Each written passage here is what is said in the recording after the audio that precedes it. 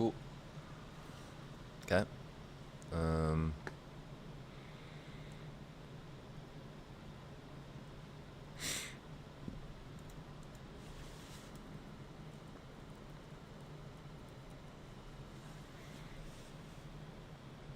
cool. Okay. Oh, I'm really quiet.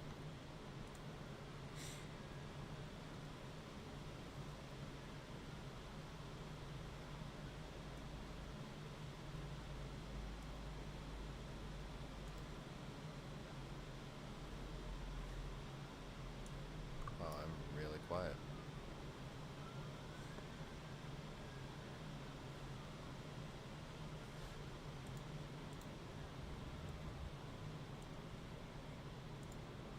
Hey guys, it's James from Architect and Developer. Today we're going to be talking with Rob Umble from Hybrid Arc.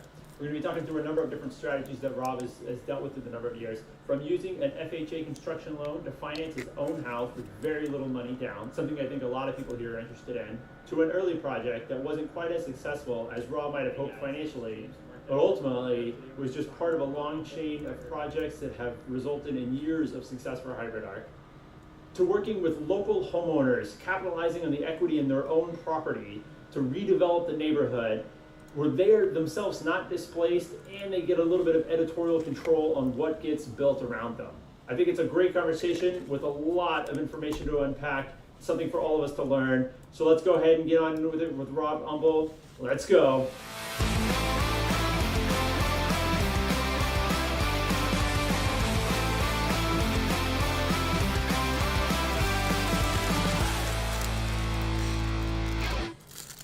Rob and I met briefly while we did a talk at Harvard's GSD about 2 years ago on the Architect as Developer, along with Jonathan Tate and AJ Piers of Alloy and another woman out of LA, I believe, which was really great. And I got to hear a lot about your work there, which really, there's a few things were like super interesting that I've not met other people doing, such as the 203K loan, which I guess, or the FHA construction loan, which I think is in the house that you're in right now, right?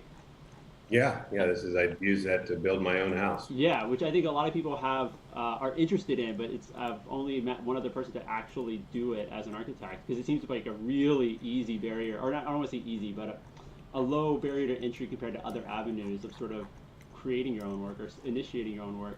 And then also you had you spoke about at Harvard, you had spoke about the project where you were approached, or you worked with a couple who owned a house but wanted to stay on the property, but didn't want some developer tearing the house down and building a bunch of townhomes, which I think was the Walker project.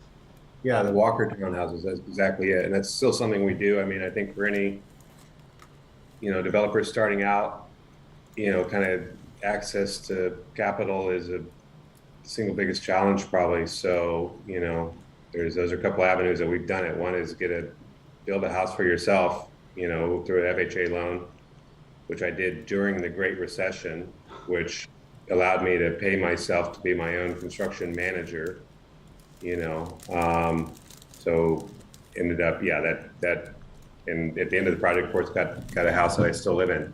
And then second is, go Was ahead. that where you really started though, or was the entrepreneurial spirit the sort of shipping container project that you got HGTV to kind of like fund? Well, I don't know. I guess I could give a quick synopsis of the history of hybrid. I guess I did always have an entrepreneurial spirit, and I graduated from college in 1993 and got a license in 1999, just as kind of quickly as I could work through the, intern process, and basically started working for myself with Robert Humble Architects in 1999. And, it had built that business where I had a few employees and a lot of work, but it's kind of started the business just, with referrals and with clients. And after doing that for several years, wasn't, the portfolio where we were developing wasn't particularly inspiring. And I could just see that kind of, that your next project's only, is a reflection of your last project, basically. And that's typically a reflection of your developer clients. Yeah. So a friend of mine, Joel, we were invited to form a competition to study the Alaska Way Viaduct the waterfront here in Seattle when the viaduct was going to be torn down. And instead of asking a bunch of our architecture friends to join the team, we kind of reflected and said, well, maybe we should kind of build a team based on values that we think are important to Seattle. So we ended up recruiting a lot of people who were thought leaders in these values of urban ecology and sustainability and art and community. And we had the city historian. And that was really fundamental to kind of approach a project, a value-based project. And part of that study resulted in what we kind of called the creation of Cargo Town, which was a kind of a relocatable,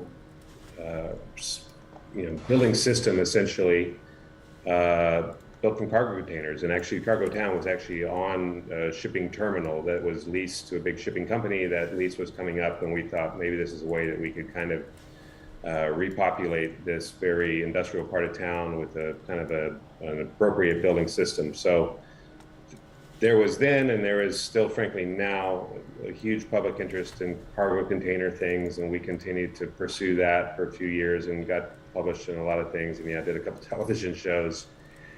And I personally always kind of saw it as kind of a lark, and thought that containers are interesting, but to really change the world with containers isn't going to happen. But we use that as a jumping off point to do modular and really build the foundation then of hybrid architecture, which eventually was able to gather some clients whose values were reflective of our own. And I was able to kind of close my original firm, Robert Humble Architecture, probably in 2003 or 4. So hybrid architecture really kind of started on a foundation of values, and we were doing a lot of modular work, and a lot of people in general contractors had no idea how to put together a modular project when it shows up on site. They just, well, what are the pieces like? What do I need to do? How do I bid it? Yeah. What needs to be complete on site? And we'd always end up asking a lot of those questions, or answering those questions, as well as arranging for trucking and shipping. So we kind of said, why don't we just become a general contractor ourselves? So that's where we started hybrid assembly, which was really to initiated to assemble modular components. And then, I also still, once again, had this entrepreneurial spirit and was disappointed by my initial, clients and developer clients in Robert Humble Architecture and their lack of imagination or spirit. So, around that same time, we also began hybrid development, which, really kind of took the reins in our own hands and be able to develop small infill projects that we felt were not being explored or exploited, from a design standpoint in the city of Seattle. So probably about 5 or 6 years ago, Joel and I split, and I sold my interest in cargotecture.com to him, and I bought his interest in architecture and assembly. So I've been doing it as a sole owner of those businesses for the last several years. And were you saying that your initial seed money of how you started doing development was because you renovated a house with someone else? Like, was it your cousin? Yeah, that's true. How did I get my money to begin this? I had a cousin that had recently gotten divorced, and I was single at the time.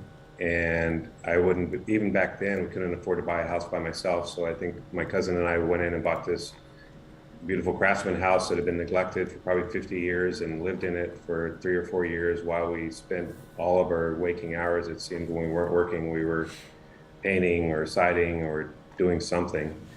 And basically, after 3 or 4 years, we sold that house, and I guess we each got maybe $70,000 from it. And I immediately took that money and partnered with a friend of mine and bought a lot in the city of Seattle that eventually became the Remedy Court townhouses. And then that was very interesting timing, where we were literally under construction of that project when, I think we were in the middle of framing it, when the banking system collapsed in 2008. My loan provider, my bank, ended up going belly up. Oh gosh. There were tons of developers in town that also went belly up, and we stuck to our values of doing a really nice project and a differentiated project, maybe more importantly. And as a result, and we priced it frankly competitively, and we actually sold all of our units out in about a month, 30 days or so. And when all the accounting was done at the end of the project, we probably lost $15,000 a piece. But maybe from that $70,000 that I put into it, almost 3 years later, I got back $55,000, and I took that money and made a down payment on the land that I'm sitting on now for my house. And then once again, I kind of, through the permitting and construction of my house, made it through the rest of the recession. And then probably in, maybe 2013, we got the Walker townhouses, that land, under contract, and probably sold in 2015 or so. And that one did actually very well economically, and it was kind of a springboard to everything we've done since. But the Walker too was like the people that owned that land, they had a little, probably an 800 square foot cottage or bungalow on one little corner of the property. They had been approached by other developers to sell their property to do maybe 6 big townhouses on it. Me and a friend of mine, who knew them personally, thought we could do something more creative. So what we ended up doing was keeping their house, building 7 smaller townhouses kind of around it, and including one of them that they ended up moving into. So they literally never did get displaced from their lot. They were able to kind of realize the equity in their land that they had achieved over the 30 or 40 years. And instead of selling their land and having to then go find something else to buy in the neighborhood, which can be hard, we ended up kind of giving them the pick of the litter and custom design one of the units for them. And they stayed in the existing house during construction. And when we got certificate of occupancy, they literally moved next door. And we then gave their house a paint job and sold it too. Wow. So they were able to basically downsize their home without having to change their address, or moderately changing their address and keeping where they lived and everything else the same. And these guys were really pillars of the community.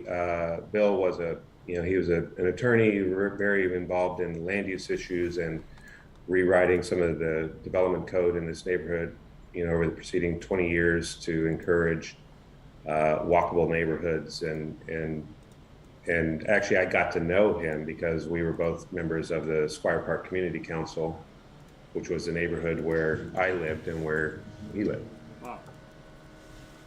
That sounds like a really good. So was the lot able to take on that? I mean, I guess it was, but how was it able to be so dense? Like it really has a lot of lot coverage. Well, in Seattle, they do encourage, the retention of these existing structures because they keep the streetscape, they keep the character of the neighborhood. So you kind of have a max floor area ratio that you can build to on any given lot, or basically the amount of, developable square footage that you can build as a percentage of the lot size. So the existing structure didn't count toward floor area ratio. And then you can also do a partially below grade story that doesn't count toward floor area ratio. And so really what we did the new units were kind of on 4 levels. You had this partially below grade level, which kind of has the advantage of kind of raising the front door of the entry level, maybe, 4 feet or so above the pedestrian zone to give it some privacy. And then we created the bottom 2 levels and became what we called a flex space. So there was a way that you'd have a front door and a back door, and the back door could you could close off the lower 2 levels from the upper 2 levels. And with separate entries and kind of a lockable door between them. And that's kind of something we've continued to do in all of our developments, really, is the opportunity for this flex space that can allow for, when we started it, people would use these as little accessory dwelling unit apartments. Then Airbnb became a thing. We've had buyers who have really worked the Airbnb economy and been able to pay 100% of their mortgage during the high season and half the mortgage during the low season. Of course, over the last couple of years, people are using these spaces as home offices. So that's been kind of another, another quirk that we've developed over time that we don't think people are really thinking about really the way people live. And you know, a lot of houses, they really just don't adapt to your changing life conditions, whether it's, I have a baby and now I've outgrown my house. I've got an aging parent and they need to move, so I need to then sell my house. One of my spouse lost a job and now we don't have the income, we got to sell our house. We've got COVID, you know, there's all these things that kind of people outgrow their houses and then they have to move. And, you know, that doesn't foster the creation of a really sustainable community, and it's not economically sustainable either. Every time you kind of have a transition of ownership, there's, you know, 7 or 10% of the value of the home is given away to real estate agents, closing costs, mortgages. So we really kind of into creating houses that can kind of adapt and grow with their occupants. And I think that was, once again, it's been really rewarding. We did that first in the Remington Court. We did it, in the Walker. We've done it in most all of our development projects in the past. And now it's been rewarding too. There's other developers that are also incorporating those concepts because they've been proven to add value. But this is like something where it's almost like you had to develop it yourself to get the idea going, because no one was going to approach you with the idea of doing it. And generally, when developers generally already have an idea what they want to build when they approach the architect, and the architects try to help, you know, guide them. But I feel like this is something that there's might be definitely a herd mentality to developers, at least the scale that we do, where they see a market or product that is working, and they don't really have much motivation to do it any differently. It's obviously development, a lot of it is about risk mitigation at the bottom line. And they're not willing, they don't see that it adds value, but it does add risk. I think from our standpoint, in the case of Remington Court, once again, when everyone else went under, we created a highly differentiated product with flex spaces that, in that case, actually mitigated against the risk. And prove that, you know, a product when you're in a great market, anything's going to sell. Yeah. When you're in a crappy market, you know, the only thing that's going to differentiate what you're selling is the location, which you don't have any control over by the time you're selling it, of course, and the price. So, you know, to sell your units, you just got to keep lowering the price. If you have something that has some design value or has some functional value that someone else does not, that's always going to, you know, you're going to separate yourself from the pack. Yeah. Do you find that that doing development, speaking of risk, do you find that doing the development helps mitigate your risk as an architect a little bit? Like, or like, is it helping try to, I'm not trying to say it, you know, one other question is it helping funding the architectural practice itself, but like also is it kind of helping guide things or balance things between the two ventures? Because you're still an architect for other people as well. Yeah. I think we've got 11 or 12 people now, and the great majority, you know, maybe 8 or 9 of us work for the architecture firm, primarily doing bigger projects for other people. Really, our architecture firm has now been focused for the last several years on high density urban housing, whether it's mixed use buildings, apartment buildings, some condominiums, you know, maybe 50 to 150 units. Yeah. So instead of, you know, I think it's good for us as an architecture firm to maybe do 4 or so large projects a year versus 40 small projects a year. And that really allows that really what that provides is the infrastructure of employees, the office, the bookkeeping, the accounting, the legal, that, you know, allows us to then do more creative work as a developer and really don't have to be constantly churning through new projects. We only really develop maybe a couple projects a year. Right. And frankly, the architecture firm pays my income. I make my living and pay my mortgage through the architecture firm, and typically take the proceeds from our development work and go buy land. Like, we also don't buy land. We generally don't have a mortgage on our land. Right. And that's another risk mitigation strategy to just, you know, if the market tanks, you can wait it out. Yeah. Also, then are you able to use the ownership in the land as part of your capital stack and getting financing for construction loans? Oh, certainly. Yeah, we use, you know, in the capital stack, we'll use our architecture equity counts toward it. we will be our own general contractor, which doesn't really count for the equity stack or the capital stack. Once again, we still do co-development projects where we partner with existing landowners, use their equity in the land to buy down the construction loan. In fact, I'm doing that right now. We're going to start construction next month on a 4-unit project 2 doors down from me, where there's a house that my neighbor's just been falling down for years, and literally has a tarp on its roof right now. But she has a ton of equity in her land. She could sell her land for $800,000, but she can't buy anything in this neighborhood for $800,000. Yep. But she'd have to move. So in this case, we're going to use her equity in the land and our equity, sweat equity, as well as the general construction to build 4 new units. She's my 50-50 partner in the project, so she's going to get half the proceeds from the sale, use that money to then basically buy one of her own brand new units in the development project, and maybe come at it with a $100,000 mortgage or something. And then you don't have to actually go out and acquire land or look for land or bid on land.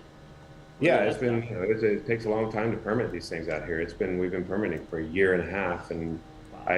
I don't have a nickel in the land. I've been paying for the development cost, and she doesn't have the capital to pay an architect or pay the engineer or pay the fees, of course, the experience.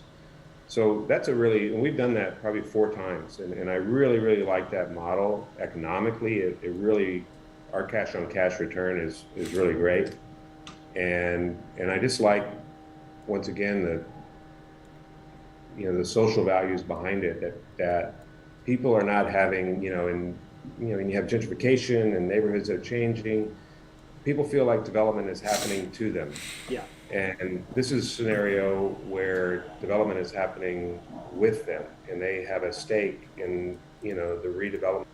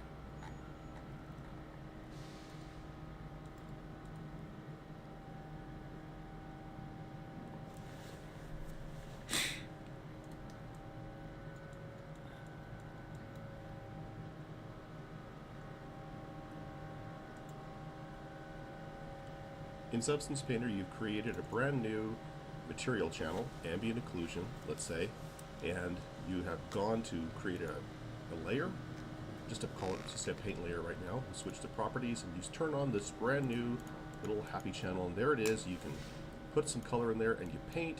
Well, wait a minute, am I on brush? Yes, I'm on brush. I'm painting, nothing happens, and I get this mesh maps are not paintable. What is going on? Very simple solution. What's going on here is a view mode. The view mode has to be changed. There's two different ambient occlusion view modes. And typically, if you don't even have this enabled, you have to go in here and switch this on right here. I actually added this. Normally, you get base color, height, roughness, metallic, normal. That's it. And you can add custom ones here, such as this. One of those you can add is ambient occlusion. So, if I'm viewing the ambient occlusion mesh maps here, I can't paint them. However, if I go up to the single channel category of ambient occlusion, these are your editable channels, these ones here. These are added onto the mesh maps. Think of it like this. The mesh maps right here are the ones that you've baked some application, usually Substance Painter, or else you brought them in from an outside program. And these ones here are not modifiable directly. These are not like Photoshop, where you can just open up a world space normal map, let's say, in Photoshop and tweak it or change it or whatever, or paint directly on ambient occlusion to correct a little shading error. That's Photoshop. Okay, this is different. In Substance Painter, these remain untouchable, if you will, but they are there to be used, and you can add.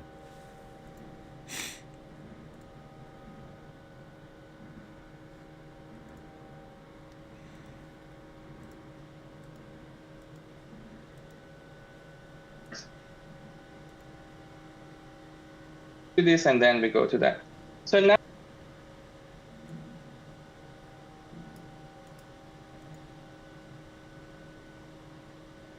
the frame, but to put it basically, so regardless of, I usually suggest to my students, and again, that's part of the workflow. You have this whole library of brushes to use. But again, it doesn't ASCII. Doesn't really matter which version, but let's use that. So Substance Painter is very similar to a lot of other softwares in terms of its interface. So if you're familiar with Maya, if you're familiar with Unity, if you're familiar with a lot of other game engines or animation software platforms, it's the same kind of operation. So Alt would be your best friend, and a 3 mouse button. So if you hold Alt and drag with left, and by the way, as an important fact that might be fun too, I'm really bad with left and right. So if I say something, drag with left mouse key or something, just if it doesn't work, question me more than the operation. So try to do it with right key. But as of now, I'm trying to be careful. So Alt and left key would orbit, Alt and middle mouse button would kind of drag or kind of pan. Alt and right key of the mouse would be smooth zoom in and out. So of course, like any other softwares, you can scroll in and out for zoom, but it's a little jagged. Sometimes you want very precise kind of zoom in. That's where the Alt and right key comes in the game. And that's pretty much it.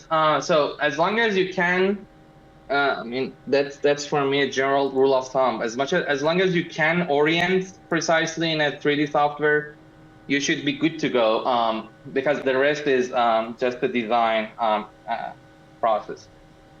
So again, get a little comfortable if you're not yet with, again, holding Alt down and then dragging with right, left, and middle mouse button.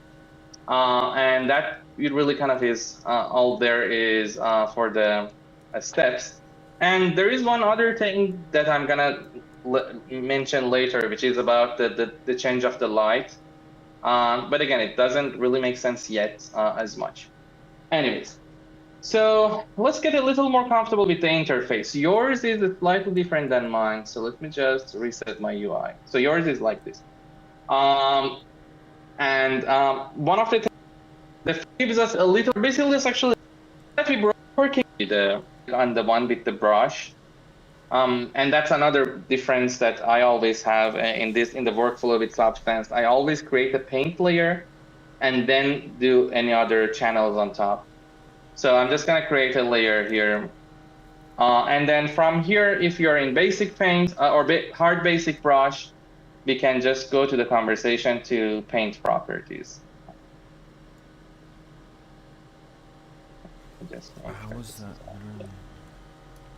So let's go together one by one. So the first things first and easiest, actually, I think, is the brush itself. So again, similar to Photoshop, you have brush size as some of you of their land, and they ended up getting basically one of the new units to their bespoke unit, exactly the way in her case it's it's primarily on one level so that they can age in place in it. So I feel great about that. It's a win-win for everybody. And like, so I feel interesting about that because, or there's an interesting thing about that because a lot of people have asked me about previously about the idea of partnering with somebody to do sweat equity, basically work for free as the architect, and especially if you are able to do the contracting as well, it's a whole different stack of money. But then what's been also interesting is a lot of people I know have been approached, and I've been approached since writing the book, by developers who are like, hey, so you want to work for free, right? You want to do this free labor for for a speculative, because a lot of, the vast majority of developments that are trying to get off the ground, they don't happen anyways. It's somebody trying to figure out whether something pencils out or something is possible or they can get the financing for it or whatever else. But in order to do that, they need to spend money on somebody figuring all that out, doing the zoning, doing the as of rights kind of stuff, and figuring out how much something might cost, which is an expensive venture for somebody just to figure out something's not going to work or is going to work.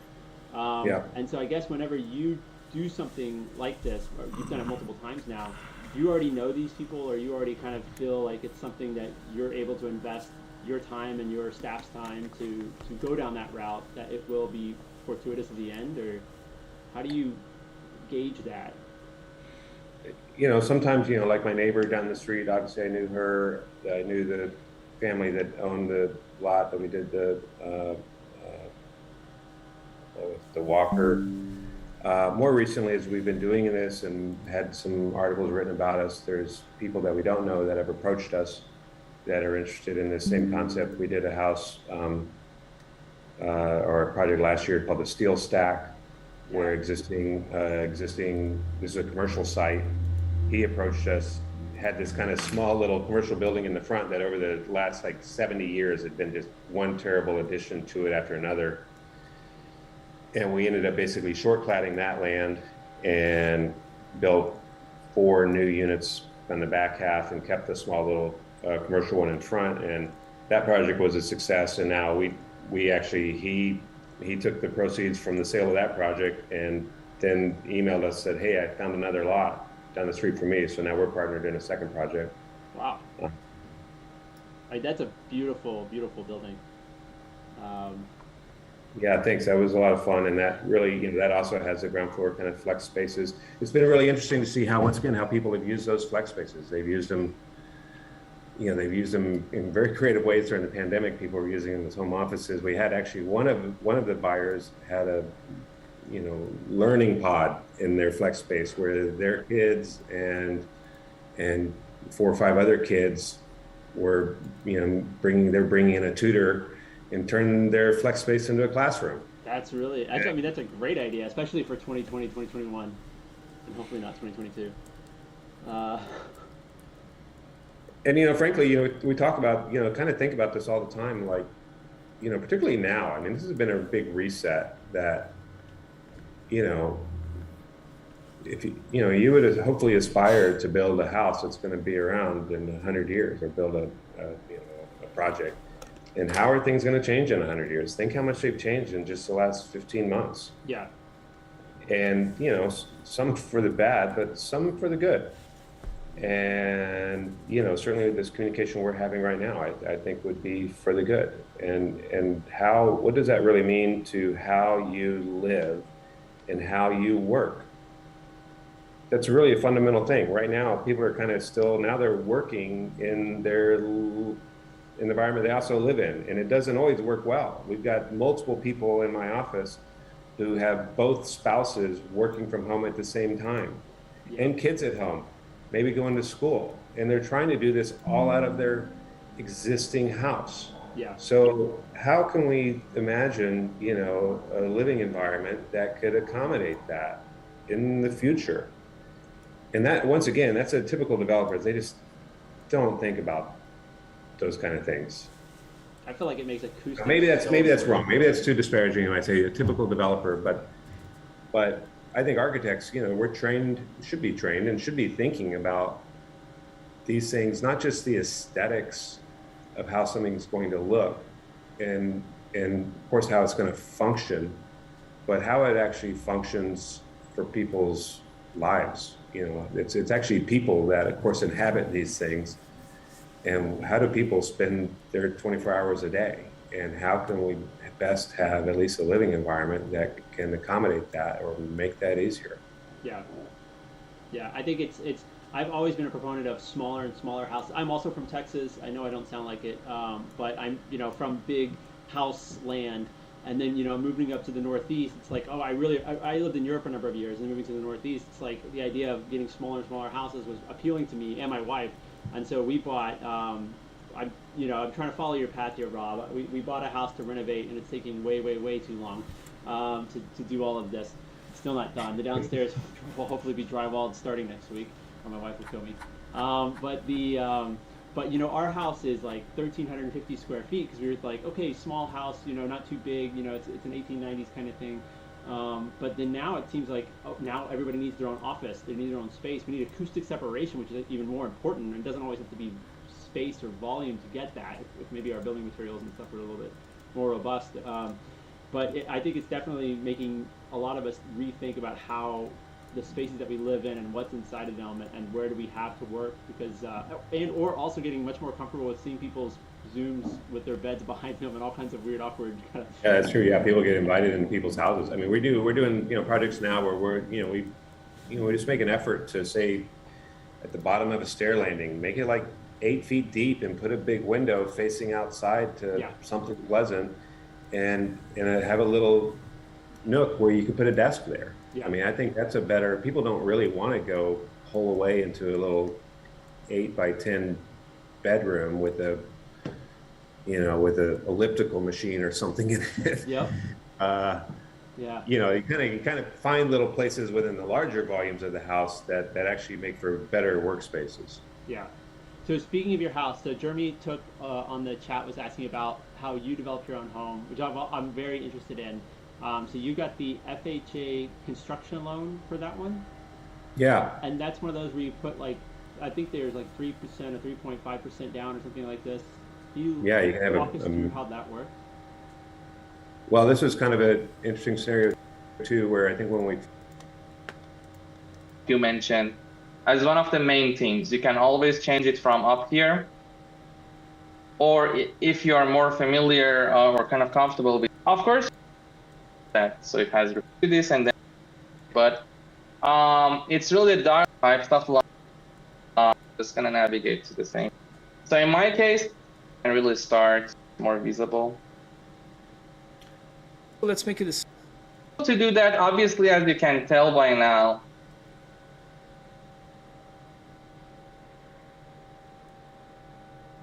I moved it back to my basic hard brush. And basically the third one is a stencil, in a sense that using the same alphas, but this time rather than being attached to the brush and kind of like moving around the object, it would be attached to your camera. So it would be in fixed place. You can move everything underneath instead. So if you click on a stencil, it's the same scenario. It's alpha-based operation. But the advantage is that it gives you some moments like this. So you can scale it up and down and situate your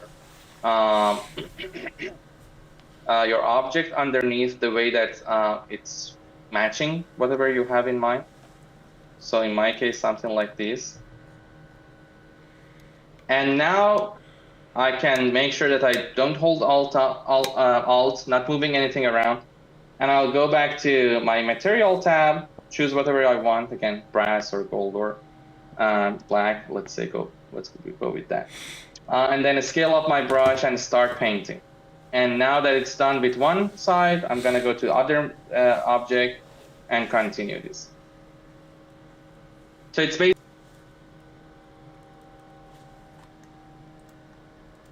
I'll go back to my material tab, choose whatever I want, again, brass or gold or black. Let's go with that. And then scale up my brush and start painting.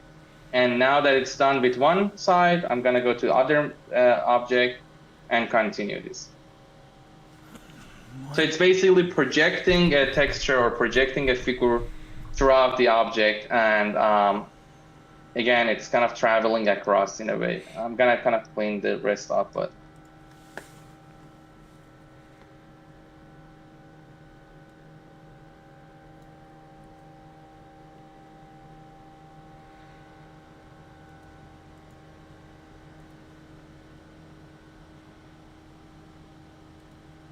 the next, so let's make us for alpha maps. Before that, in a lot of it, again, it's weird. If it does look weird like this, any other softwares, you can scroll in and out for zoom, but it's a little jagged. Sometimes you want very precise kind of zoom in. That's where the alt and right key comes in the game. And that's pretty much it. So as long as you can, I mean, that's for me a general rule of thumb. As long as you can orient precisely in a 3D software, you should be good to go, because the rest is just the design process. So again, get a little comfortable if you're not yet with, again, holding Alt down and then dragging with right, left, and middle mouse button. And that it really kind of is all there is for the steps. And there is one other thing that I'm gonna mention later, which is about the change of the light. But again, it doesn't really make sense yet as much. Anyways, so let's get a little more comfortable with the interface. Yours is slightly different than mine. So let me just reset my UI. So yours is like this. And that makes need more questions with the if we engines the more questions with the substance painter. Yes. Okay, perfect. Awesome. So now that we are in Substance, let's just go ahead and basically as simple as drag and drop the FBX file into Substance. That would initiate something like, so let's do it all together. So if you have the file exported, drag and drop it here. And we'll discuss when we have the same kind of pop-up window. So again, as I said, if you're having files from other platforms, or if you're having STLs or OBJs that you download or you create in, I know some of the projects and dealing with VR kind of zero gravity projects and all of that. So you may have to create unwrap or auto unwrap here. But now, since we created something in Rhino that has already a texture map or UV map, we really don't need to unwrap it here. It already has that information embedded. Most importantly, I wanted to just double check with you that you have the texture mapping set up correctly. So as you know, it's basically an image that wraps around the object in 3D.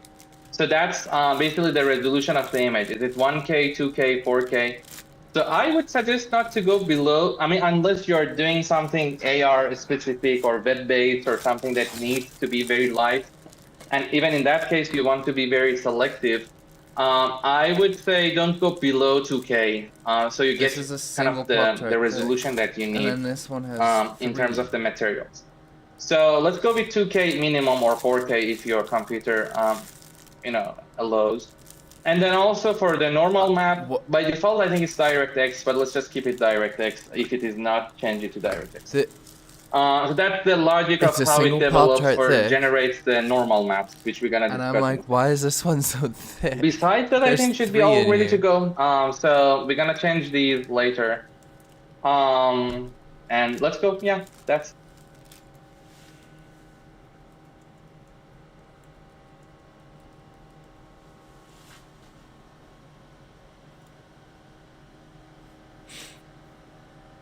Okay, so it's not impossible.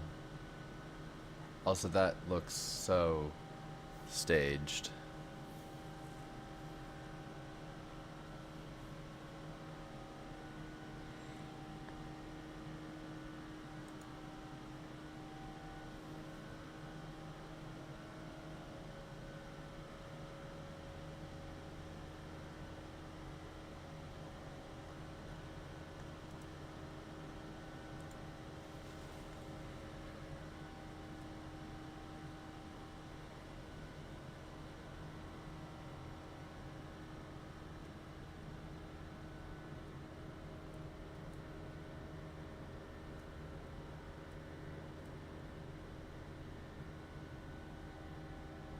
That looks real.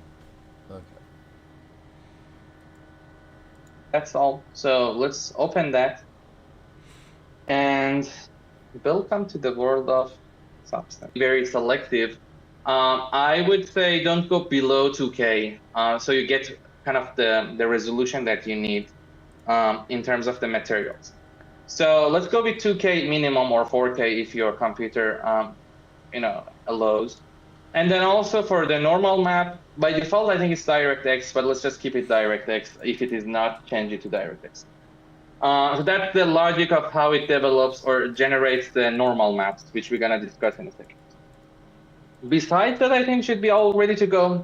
So we're gonna change these later. And let's go, yeah, that's all. So let's open that. And welcome to the world of Substance Painter, if you haven't been here before. So a couple of really quick things in terms of the interface. And as you can see, again, the model should come in unwarped or on kind of, it shouldn't look weird. If it does look weird, it's the export setting. Meaning, again, if it looks kind of wobbly, if it looks melted, if it looks warped or whatever, just make sure that the steps that we've taken here are exactly the same. So when you do that, make sure these three are really effective in that, especially these two. So make sure the normals are exported, make sure it's ASCII. Doesn't really matter which version, but let's use that. So Substance Painter is very similar to a lot of other softwares in terms of its interface. So if you're familiar with Maya, if you're familiar with Unity, if you're familiar with a lot of other game engines or animation software platforms, it's the same kind of operation. So Alt would be your best friend and a 3 mouse button.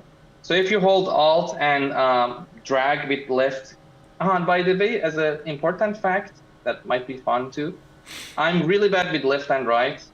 So if I say something, drag with left mouse key or something, just if it doesn't work, question me more than the operation. So try to do it with right key. But as of now, I'm trying to be careful. So Alt and left key would orbit, Alt and middle mouse button would kind of drag or kind of pan. Alt and right key of the mouse would be smooth zoom in and out.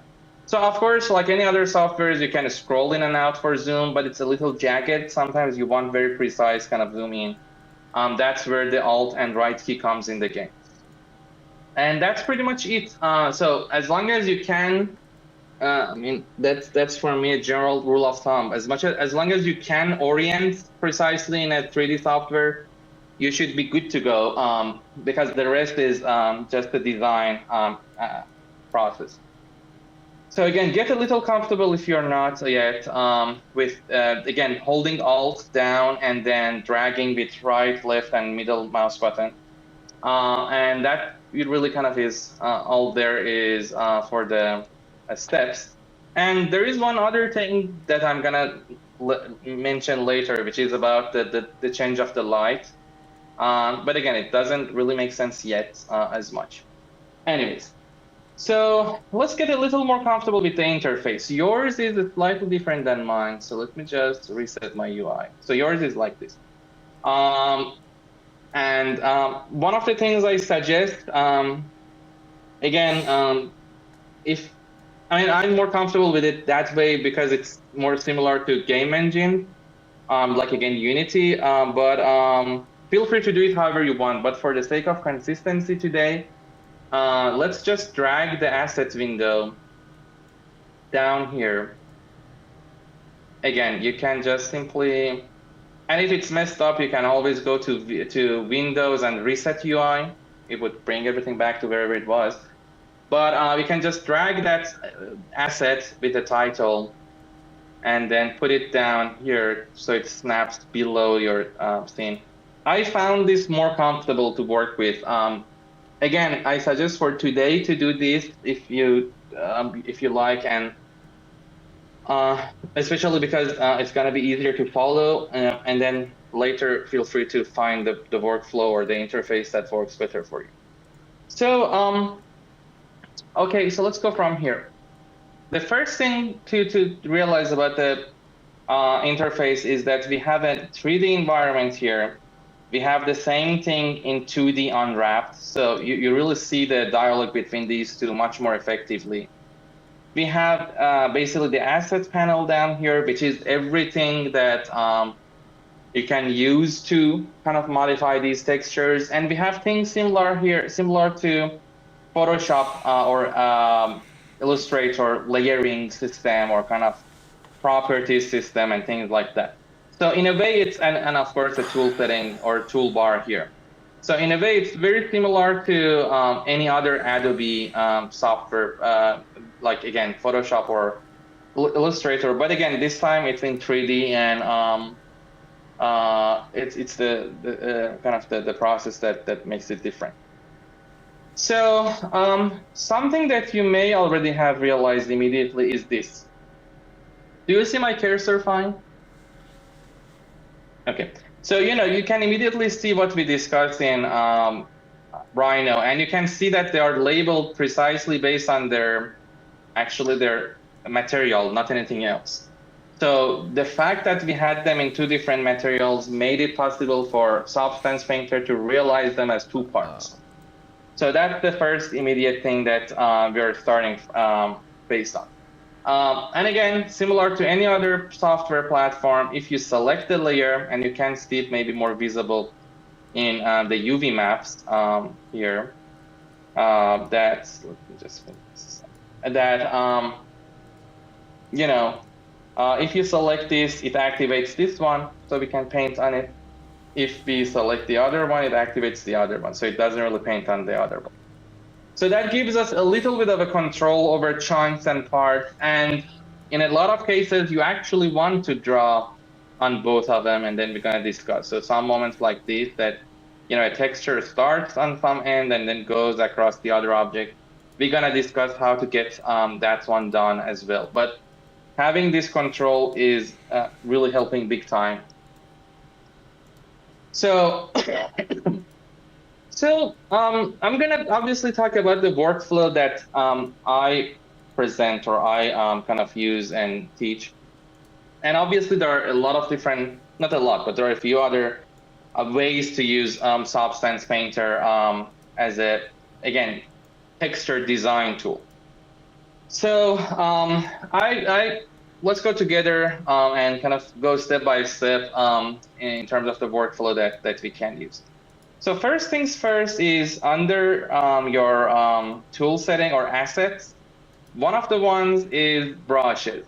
So if you go to brush, if you click on the brush tab, one of the things that I usually suggest to my students, and again, that's part of the workflow, you have this whole library of brushes to use, but I suggest to stick, as you maybe have seen in the previous workflow, I'll try to keep the basics simple, but try to use them with augmentation layers.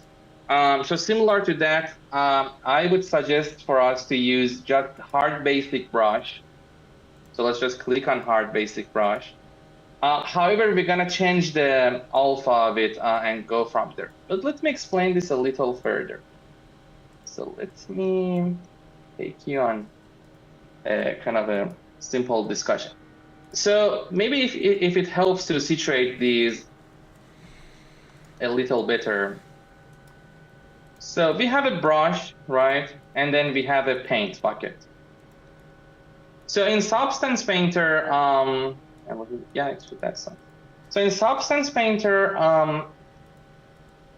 basically, let's actually speak about it a little conceptually. So if you want to make a different painting, what are the things that you can change about the brush? Can someone tell me? You can adjust the brush's size. Size is one of them. What else? Your pressure that you're applying. Pressure that you're applying. What else? They're both correct, actually. What else?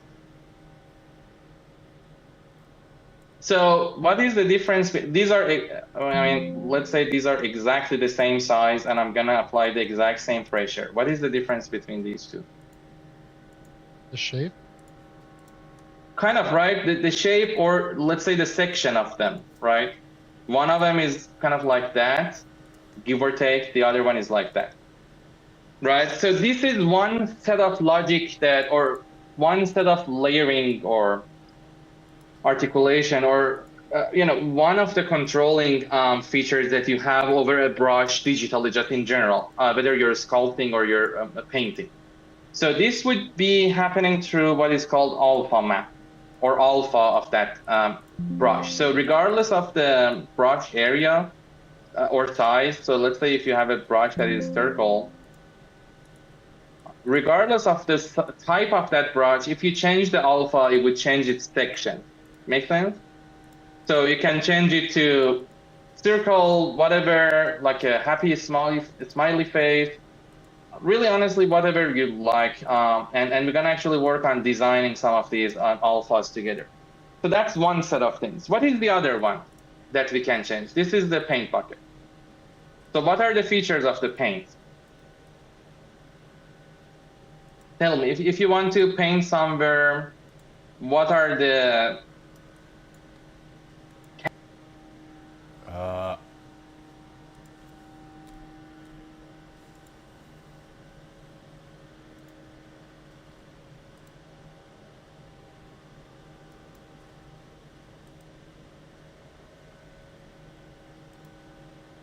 how you developed your own home, which I'm very interested in.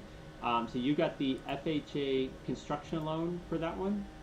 Yeah. And that's one of those where you put like, I think there's like 3% or 3.5% down or something like this.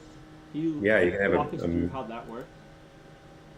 Well, this was kind of an interesting scenario too, where I think when we finished the Remington Court, there was I guess a small developer that approached us to design a house for him. We got kind of partly through not very far through the design process, and he had another project that he was supposed to sell that, some land he was supposed to sell that ended up being contaminated. He couldn't sell it. Now he was in a little bit of a financial difficulty and was having a hard time even meeting the mortgage on this land. So he kind of told me that let's stop this project. I'm looking to sell this land. And I said, well, maybe I'd buy that land from you. And I had just sold Remington Court, and so I had my whatever $65,000 or whatever it was back, 5,000, and probably put 20 of it to him as a non-refundable deposit, and then basically just paid his mortgage while we permitted it, and that helped him out. And then I wanted to do a modular house for myself, and we worked with a company called Gurdon, a big modular manufacturer in Boise, Idaho. They connected me with a modular lender, whose name I can't remember, in California. And basically they did FHA loans. It's kind of all they did. And they were specifically for modular construction? They were specific to modular, and the product that they had was an FHA loan. And they didn't care where you were geographically, like the fact that you were states away? No, they were in California, and it was super smooth. And once again, this was a year that, in the depths of the Great Recession, I think my income that year was like $25,000, and my wife was here's an architect with an income of $25,000 and a spotty track record as a developer. And my wife was an ICU nurse with a stable income, and we were able to qualify for this FHA loan. I think it was a minimum of 3%. We might have ended up putting 5 or something like that. Yeah. And built the house with it. It kind of converted at the completion of the house directly into a permanent mortgage. Yeah. Which one of the drags about that, you have to pay mortgage insurance on that, which was a couple $100 a month, I think. And maybe after 2 years, I think we were able to refinance out of that. But anyway, once again, it took very little equity. The bottom line, occupant. This is a house, this is a loan that is set up less, speculatively and more to allow people of minimal means to get into their own house. Yeah, I mean, it's a really incredible program that I don't know if most people know about or know that it's even possible, especially with so much little down. When I read about that, it said that you have to have a contractor that's on their list like their FHA government list, or maybe the contractor just has to fill out paperwork and submit it. I was curious how you were able to get through that as the contractor. I think that's certainly, yeah, I don't remember actually that being a problem. I think it was probably the fact that it was Gurdon. They built, the great majority of the house was built in a factory. Okay. And I think Gurdon had a vested interest too, to working with a bank Yeah. that can provide, this loan. That's really where it all came about is Gurdon, probably had a hard time finding all these clients that wanted a modular home and had a hard time finding a lender that could make that happen on a case-by-case basis. So they form a relationship with this bank in California who then helps facilitate that whole process. Jesus. That's like really seamless and easy. Yeah, it was great. I mean, the Gurdon, I think I had signed a contract for, I can't remember what it was. Let me think. I don't know, maybe $200,000 or so to build the modular components of the house. And, when the house was delivered here, we paid that to the penny. There was zero cost overruns with the modular part of it. What else, then when the modular part arrived on site, what else did you have to do to fit it out or finish it? Well, we did the lowest floor is, it's kind of built to, not really into a hill, but the site has some topography and we needed to provide a garage by code. So the lowest floor is in concrete and then has some stud frame walls within it for the garage. And there's actually another little ADU space down there. So that was all site built and kind of ready to go. So then the modules arrived, 6 modules, we craned them in place in one day. And, you have to kind of stitch them together. There was no siding. They were wrapped on the outside of the house, but we sided it here in place. Yeah. I'm not kidding. They can do a lot of houses where the entire kitchens and bathrooms are fitted out, but Gurdon is kind of a production assembly line, so things have to move very, very fast. So you're kind of wedded to the tile they choose and how they're going to do your kitchen, and we didn't necessarily want to use all that, so we actually ended up just finishing out the kitchen and the baths on site. The plumbing was here. Or yeah, at least making it your own kind of thing. Yeah, and so putting in the floors. Obviously, when you have a modular house, you have all these little sections. So some of the finishes that you look around and see were actually done on site. But the drywall was in, the windows were in, they were trimmed. Everything you see here, of course, this is the framing. It was in. All the electrical fixtures were in. It was mostly just the kitchens and baths that we finished on site. And frankly, you don't have to do that. Gurdon could have done that. We chose to do it. Right. Yeah. I mean, you have a lot more. You have a lot more interest in trying to make it look nice and designing certain aspects of it to suit your lifestyle. I mean, that's the fun part, frankly, of being a developer or being a general contractor is kind of doing that part of it. It's part of the great thing about being a general contractor is you have full creative and economic control of the project. And when you cede, the great majority of that to a modular manufacturer somewhere, you lose a lot of that control architecturally, at least with the finish selection. I mean, there's kind of 2 types of factory. You have literally Gurdon is a moving assembly line. And as a result, you can have very cost competitive work. And, it's still a custom designed house. I mean, I designed it for the site, for the view, for the solar orientation. But once it's designed, it moves through their factory quick, in just a matter of days. The other type of modular manufacturer really is just building a custom house in a warehouse. Yeah. People move to it, and you can literally do anything you want to a high design and high specification, but it costs twice as much. Right. So do you feel like your construction arm is an asset of hybrid overall then, or more of a necessity to get certain things completed? Yeah, I think it's both. I mean, it's definitely a necessity, for a development company, and a necessity to continue to innovate. And, we constantly price different, that steel stack, for instance, that was Corten siding, so we can figure out what the price is at, different depending on the profile of the siding, there's different costs associated with that. So it's nice to have that in-house to actually run through some pricing scenarios and work through a spec that is of high quality that can be done, affordably. It's a huge asset, frankly, to our architecture work, though, because we know how to get design value affordably. Right. We know what things cost, and we know what you can do as architects. And sometimes they're maybe just adding a lot of cost, but maybe not a whole lot of value. Yeah, that seems to be a big problem with a lot of architects, especially younger, mid-level architects who don't know the value of whatever they're drawing in terms of like how much it's going to cost to build or how much value it actually is going to get out of a project in the end. And that seems to be a problem unless you go out and actually know how to price things or get the price of things. And most of that stuff is actually quite transparent once you know where to look, once you know which lumberyard to call and do a takeoff on. It's like, oh, there's the number right there. It's pretty right in your face. But yeah, it's not.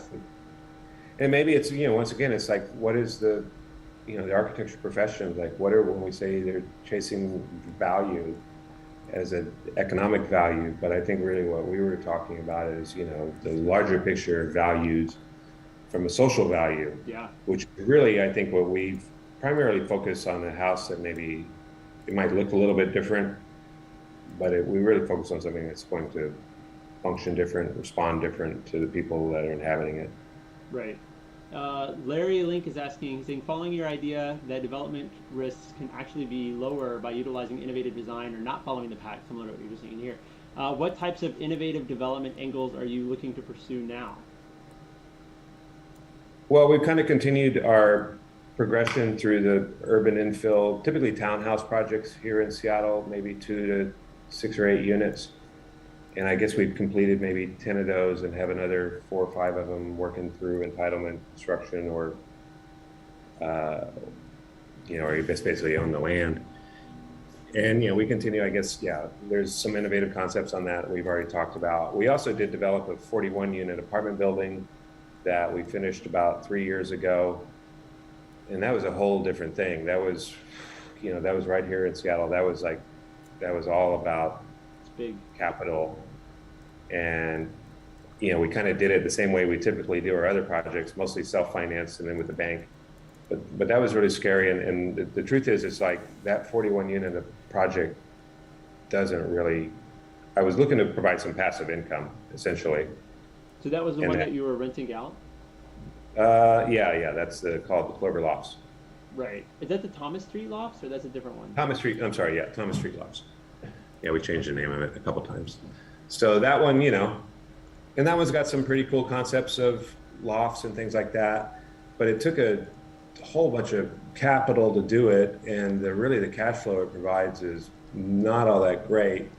And we were lucky that we finished it 4 years ago or 3 years ago, and not, when the pandemic was ramping up. That could have been a big problem because people were fleeing the cities.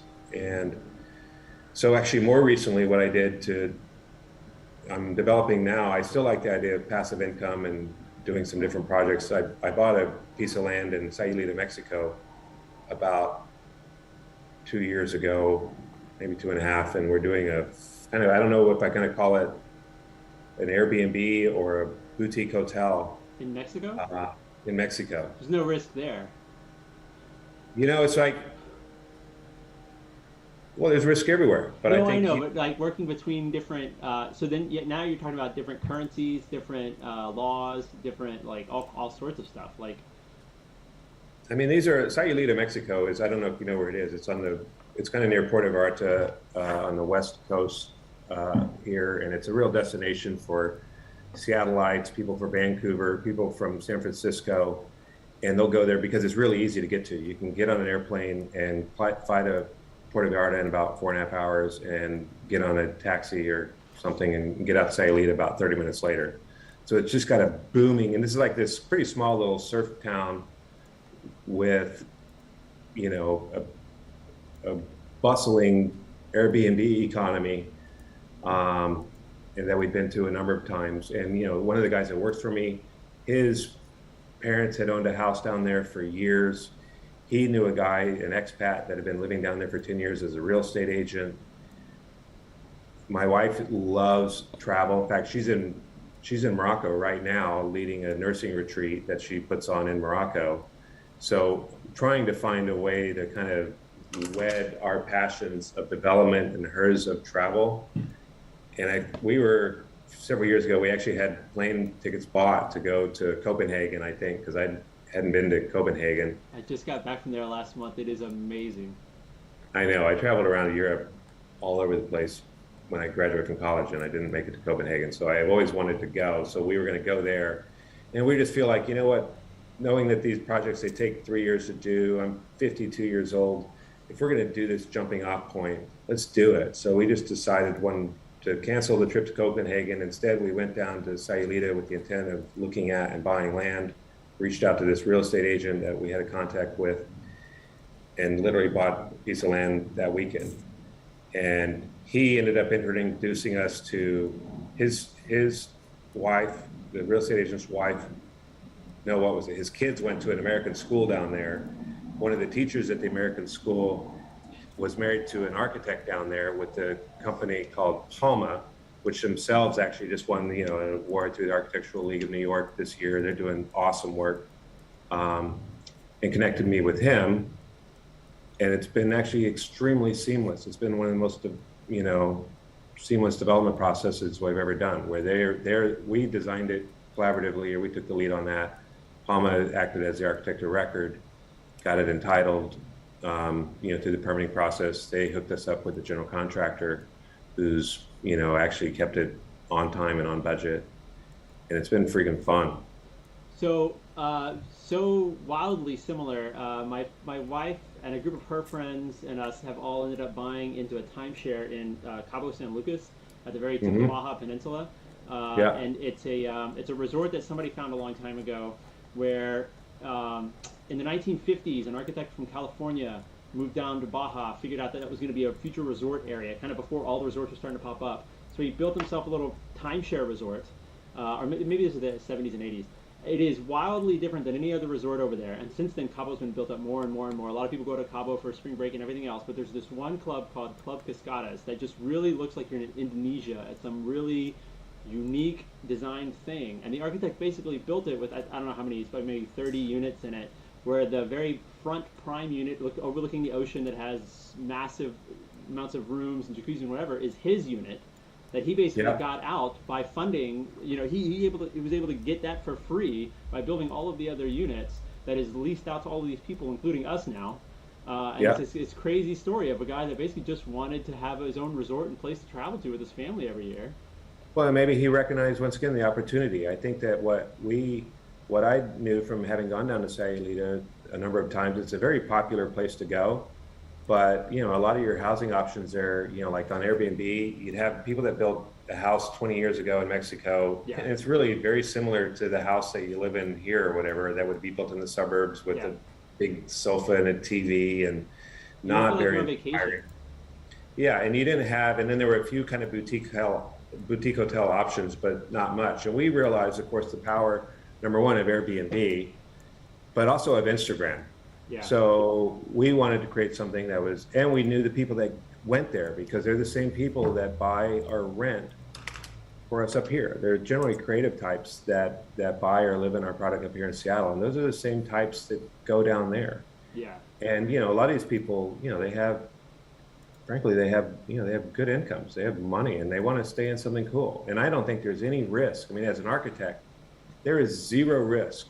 Well, I wouldn't say zero. There's always risk, but there's definitely, as an architect, when you're doing a vacation rental, there's incentive to create something far out. Yeah. People don't, they're on vacation. You want to provide an experience, and we feel like that experience was not being provided in Sayulita. So that was really our takeoff point for selecting the land and then the subsequent design of the product. And it is going to live quite a bit differently than most houses will. So I'm super excited about it. I'll be down there in a couple of weeks, but and once again, we did a Zoom call with the team yesterday. It's freaking fun. I think I was sitting here in my living room. We had someone else on our team here in Seattle, but we're zooming in with the construction manager down in Sayulita, one of the partners in Palma. She was in Madrid, Spain, but now she just recently moved to Copenhagen. And these are the kind of things that have happened over the last couple of years. And I think that we as professionals can embrace. This communication really kind of expands where we had been just very geographically tied literally to our own neighborhood. Yeah. To a much, much broader area. Yeah, for sure. And it's just fun working with other people in different cultures and different languages. It's been super rewarding. And, and I think it's actually going to be financially, our projections are it should be much more successful, frankly, than an apartment building is up here. And the very worst thing that could happen is I'll just have some far out cool place in Mexico for me and my friends to go visit. To run off to whenever Seattle gets hit again with all the COVID crap, and you're just like, come out. Well, not to mention Seattle is like, you might have heard, it's pretty dreary here in the winter. It's beautiful today, but the winter is pretty long. You get into January and you haven't really seen the sun in 30 days. Go back to the Texas Panhandle. It gets to be long. Well, that's dreary in its own way too. I think so. One last question from Nate is: can Robert talk about the challenges of setting up a construction company as an architect, insurance and errors and omissions issues, etc.? Well, legally we have hybrid architecture, assembly, and development, and they're really 3 separate LLCs, and they have their own insurance companies and their own liability. So you really need to kind of keep each of those entities siloed so that some liability issue on the one doesn't drag down the rest of them. And then you have contracts between each one of them then? Like the hybrid development is hiring architecture and is hiring construction? Yeah, we literally write contracts to ourselves. In fact, we pay ourselves. Our own development projects, I write a contract from the architecture firm and the architecture firm gets paid for it. And for tax reasons, that's also a good thing? Like there's benefits on... Well, it allows us to, number one, to actually report our equity contribution as a real contribution, but also in the architecture firm, we have some profit sharing, and we have, other people that help manage that business, and they're interested in the profitability of that business. So I don't want to, I like to use those resources, and we do use those resources, but I don't want to do it at the expense of that company. I think from a financial standpoint, I really try to keep all 3 businesses solvent and profitable. Yeah. I don't, if there's a business that you have, if I had the construction business and it wasn't just making some money on its own right, then the IRS is definitely gonna probably shouldn't be doing that either. So it is like, once again, we have an insurance provider that we had with the architecture firm. We talked to them. Now we're having a construction company. They're providing the same insurance. And actually in Washington State, it's super easy to become a general contractor. I had mentioned that it took me 6 years I guess it took me 11 years total to become an architect between school and interning. I think it went down to the courthouse and with a check for $63 to buy a bond, and I became a general contractor the same day. Yeah, that's how I own a construction company here in New York, and I basically just wrote a letter to the state, whatever, and then I went to the local bank and opened up a bank account, and then there I was. I mean, it is hard. The construction company is hard. I mean, of the 3 businesses, that might be the one that I take the least pleasure in.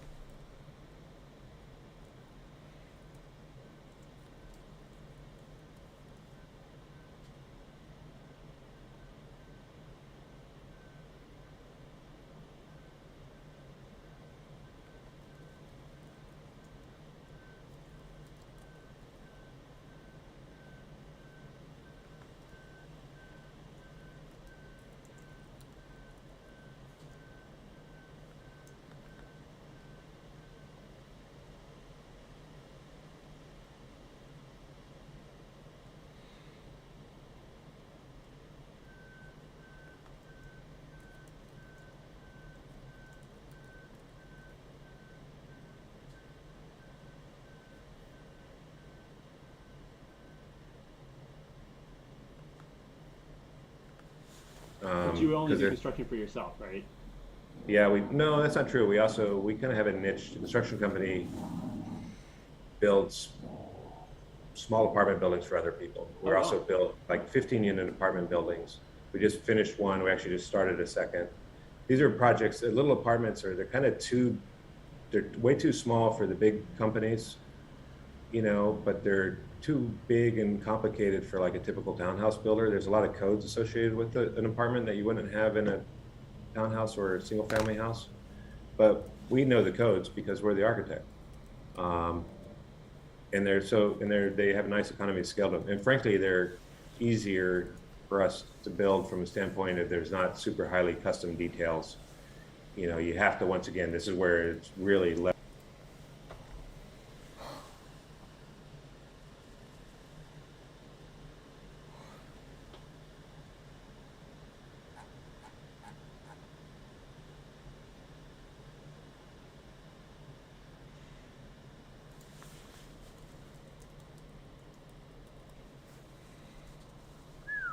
Nope.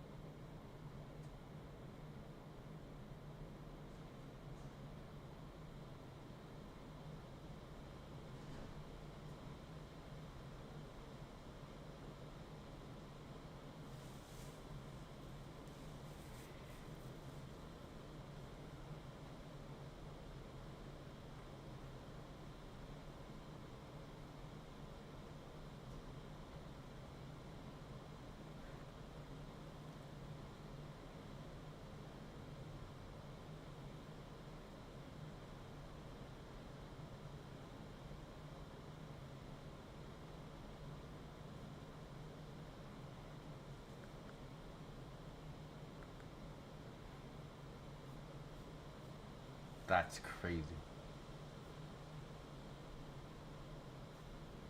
I know that person.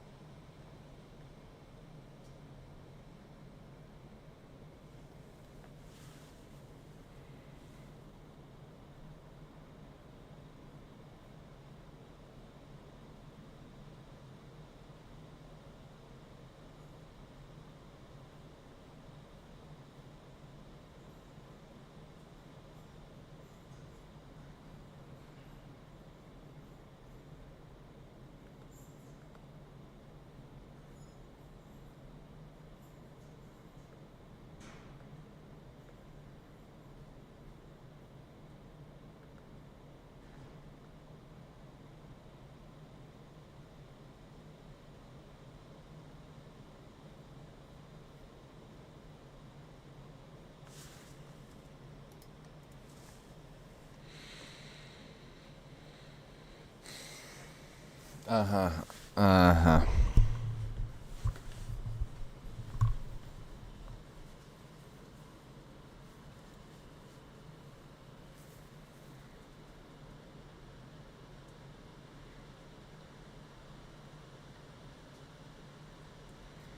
How's it going?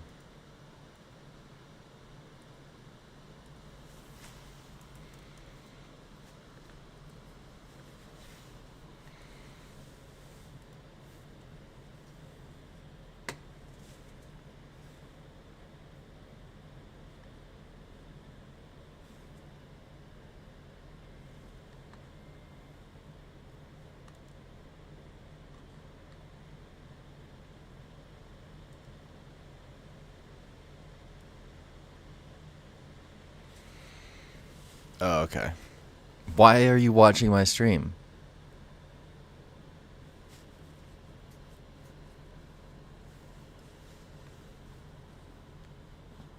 I guess you don't have audio on. I'll...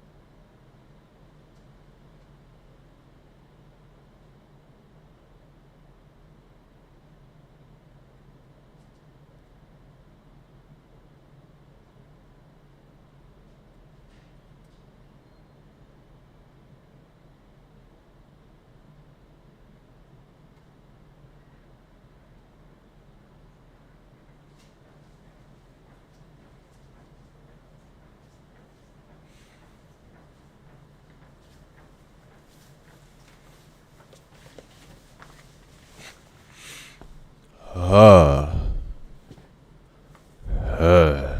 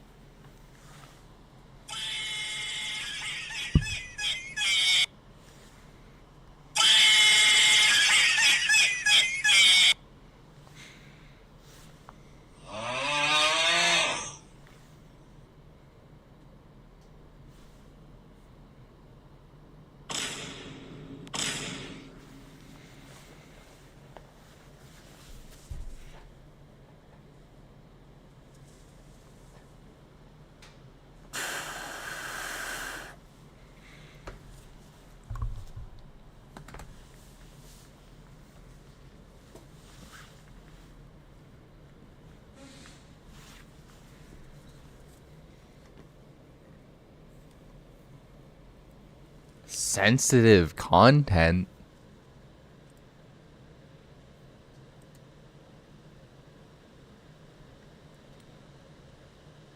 Yeah, I want to use naval mines in my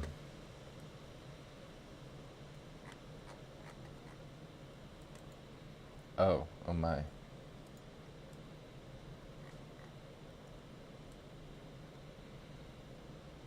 Oh.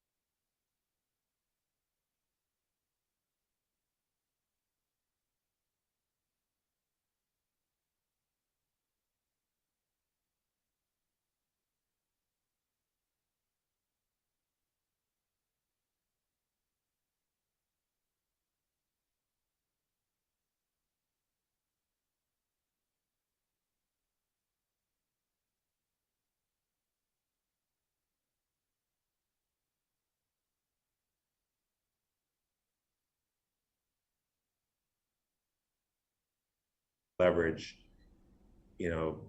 as an architect, when you're starting this project, know what it's going to cost to build it. Yeah. And so we it's a true design build service in those cases. Wow.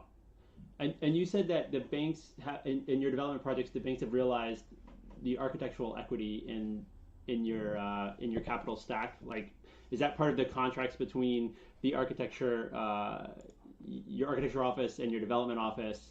You're basically saying how much value you've spent or how much you've billed your development to your architect or vice versa, and then basically you take that amount to the bank and say that this is already money that's been paid. These are the invoices, kind of thing. I mean, it's part of the capital stack, but normally, what the bank will loan you is of course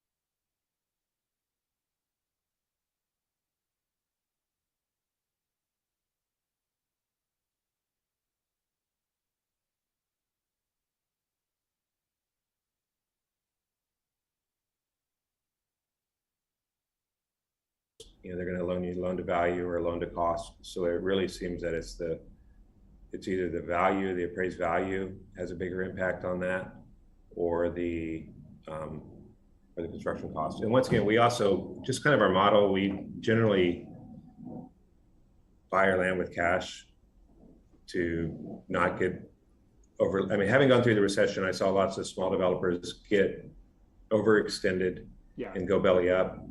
And I've always used a development company as, a side hustle.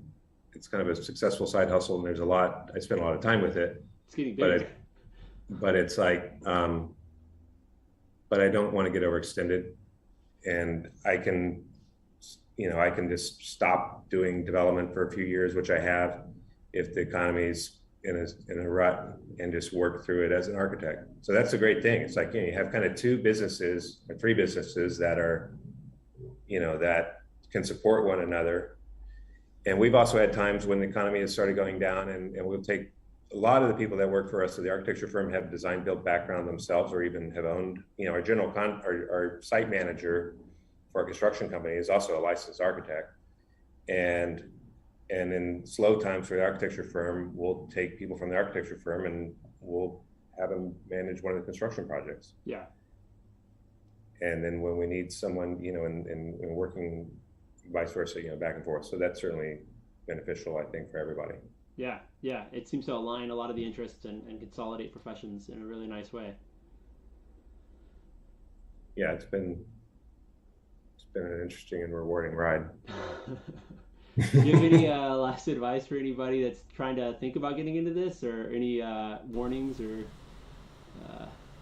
Well, I probably already put out a couple of warnings of just be careful to get over leveraged. We ourselves basically, stick with, modest sized projects where we don't have to bring in outside investors.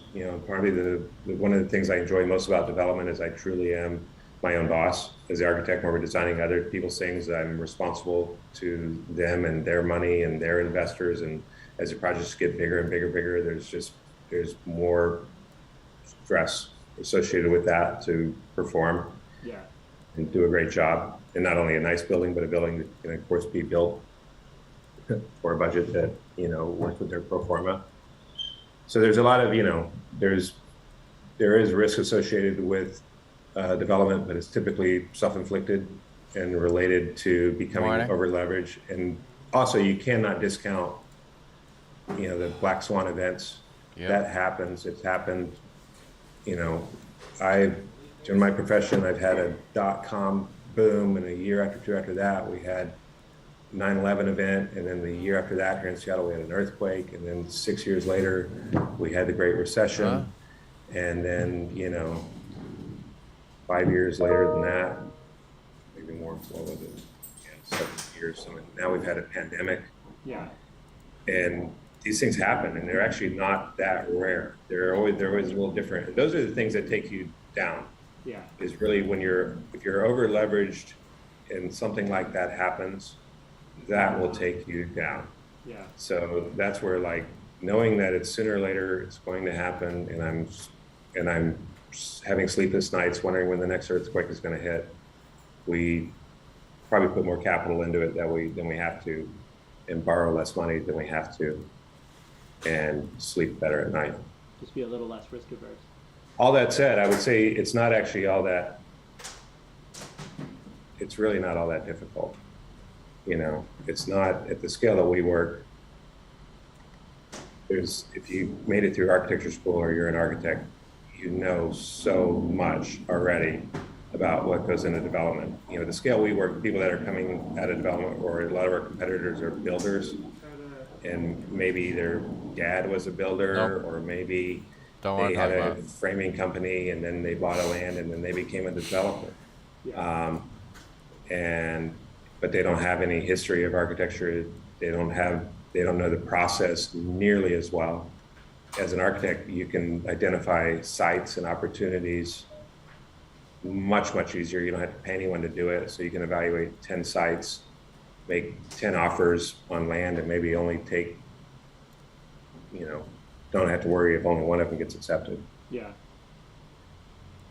And that's where, like, when you get into the larger projects, apartment buildings, you're working with other people's money. Now the people that work in that, they came out of finance background.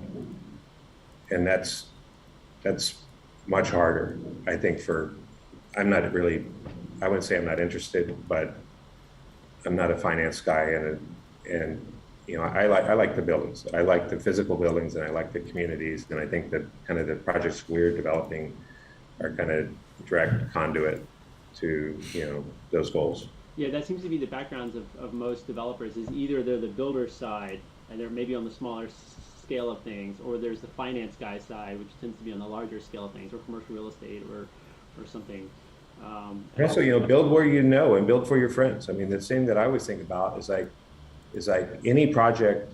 The litmus test I have when starting a new project or designing a project is like, would I actually live in this project at some period of my life? If this is an apartment rental, would I see myself renting it? And if so, what would I want to live in? What could I afford to pay? Yeah. And if I'm going to buy something, where's the neighborhood I would want to live, and what would I want to see in that? Because it's generally people in, through my career, through my 30s and 40s, it's really creative types that we generally sell to. So, think about what you would want or what your friends would want. And certainly in the creative community in Seattle, people are not building for sale product that those people want. And so that's the real opportunity. And, we work in our own neighborhood. I walk to work, and when I walk to work, it's probably a mile and a half. And I think I depending on which way I go, I can walk by half dozen of my projects,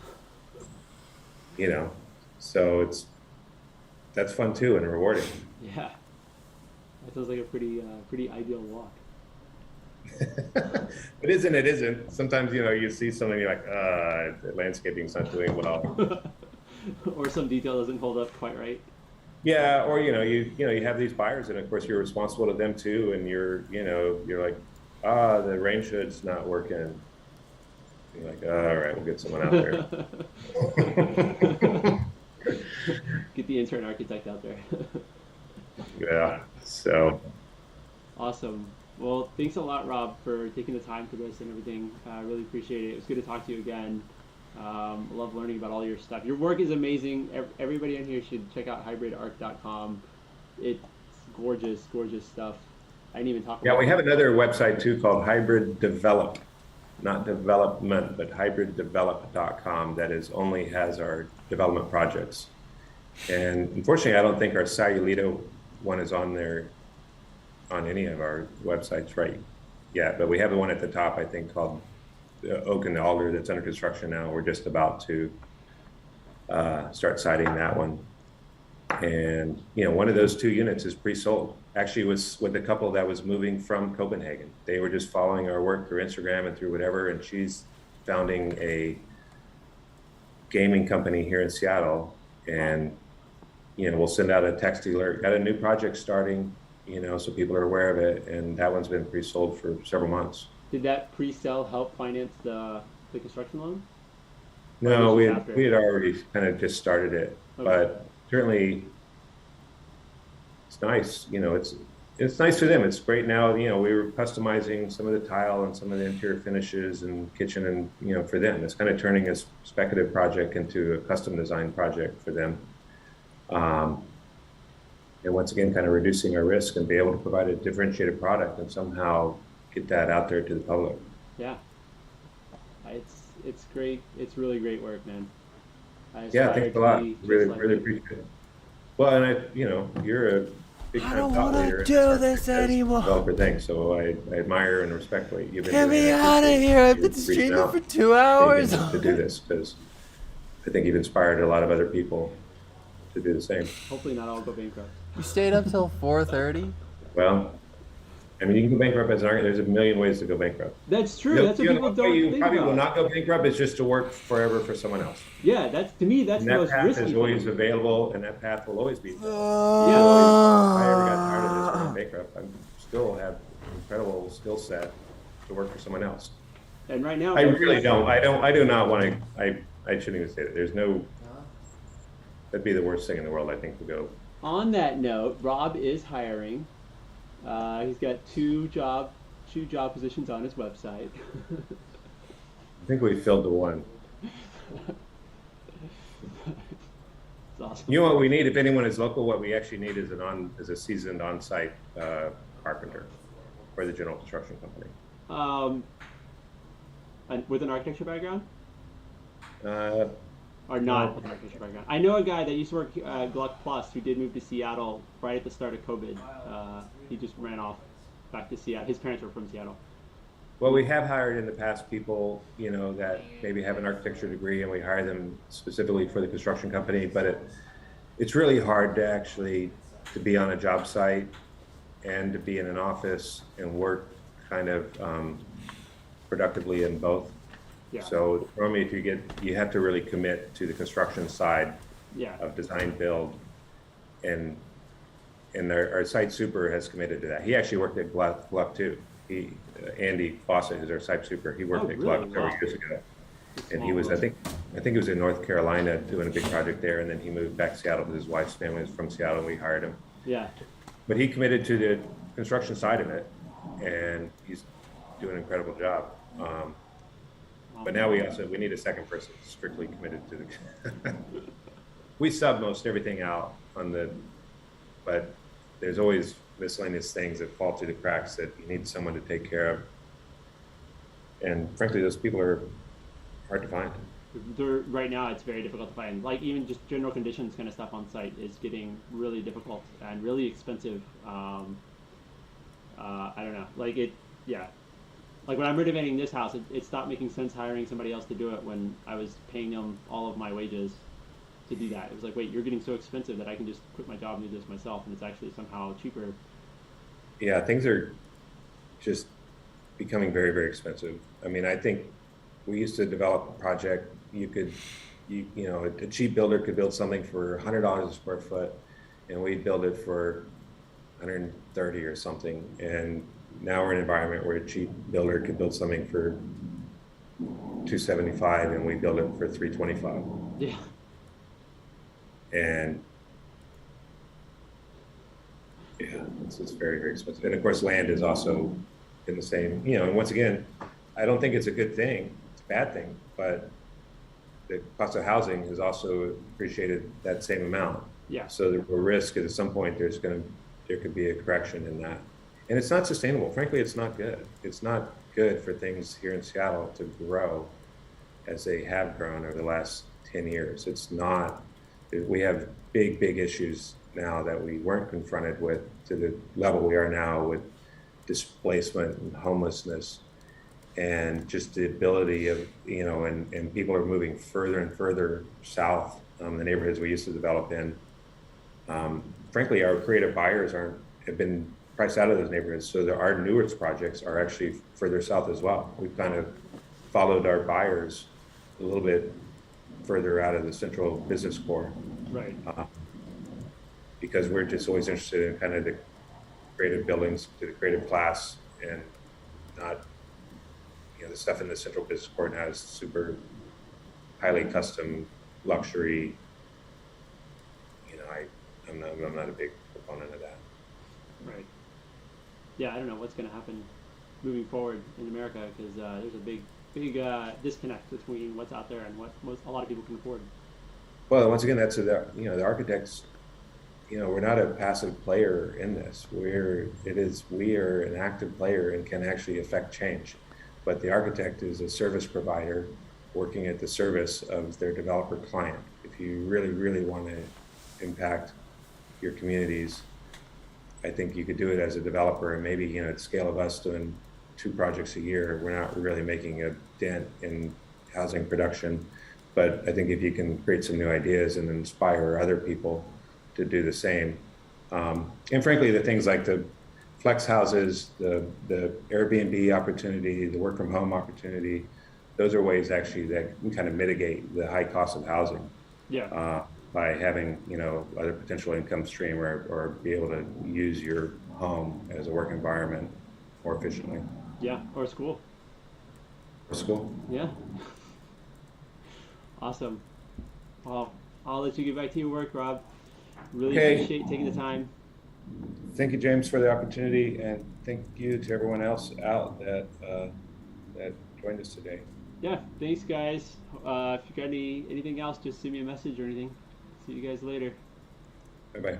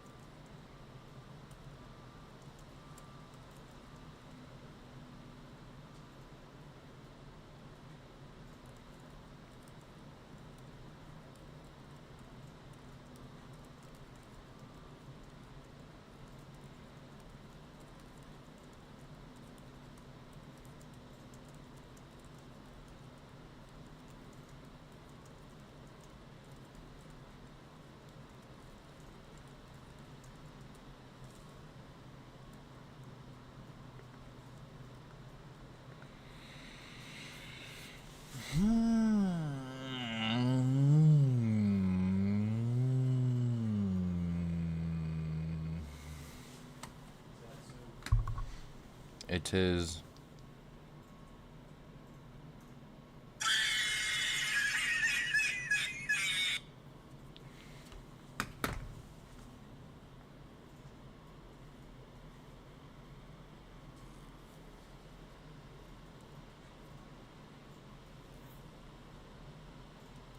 But it's like, but I don't want to get overextended, and I can just stop doing development for a few years, which I have, if the economy's in a rut, and just work through it as an architect. So that's a great thing. It's like, you have kind of two businesses or three businesses that are, that can support one another.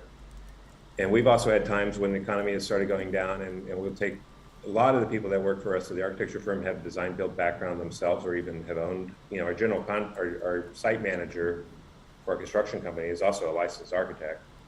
And in slow times for the architecture firm, we'll take people from the architecture firm and we'll have them manage one of the construction projects. Yeah. And then when we need someone, and working vice versa, back and forth. So that's certainly beneficial, I think, for everybody. Yeah, yeah. It seems to align a lot of the interests and consolidate professions in a really nice way. Yeah, it's been an interesting and rewarding ride. Do you have any last advice for anybody that's trying to think about getting into this, or any warnings or? Well, I probably already put out a couple warnings of just be careful to get over leveraged.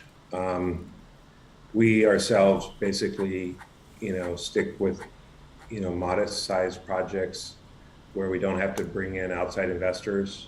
Probably one of the things I enjoy most about development is I truly am my own boss as the architect. When we're designing other people's things, I'm responsible to them and their money and their investors. And as the projects get bigger and bigger, there's more stress associated with that to perform. Yeah. And do a great job. And not only a nice building, but a building that can, of course, be built for a budget that, works with their pro forma. So there's a lot of, there is risk associated with development, but it's typically self-inflicted and related to becoming over leveraged. And also, you cannot discount, the black swan events. That happens. It's happened. In my profession, I've had a .com boom, and a year after two after that, we had 9/11 event, and then the year after that here in Seattle, we had an earthquake, and then 6 years later, we had the Great Recession, and then 5 years later than that, maybe more. What was it? Yeah, 7 years. So now we've had a pandemic. Yeah. And these things happen, and they're actually not that rare. They're always a little different. And those are the things that take you down. Yeah. Is really if you're over leveraged and something like that happens, that will take you down. Yeah. So that's where, like, knowing that it's sooner or later it's going to happen, and I'm having sleepless nights wondering when the next earthquake is going to hit. We probably put more capital into it than we have to, and borrow less money than we have to, and sleep better at night. Just be a little less risk All that said, I would say it's not actually all that. Opening up Tom Wisconsin's work and just it's really not all that images. difficult. It's not at the scale that we work. And it's like, I could do that. Made it through architecture school, or you're an architect, you know so much already about what goes into development. Like, the scale we work, people that are coming out of development, or a lot of our competitors are builders, and maybe their dad was a builder, or maybe could they I had design a it? framing company, That's a and different then they bought question. land, and then they became a developer. Yeah. But they don't have any history of architecture. They don't know the process nearly as well. As an architect, you can identify sites and opportunities much easier. You don't have to pay anyone to do it, so you can still haven't evaluate watched 10 the videos? sites. Okay, the key points are flex spaces, a 50-50 split between landowner and, was that 3 triple J's or 3 1, 2 triple? is 1, 2, 3. Is this for the Melchers class? Yeah. What, sorry. So flexible. Flexible spaces that can be turned from like an ADU office pod to a learning center Sure. for kids. Okay. Like during COVID or whatever.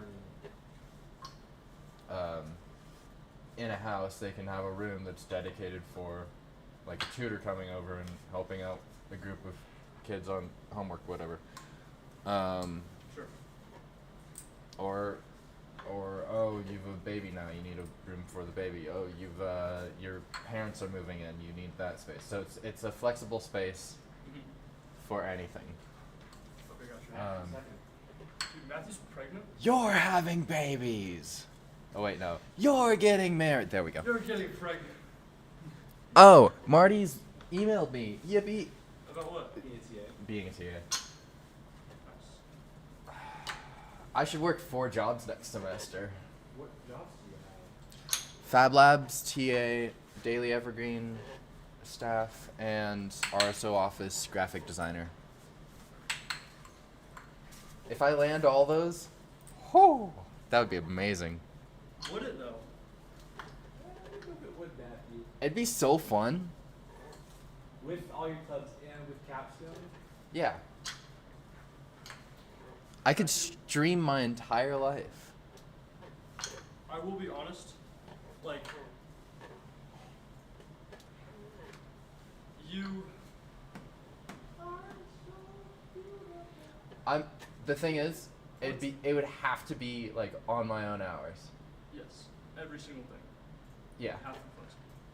Well, Fab Labs already is. TA position, that's max 10 hours a week. Yeah. The Daily Evergreen staff, if I could work from studio and do it rather than going to Murrow Hall, Is that negotiable? I don't know, but I'm sure I could swing it. And also Murrow Hall is just up the hill from here, Okay, so it's not too far, too bad. sure. But that would also, if I could land the photographer position, that would just be taking photos, which I already do. Sure. So it's not that big of a deal. But I would just I'd be paid for it. Yeah. And then the graphic designer position would be probably also another max 10 hours a week, but I'm sure it would be. Money, who needs money? Like I might be able to swing that I could work here. Okay, I do have a question. This has been brought up like instantaneously. I've never heard about these jobs. How did this? Was that just been on your mind, or did you just make these 3 connections immediately? The TA position Mia mentioned 2 days ago, and Marty just emailed me about it. Okay. The RSO office position, I was there first week of school, printing out posters, and they were like, "Oh, hey, you should apply for the graphic design position here." Oh. I'm like, "Okay, I'll think about it," and I finally got around to thinking about it. And then the Daily Evergreen post, I was doing a little bit of research on what car I should buy, and I was looking at EVs, and I'm like, and the Daily Evergreen made a few posts about the electric chargers on campus, and I'm like, okay. And then I saw an ad for Work For Us, and I'm like, okay. I'm good. Still have to finish the paper. I'm a page and a half done. Out of 4? Out of 2 to 4, so I'm okay. gonna do like 2.5. Yeah. Okay, the closed floor plan is ready. We can start adding materiality to it. Okay.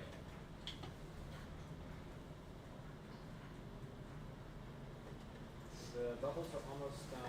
Okay. Actually forgot to add door frames, so we're going back and adding door frames right now. The second point of the video is split between developer and landowner / house owner. Developer owner. Okay. Go more depth. Yeah, I got that. What do you mean by that? The developer pays for all the development, and the Developer pays for all the stuff, right? Or all the construction, okay. all the architect fees, all the design fees, all that, I'll show you the everything that will be done, and then the landowner has the land. Is the what? Has the land. and then Oh, well, in Rob Humble's example, they do a 50-50 split. So it's it's like fully deconstructed to have like a bunch of colors. basically both of them make money without having to pay anything up front, kind of. Okay. Do we think it's work time today? And then the third topic is international I'm sure it's just like that. It's again like if you have stuff you want to show. international development Also, I with decided I'm not going with the design shred Saturday. You're not? Okay. No. I've never- developer, landowner. I would love to. I just Oh, did you email Greg? no, Andy was Basically, the resident I'm of not the gonna land bother asking for an extension just because he's already given us an extension. makes free money, You could do it until Sunday. Gotcha. It's Thursday. Usually if you do tonight. Okay. and the developer makes That would more be, money. That would be so bad. Do tonight. But also kind of relieving. So kind of Makes money at the the landowner makes money at the cost of their land. Yes. And then But- the developers have more responsibility with like getting everything together, and almost like subcontracting everything. Yeah. But then it's like the large portion. Yeah. And then what's the third? The one who's good for something? There was a No, the one that was the original bully. I hate case study, but there was a case study in Mexico that they mentioned, Cabo San Lucas, where a developer from California went down there before the explosion of tourism and bought up a resort and developed everything, and now it's just a totally different style of resort. But the developer that bought that stuff has a like prime real estate apartment basically for free because he did all the work for developing it. Sure. I got here a little. Good for that man. But is that the three things? 30 minutes ago. Yeah. A lot of the other stuff is either filler or talking about permits or This project's I don't know. Like, I keep telling myself, visual model's gonna get done today. Visual model's gonna get done today. It hasn't got done.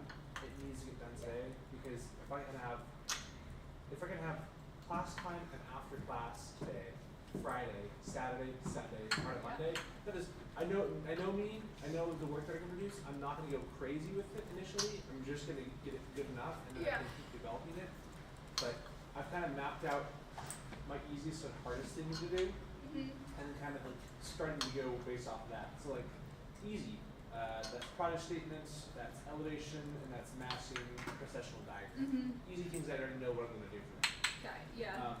The medium, the blow-ups of the section, analytical site plan, and then blow-up of main spaces. The hard, blow the axons in the section, and then the very hard, the perspectival section. Yeah, I'm leaving the renders to last. Honestly, if it's just Photoshop collage renders like we're gonna want to do, I can definitely help with that if I have time. Yeah.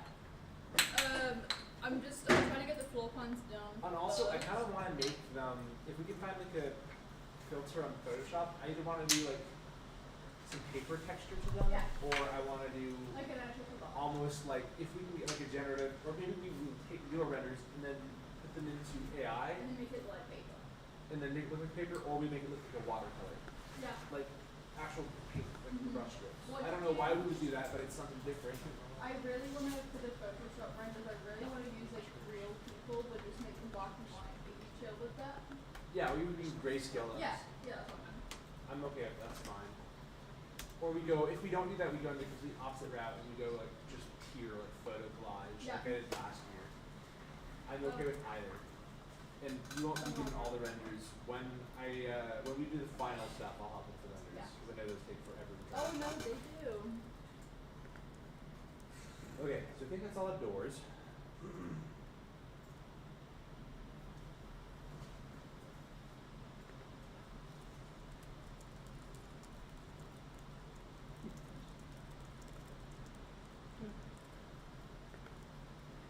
Do you want to come see the model real fast? Yeah. I'll show you what I have.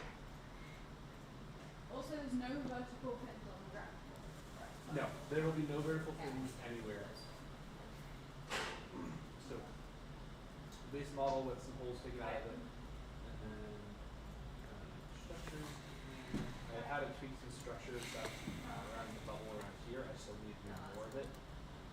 I just didn't do that. It's really only this area right Yeah, here. that's Everything why I else, left it. everywhere else is over here might be a little bit tricky, but actually.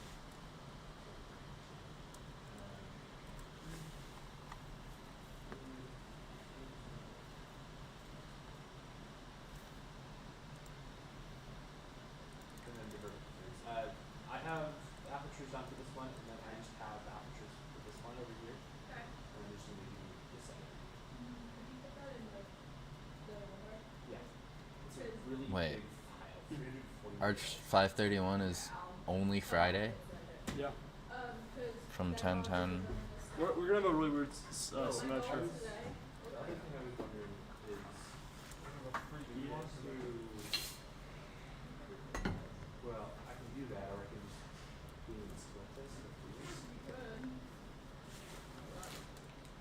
How about you? Yeah. Jesus Peak. Christ, Cooper. More things make you fat. Yeah, I wish. Logan's skinny. I am not skinny, dog. Logan is not necessarily skinny. I feel fat. Yesterday, Lance and Angelo, they're going to the hall or V Hall. Sure. Meet up with Devin and Kristen and what's going on? Like, we're gonna go. Do you wanna go? Like, sure, why not? Like, eat some food, get out of it, because they're doing $1 a wing special. So being their small wings that ordered 16, they're massive wings. They're absolutely massive. And I'm like, alright, I'm so full. I got a large fry, thinking it was gonna be like a large McDonald's fry. No, it was like a big basket of fries. And then I'm like, alright, can I have like a to-go box? So like, did you do the Wednesday special? I'm like, yeah. I'm like, sorry, we can't do that. What? So here I am, just like forcing the wings down because I don't want to waste money. At that point, I would just take a couple out with me next time if you did it again. Well, I might, next time I might have two videos with the cake. You do the to-go box and then I'll just use yours. That's a good idea. But yeah, That is the wrong way. Is it vertical fins we are given the same spacing as? Yes. Okay. I'm not changing the spacing of the vertical fins at all. I will Boolean difference them with the windows, so I'll That's take easy enough for me to I'll take an extrusion here, and then. Because if what I can do is if you send. If Are you okay with window placement here? This one's my favorite spot right here. I do like that one. It reminds me of the like original model that we had. And then I have a couple of them that are inverted, like this one. This one here. I Yes. don't want. I didn't want any flat windows because I felt like that's kind of counterintuitive against their point. Yeah. It's giving SpongeBob's house. I've got McDonald's play place. I've got SpongeBob's house. Some of these spaces are like weird with the floors, but I just don't have time to fix them. Like, yeah, it's pretty occupiable We right just put here. plants there. No, but I also kind of want it just to be like an awkward space. I don't want it to be like. Like some spaces like this is entirely occupiable. This is entirely occupiable. Did you see the file that I have upstairs? Yes, I have seen it. No, I have not used it yet. That's my next goal. So I have things that I need to complete before class. I just got the doors and door frames. I'm about to be done with exterior apertures. About to be done with structure. Okay. I'm basically done with the columns. I just need to go ahead and add them into the center space. Okay. My goal is to get the base floor plan done before class, and then I can spend a decent amount of time with materials and production because that's going to take fucking ages. It took ages for. For materials, what are we thinking? Are we thinking port and steel, obviously, Yeah. fins. I was just looking maybe port and steel, but it's port to be like a regular steel or something like that. Yeah, I was. My Matt, do you have a question? So I have this 14th right here, you know, for my radiation. I'm trying to go down. We can do architectures. Like I'm trying to go back on the regular line. Because those are. I don't know how to get down, like back to the like normal. I also like how you See what can I mean? scale. Oh. Next to each other, they're like continuous. I know, that's what I like. I always use them. It's my go-to ever since I found out about it sophomore year. Yeah, after you showed me it last year, I was like, mind blown. What was I gonna do? Okay, I need to record. Try Let me make that one drawing. control I can't equals. remember what I was gonna do now. No. Control arrow key down. No, rough. I'm just gonna call it I'm gonna make a folder Super in the script in. You just go like the mid. I just called entourage textures and. I just called it resources. That's great. That's I better. was like, it's simple. Control Shift plus. And then I'll make folders. No, that wouldn't make sense. Dude, I really do not want to have to grade the freshman shit, dude. I have to do it by Wednesday. I don't want to. I have to. It's. Look up superscript Outlook. I don't know. Okay. Yeah, but Matthew, can you decide by the end of the day if you can do it today? Decide by the end of today? Yeah, because crazy. if not, I need to. Ask the Google. Oh. Then How many hours? I'm considering it. How many hours? Depends on how many credits. I'm gonna do 1 credit because it's capstone. I'm gonna do the least amount of time. Why even do that? I mean, I'd rather do it in graduate year when I actually get paid for it. I have the minimum amount of credits I can take, and I'm okay with that. Monday, Wednesday, 9:40 to 11:40. Yeah. And what do you mean 1 credit? Do you stay for the whole time for 1 credit? Yeah. But you don't do as much work outside of class. Like right now, I'm doing 3 credits because I'm a head TA and I do the most work. So, like for me, I make all of the grading spreadsheets, rubrics. I take attendance. I keep track of how many absences people have, stuff like that. And I make all the like OneDrive files. Why does it take so long to grade? Are you TAing for 140? Yeah. But I'm not. Fuck that. I'm not doing a TA anymore. Absolutely not. Mia, why Who's does it going take to? so long grade? Do you want me to show you the? Do you want me to show you the Excel spreadsheet? Oh, is it so involved? Heck nah. Yeah. Let me just show you how big it is. If I don't head TA and you don't head TA, who would? A vet.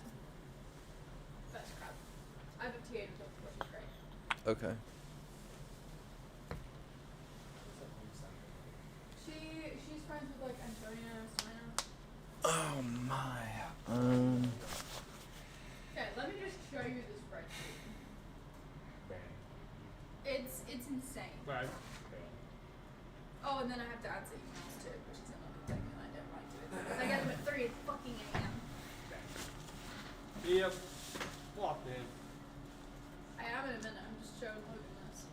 9:10 to 11:40. Let's see It's what. not really a bad time. I don't mind it. Yeah. To be honest, I prefer it to the ITA the like 1 to like 4 one last year, and I prefer the one right now. So Logan, this is a spreadsheet. Yeah.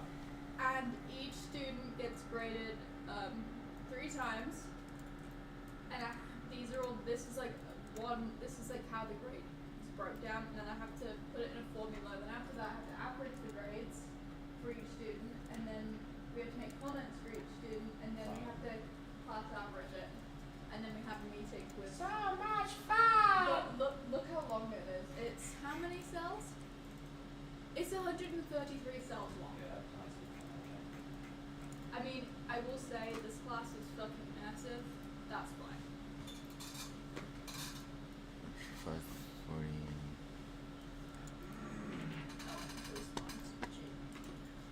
I just need to respond to an email real quick.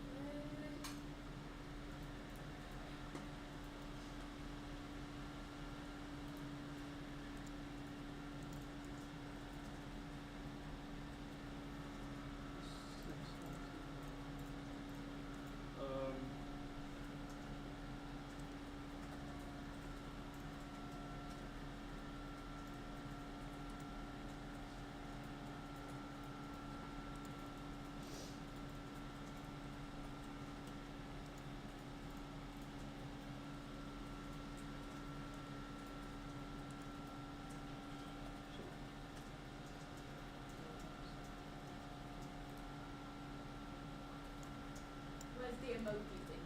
Oh, I'm going to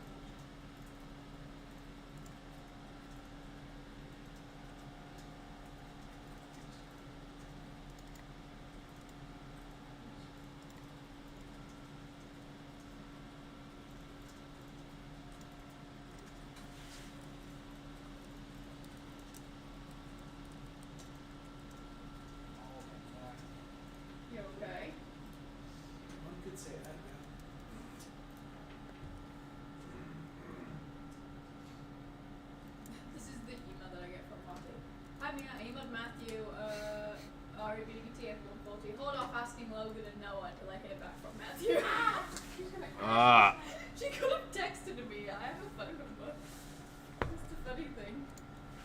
Do I respond? Well, I would. Just be like, yes. Well, I like. Do I accept? Where did I put my phone? I want to do it. Just do it for 1 or 2 credits, dude. Yeah, I'll do it for 1. I'm gonna do one. And then what you'll need to do once you've told Marty, you'll need to email Jamie and ask to be enrolled in SEC 499. 499. Yeah. Put my Technically, I already am enrolled in a 499 class. How many credits? 3. Oh, that might be a problem. Well, I could bump Melcher's studio, which is the 499, down to 1 or 2, and then do Marty's TA. You don't have to do it actually. It was just that you were the first person that I thought of, and it matched up with what Marty was thinking too. I want to TA. Bro, what did I get on my fucking? It just seems like a lot of commitment. I mean, Are you afraid of commitment, Matthew? I was gonna say the same thing, Peter. yeah, do you think you can add more commitment to your other commitments that you have? Can I? Matthew, it's like When's ASC? it's gonna be the first or second weekend that we get back from Christmas break, Oh, that's not bad. and then it's gonna be like a week after or like 2 weeks after that, Yeah. and then like I think mid January or like early. It's the first 4 weeks of the semester. First 4 weeks of the semester. That's Yeah, and then we're good. Then it's like done. Yeah. No extra work. Like we might have like a quick informal meetup of like how we can do better for next semester for other guys. Yeah. That's it. Okay. That's one of the nice things is compared to I think it's DVIA where it's like the 4 week. It's over like the practice or the Yeah, I problems just over, realized it did that. the problems over like a 4 week period compared to like a weekend. I So would not it's way more intense, I but would create another I think layer. you learn so much more. Well, what I would do doing is create ASC. 2 layers, one for live Right. solely, Um, and then another for the actual yeah. like line rates. Like I would I'm gonna lower see the this line rates reflect in and my then career path. add Being like okay, tools being a like good those management of my time. possibly go, It's gonna be high and stress, then place that 100%. underneath. So Why is that? What? learning Sorry, that it and was dealing with that is gonna be like monumental. Right. Bugging out. And you can literally brag about it when you're like interviewing with companies. Studio. I used to rely on Huh? So you talking about those books that I survived Hurricane Katrina, I survived being on Optics TA. Google, why do you have a bag of candy? My friend's mom or my roommate's mom always gives bags of candy for Halloween, Big fuck bag. and it came in like a regular like birthday like present gift bag, Yeah. and then I just transferred it into a That's so plastic bag. sweet. She's very nice. She's very, very nice. Dude, I just found out for Thanksgiving I'm having to go to Gavin's dad's girlfriend's that was a lot of things happen. Gavin's dad's girlfriend's family. Girlfriend's family. So Tim's girlfriend Lexi's family, and their family is, well, his son is Trumpy redneck, and I'm gonna have to have the epitome of white American Thanksgiving food, and I'm nervous.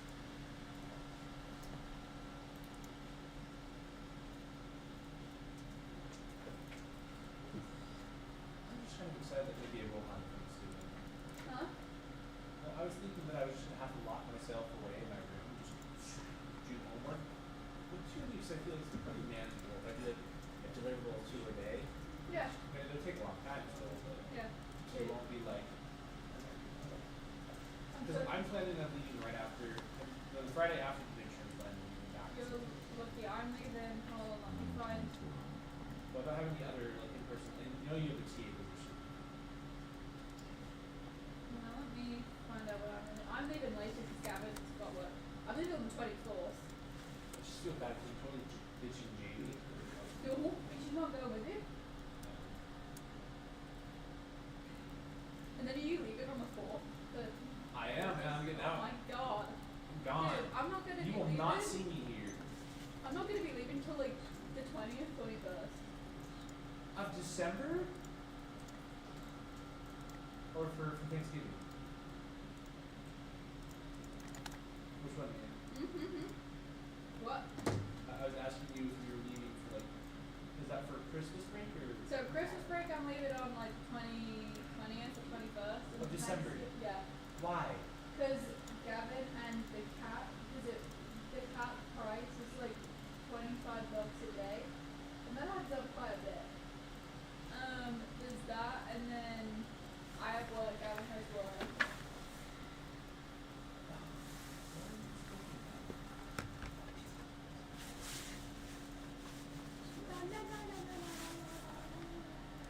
Explain that to me.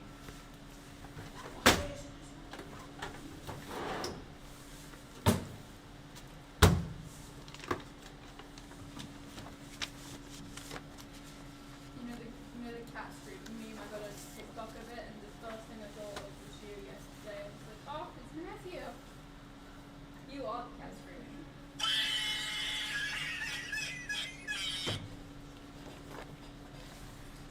I still need to print out that picture of my cat. It's so good. I gotta do it on one of the big printers though. I should make this sound like my ringtone or something.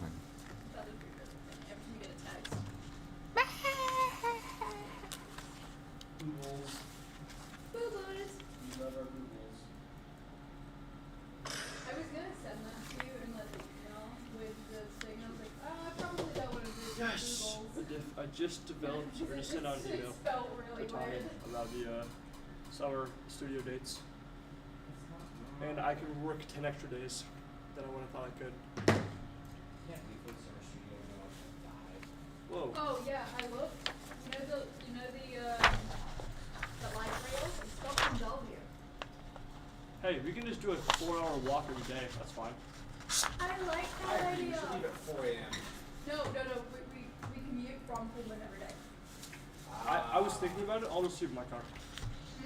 See, we got that point. Sleep in my car. So we can leave from Pullman every day to get there and take about 5.5 hours. Or on the far west side, 5.5 hours. Yeah. So 5.5 hours, which means that at 8:30 or 8 a.m. when it opens, we need to be there. We need to leave Pullman at 2:30 a.m. We stay there the entire time. To get back to Pullman, we need to get back to Pullman at about 10:30.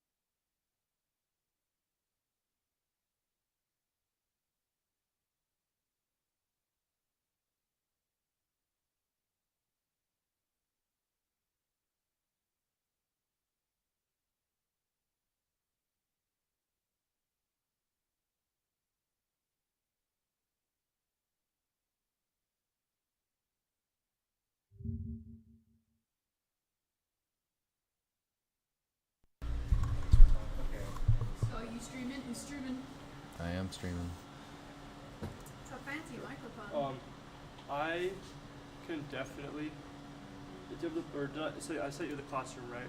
Yeah. You imported it into the model yet? No. Okay, sounds good. Once you do that, You just copy the file. I think I'm ready to just start rendering.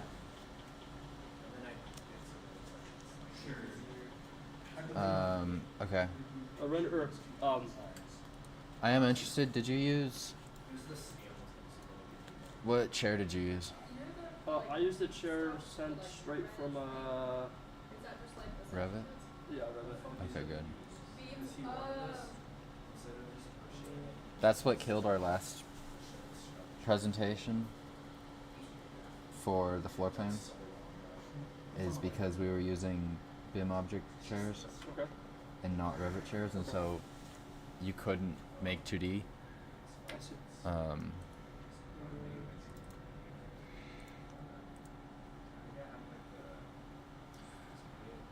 I can do the floor plans today. Okay.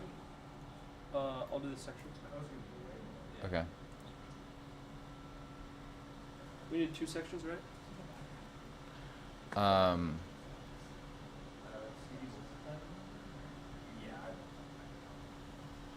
One for the mid review. 2 for the final. Okay, and then how many, or, is it one? Yeah, thank you. What section makes me yeah.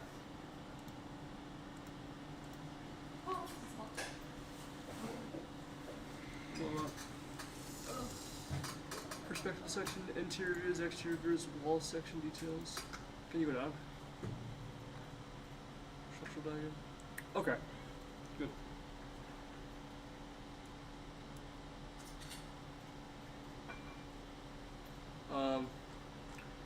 Let's see. Yeah, sweet. I think I'm gonna start on the walkthrough probably. You sure this is from Revit? Yeah.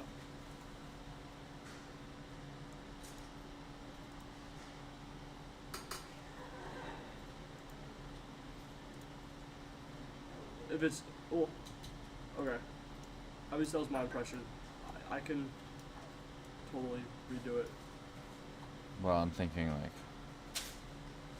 there's, oh, what? Why is it just the viewport?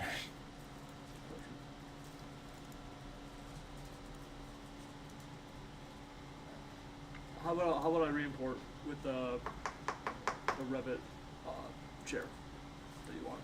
So the blow-up drawings for the spaces and blow-up section. Hold on. Is that the same? Yeah, like I was like that has to.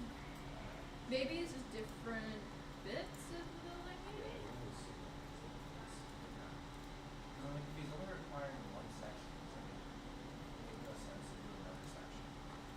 To just have them blow up.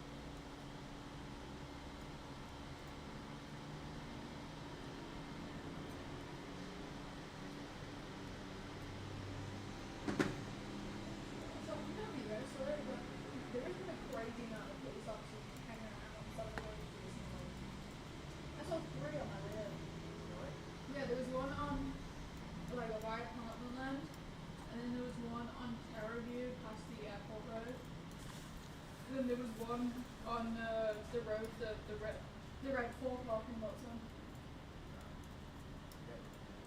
And I was like, dude, every time I saw them slam on the brakes, like, ah! That's crazy. Yep, I guess. And I was like, please don't! I'm only going 5 over, officer. Huh? Did you see I'm only 5 over? Yeah. I don't go anything over like 2 over. I speed really badly. You go on I-90. You on the west side. I'm going like 85. Fastest I'll go is 70. I have never been pulled over. Not once. In your life? Nope. But the thing is, everyone else is like 85 around 90, so why would they get me? The flow of traffic is equally important to the speed limit, in my opinion.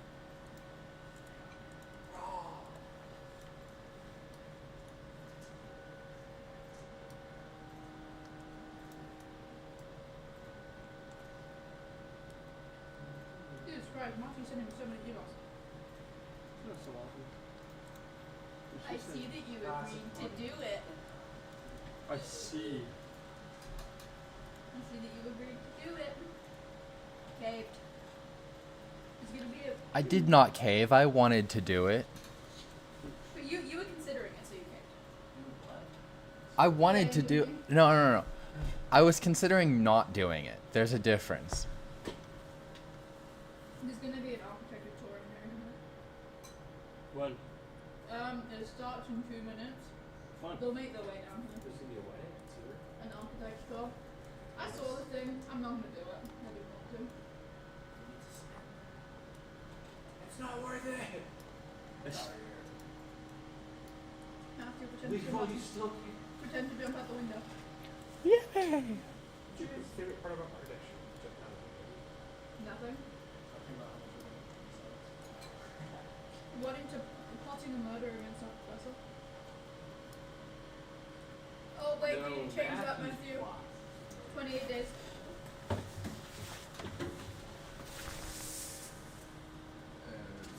28 days until winter vacation. Yes.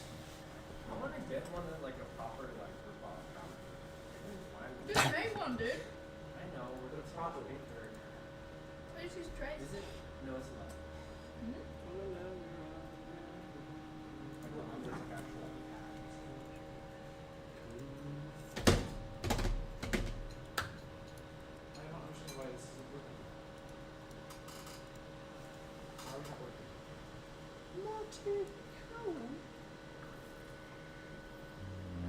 Marty. Wait, Matthew, do you have a preferred studio you teach third year, second year, first year? Huh? You know the file that you're working on? What? What? Does it have the Do you have a preferred year you teach or you TA for? No. You meant emailing me that, and then most of the consultants are organized.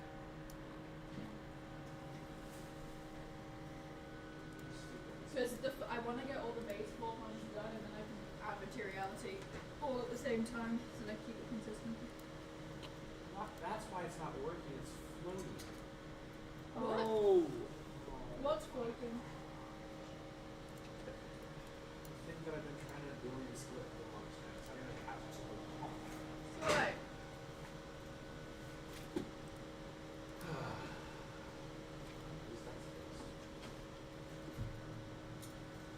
Man, I hate that I actually drag so much of my Wow, these layers are a mess. You know my writing? Let me clean these up and then I'll send it over. Copy something and paste it 50 times. You're like, why did my file drop 20 megabytes? Is that 1 inch? 2 inches? Girl, put your record on. Your favorite Great. song. 2 inches. That's so great. I love that. How's the stash coming in? Let's see. It's nearly grown back in. Dude, no shave, no rumba. You're just gonna be like down here. Oh, No, you're gonna do the biker stash, you're gonna curl it up. My homie, yeah, he curls it in.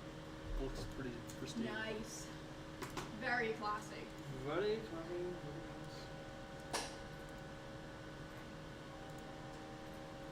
Are you guys editing picture on?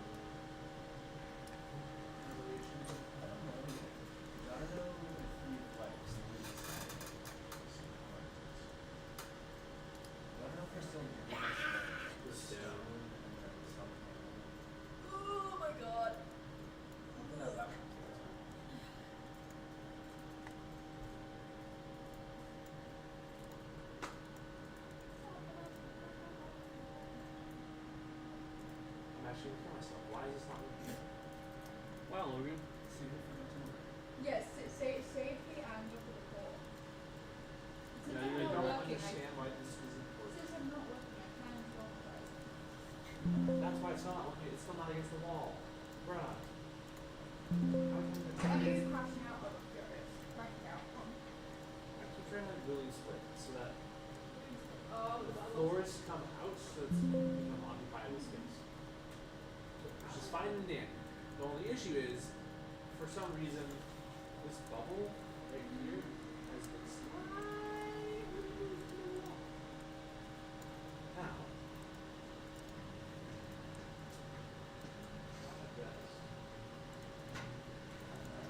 Just fucking open, please. Sorry? Sorry, Rhino is like refusing to open something. I need it to open. Huh? You started it. yeah, but that's the set. You started it, bro. Come on, Ryan's the best. 11 on that. 11 is set. Dude, I don't even want to think about how to clean out this desk.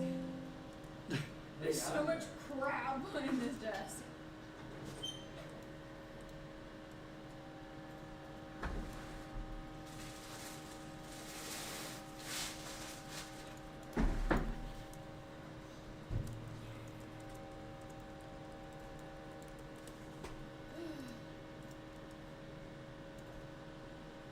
You gotta sing the song today. You gotta do it. We change the number every day that goes by. Yeah. It's 28 days. We're gonna make it into a Christmas song too. Wow, Mia. Very festive of you. Somebody might be actually probably because I don't think What's happening with it? that. Just I not. am.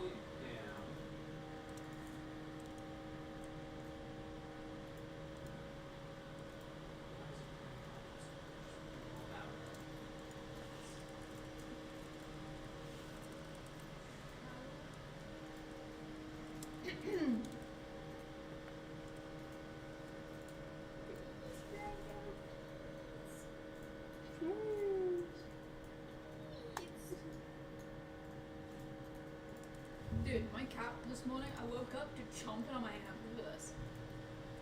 So It's what? because she wanted the litter box to be scooped.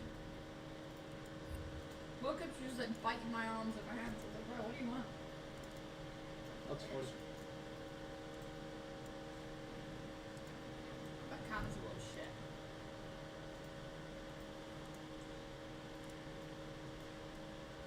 He's like, thank you for partying.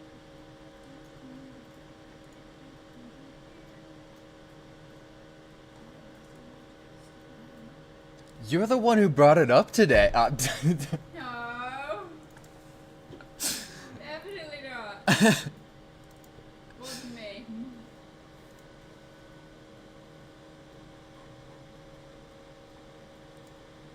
Definitely was not me. Definitely. Nope. I'm not taking credit for that. Mm. It's Cooper. Cooper. No. Blame it How on Cooper. dare you, Cooper? So easy to rage bait. It was me. Yes. Oh, dude, my favorite thing at the moment is pissing off one of my coworkers because he's a freshman in architecture and I love rage baiting him. Wow, Mia. He's so easy. He's so easily annoyed. Everyone at my work does it. You're so. You're such a awesome. Terracotta? Yeah, he's the youngest one, so he's been sacrificed. He's been sacrificed. Yeah. Okay. Look, if anything happens, I'll just play. Model's been uploaded. Also, check out what I found in my Pop-Tart today. You got Pop-Tart? 3? It was 3, and then I opened this, I'm like, why are there 3 in here? And I got out the second one, and it's a single Pop-Tart.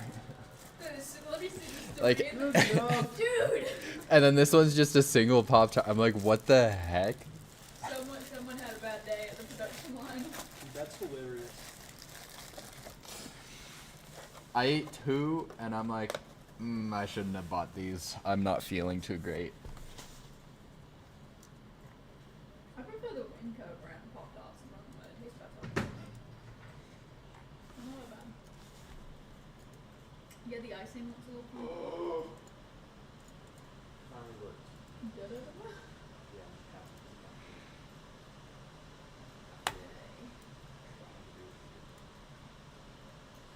Did you put the file in OneDrive? I haven't noticed because I was trying to use Bubble for now because I just got that one done. Perfect, because then I can start doing second floor plan. Takes forever to like save that. Yeah, you don't even know how long it took the structure one to save. That took so long. Like, it would take like 5 minutes to save. It's also because I had to look at 3 finance after.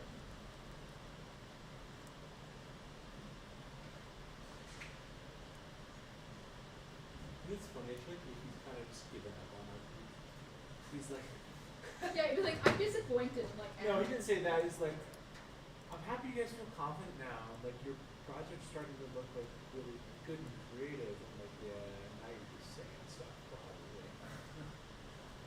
Hopefully he is. I think just wanted you guys to Yeah. lead. Oh my gosh, that makes it so much I was better. disappointed in you guys the other day when you didn't have anything. I'm like, well, bruh, we did. We were fixing shit. Like, sorry. Visual models? Yeah, just stick to starting one. And so I can add it to this div. Why is this not loading? Oh my god. I'm gonna kill myself. Yep. I'm kind of confused about how to do our elevations because our elevations are at an angle. That's a good point. So should we just line it up with the main facade, or Maybe that'd be an axe question today. Because the thing is, our section is going to follow the angle of the wall. So one of them will Yeah. probably. The other ones probably should go straight on. Yeah. So what? Like, why would you do the elevation like that? But then I'm also like, but then it doesn't make sense. Bing bong. Yeah, Matthew. Yeah, Matthew. It's loading. This is so good. I like Substance Painter, not for this. Are you using it right now? Yeah. Can I see what the interface is like? Yeah. I'm also streaming if you want to just watch the stream. Nah, I'll take a feature. Alright, just upload it. Don't forget your credit here. What do you call your fans? My no, I had something. It used to be paper cranes, but that was like, I don't know. I like it. Whatever. Shout out to all the paper cranes out there.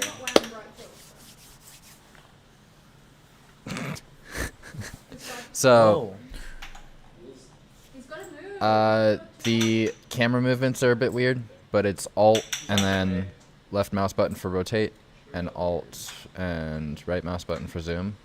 And I don't know how to pan. I'm sure it's middle mouse button, but my middle mouse button doesn't work. Control. Where's the? You can change the brush size and whatnot. There's the light change. Oh, whoa! That's just its own command. Yeah, it's Wait, shift. that's really nice. Shift right Makes it click. a lot more intuitive to make the light box stuff. Yeah. And then I can like focus a single strand if I want. Oh, okay. Did you have to like group the objects some way or I separate it or? Yeah, I exported. Well, it's not grouping. Each object has to have its own material when you export it as an FBX file, which is motion object, I think. .fbx. It's weird. But have its own material, and then you have all these over here, and each one of these is a separate strand. Oh, okay, cool. I know that I always had a hard time in like Blender because it just keeps it all as one. Yeah, now I'm thinking that's probably how you do it in Blender too. Which one should I use? The one on the left or the right? And what's really nice, one of the tools that Vicky had a guest lecture present on was stencil. You can create your own shapes. For example, I just took a strand and then if I wanted that to be painted, I have to go through every single strand, but eventually, I'm sure there's an easier way of doing this. It seems like a layer hell. Yeah. I did that, and then Matthew also did that. Yeah. Oh, there we go. Painted something. So what is it? Does it paint? Is it like a sort of like a template? Yeah. Oh, that's kind of cool. Which one is that? Is that 8? It must be 9. Yeah, there we go. But now it's a stencil of that, and when I rotate around, it's like you can tell that it's. Well, that's actually super cool. It's cool. I don't know how useful it is for this project, especially when it comes to panel tiling. But it would have been cool if you guys had like projections as like your main thing, so then you can like alter the building and then have that as a stencil and you go I want to get like on top. Something like that. Projections? What do you mean? Like you have the lines of the building, like kind of like what Ali and Marley were doing, where it's like they had the lines projected onto the building from something, or like skewing their lines or whatever. Right. And then maybe that would influence like the facade. The problem that I face with anything like that is the structure of the building itself, the strands, already provides so much narrative. Yeah. That it's hard to add something on top of it. No, I think that's fair. But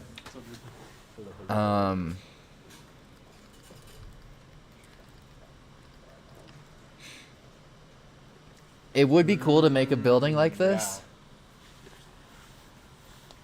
at some point. Yeah. But I know that's the thing. I always feel like I wish I did more on like color and just different painting. I mean, this is definitely worth a shot. It'd be way easier. Yeah. I don't know, how big is the library? Is it huge? Or did you have to import a good amount of... This is... Come on. That's the library currently, but there's a lot of... Wait. Oh, there we go. That's the library. Whoa. So yeah, it's huge, but this also includes brushes as well. And then you can import even more. So I was looking at this naval mine texture for some reason. But yeah, import pretty much. These are all the steel options because I was looking for steel. There's a lot of them. But 15,000 textures. So do you think it's possible? Because there has to be some sort of like 3D map of Pullman. Like maybe it'll, I don't know. Would you use it for like rendering? I know Cooper's doing all like the AI stuff. Think about 3D map of Pullman. Yeah, just place it and then do the light in, and then it's like. OpenStreetMap doesn't work? You can also do. There's a whole GIS website just for Pullman. He was looking at it yesterday. But that's. Okay. Are you saying like So painting maybe all just- of Pullman? Or no, just for like like if you're doing like a dramatic like exterior view of like on like the level. Or I just use Rhino for that. I mean some of our renders. Take a photo. There you go. Are you saying like, is there like a 3D version? So I think I was explaining it wrong. 'Cause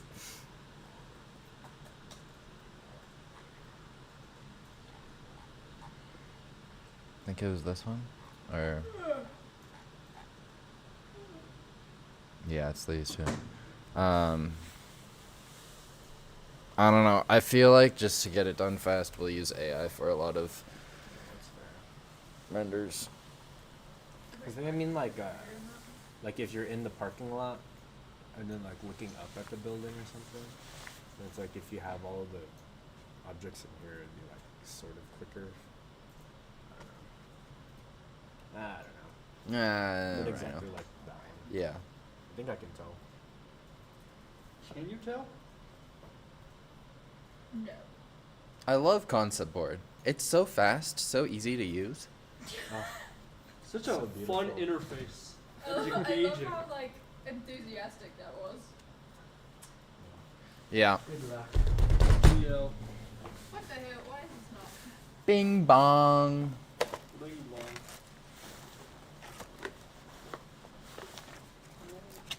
My brain a little bit.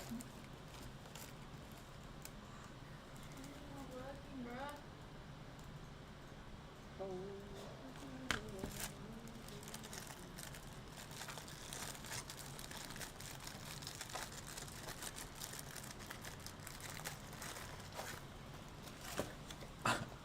What, Matthew? I've watched the video that Melcher sent us like 8 times. Why?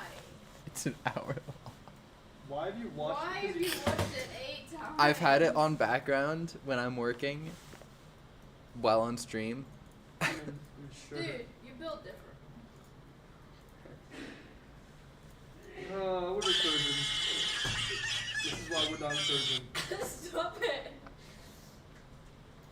Dude, I had coffee come out my nose. What? So good, dude. I'm gonna go up to Matt today and be like, I once again haven't done anything this week. Feel free to fire me. Research assistant. Such a good research assistant. Gold star, Matthew. What?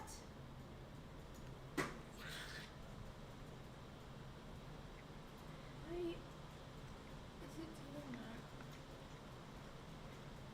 Sir? Noah, What are you doing here? can you open this window for me? Which window? This one. I'm having you open it such that I can jump out of it without having to do the 5 push-ups. That's a good idea. Push him too. How's studio going for you?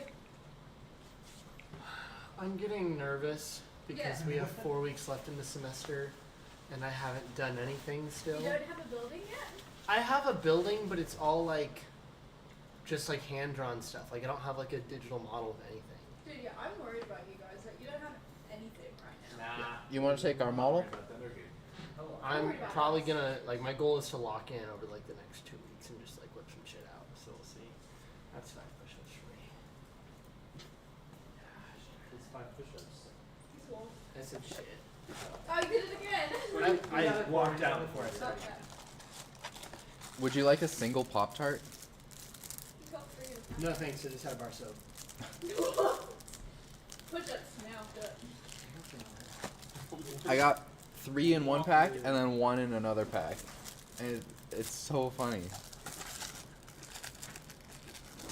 That's funny. I haven't done anything for Melcher except watch the video, by the way. Yeah, same. Oh, how did your date go? Freaking awesome. Oh, that's good. We're going on a date? Yay. Yeah. How'd the campaign go? Really well.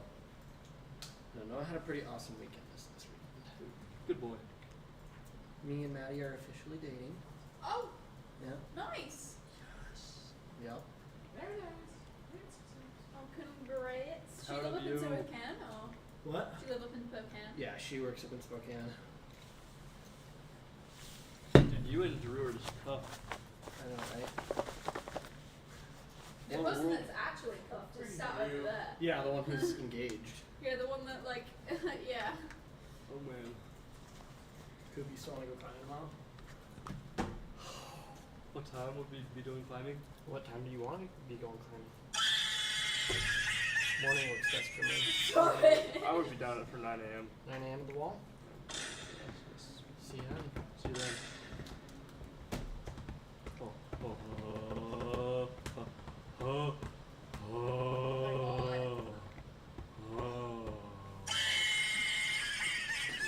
I can't wait for the tour people Yeah, to they're just like, What'd y'all dress up as for Halloween?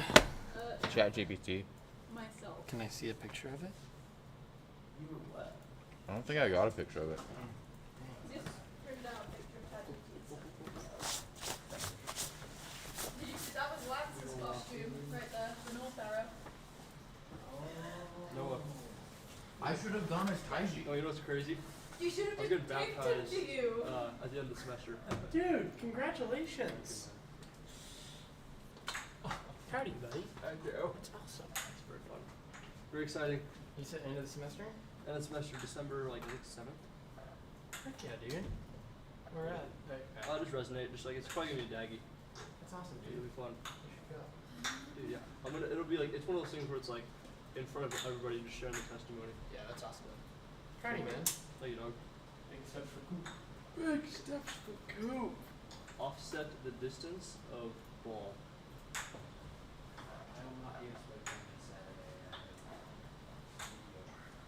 You're not going to the charrette? Nope. Nope. I know. Oh, it's so much worse. There's so much more to go. Did you see the file size? Yeah. And then we also have a site as well that's also about 150 megabytes. It's not on there yet. See, I wish I like was doing stuff like this. You know what I'm saying? How many times have you used Rhino this semester? Are you still serious? using it? Like probably once or twice. I'm on it every single day. It's crazy.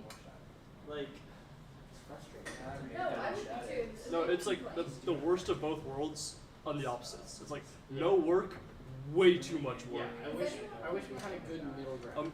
Like last semester, good middle ground. Yeah. Amazing middle ground. Now we're just cooked. Is anyone said anything? I'm gonna be saying stuff in my review at the end of the semester. Leave them a great Raymond professor review. Alright, I gotta head down for Pad Lab. Yep, I'm right behind you. Come on, boys. Come on, brothers. Go to the Fab Lab?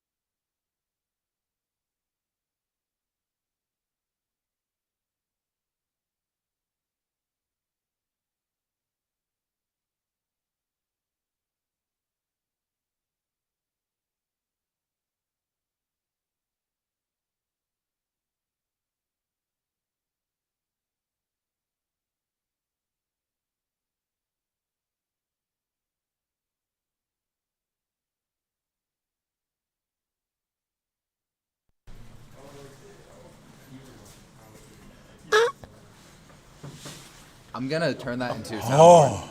Oh.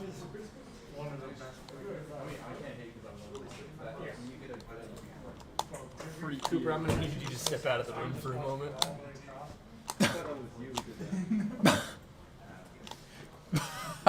Are you kidding? No, trust me, it'll be funny. Trust me, it'll be funny. It'll be funny. It'll be funny, do it. So go to the room? Yeah.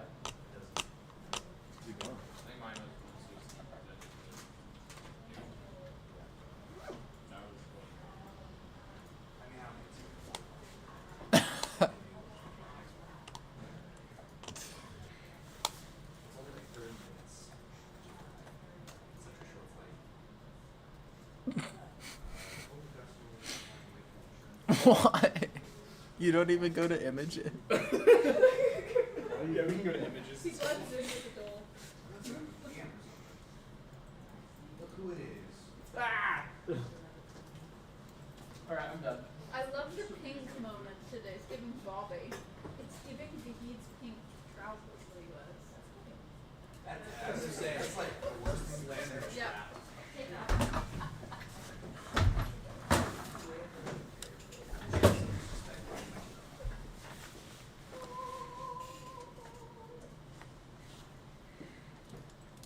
You gotta take that phone when you do something. Yo! Get a room. That was too bad. The room was fully booked. I think Noah wants to do this with you. I think Noah wants to do a lot of stuff with it. Did you put Kissing Boys on the screen? No, Cooper looked it up, not me. I didn't do nothing. And go fact check this. I need a fact check. Cooper, why are you looking that up? What'd you look up? Little boys kissing? Oh, wait, actually. That's even weird. Cooper. What are you doing? Why is it all censored? This on top, you have blur on. 46. Praise the Lord for blur. Because Noah is literally It's not in mine. the best person ever. What is going on? Is my Dude, that was a freak. huh? No, Noah is a F-R-E-K. you are. A freak. Both of you together. Isn't there F-R-E-K? A in there? F-R-E-A-K? No. Noah's type of freak. Freck?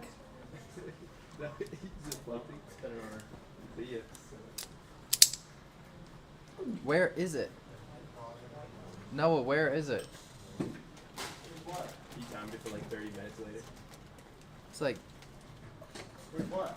so blank. Where's what more? Nothing. What is this?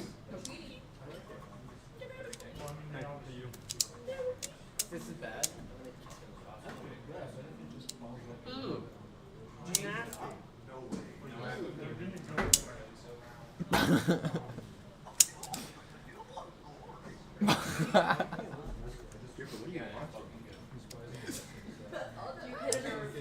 way. How do I get rid of this dang?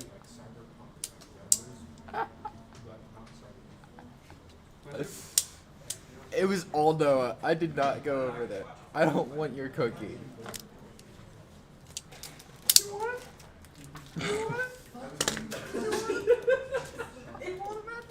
Noah's done something. He was the one that was trying to touch me. What? Oh my god.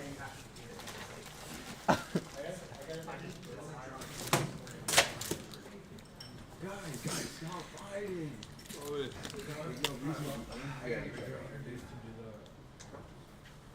Where'd the other one go?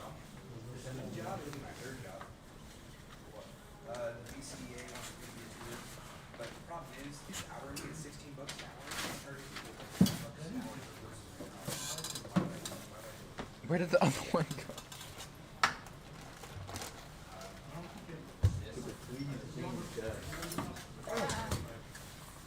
Why are you so chubby? Where'd the other one go? Am I the one getting those things? I hope you find it. I'm sure. I'm just joking. Like Goofy?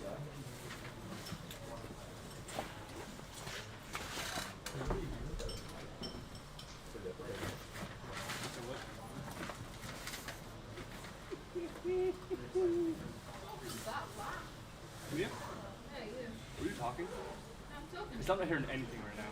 Hey.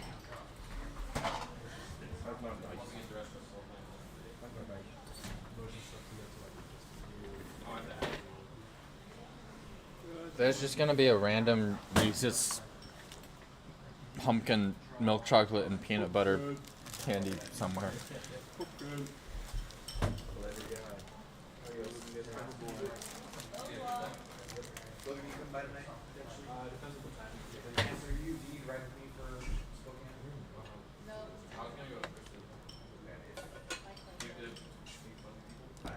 Apparently. There's no one. Here we go with that shit again. I don't know. No one really knew it. It's not. Yeah, I didn't know. Because last year, like a bunch of people signed up. Yeah. You just park here? Yeah, you don't. Not on the weekend.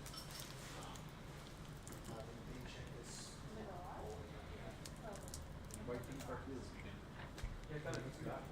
Not this garage. Well, you can park out. I'm gonna park on the street. Statistics.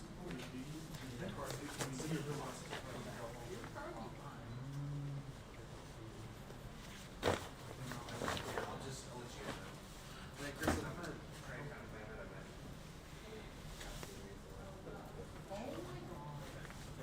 I have to collaborate with Club for my apartment plans. So, Sorry.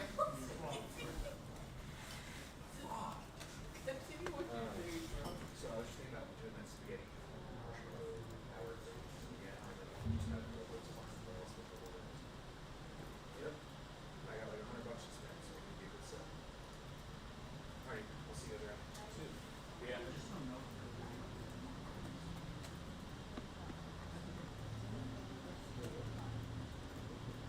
Send it back or I go.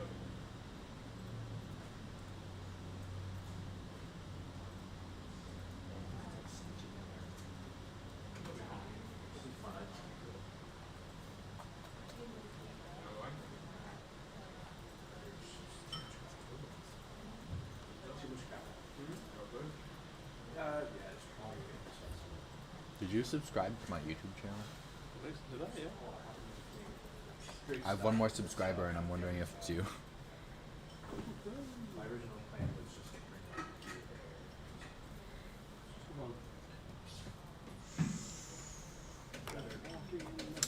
Not there, not participating.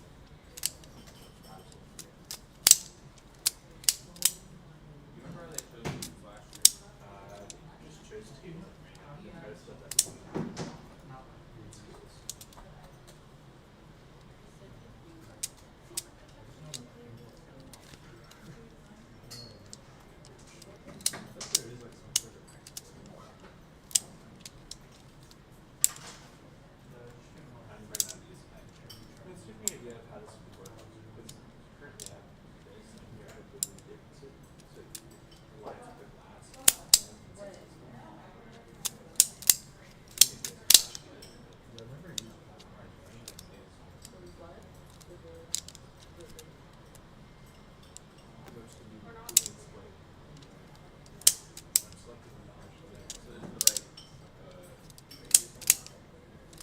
Well, it shouldn't matter for every this. Are you trying to split the model? Yeah, we're trying to split the floor. It's just not working. Now it's not good.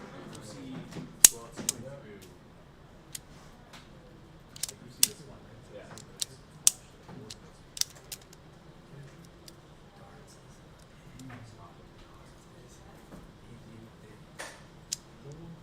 That's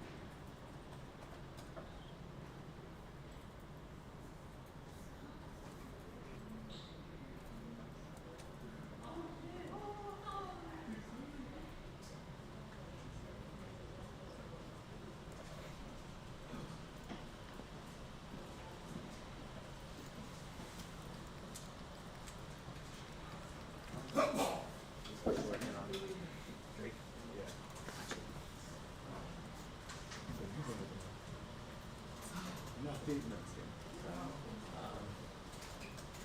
like almost done with the second floor with the openings, and then the first floor should be pretty fast today. And then we'll look at the facade, the facade material. Okay. The what? Sure.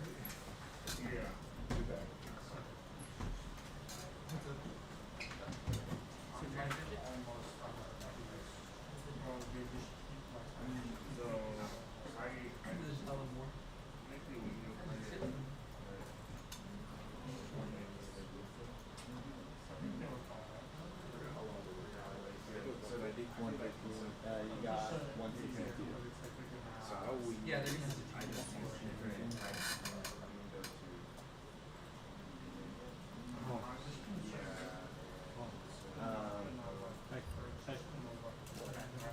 I'm not sure about this line right here. Well, not explicitly saying glitched, like we're going out of our way to say glitched. I don't know, but we can leave it.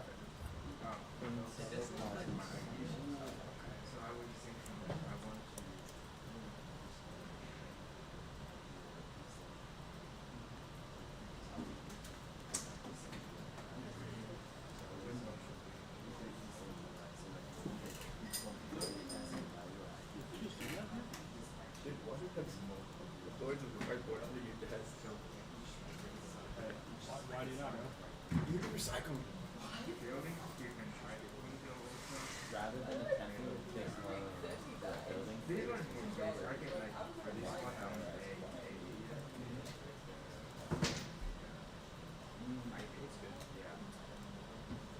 you look at closing statements? I don't know.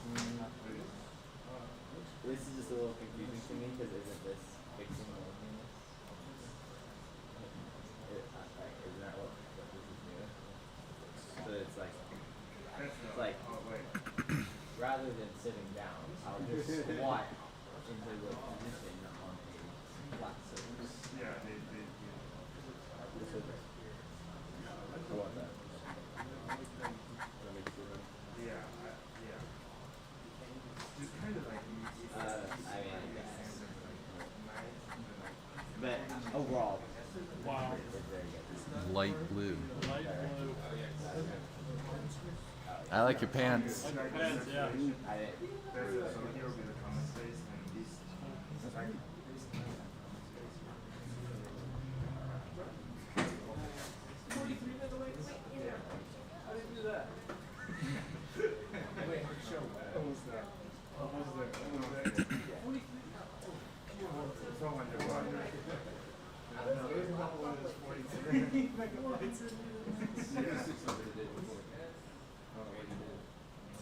We haven't had all the sites and the people yet.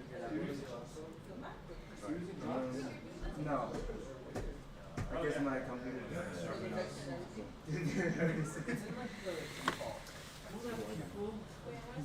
Look somewhere else.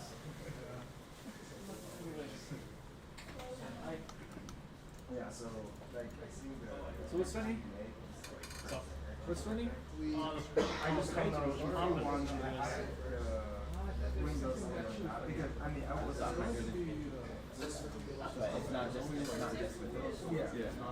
His pants. So he just pulled up his I have floor plans and other, like I have multiple iterations of the building still on this file.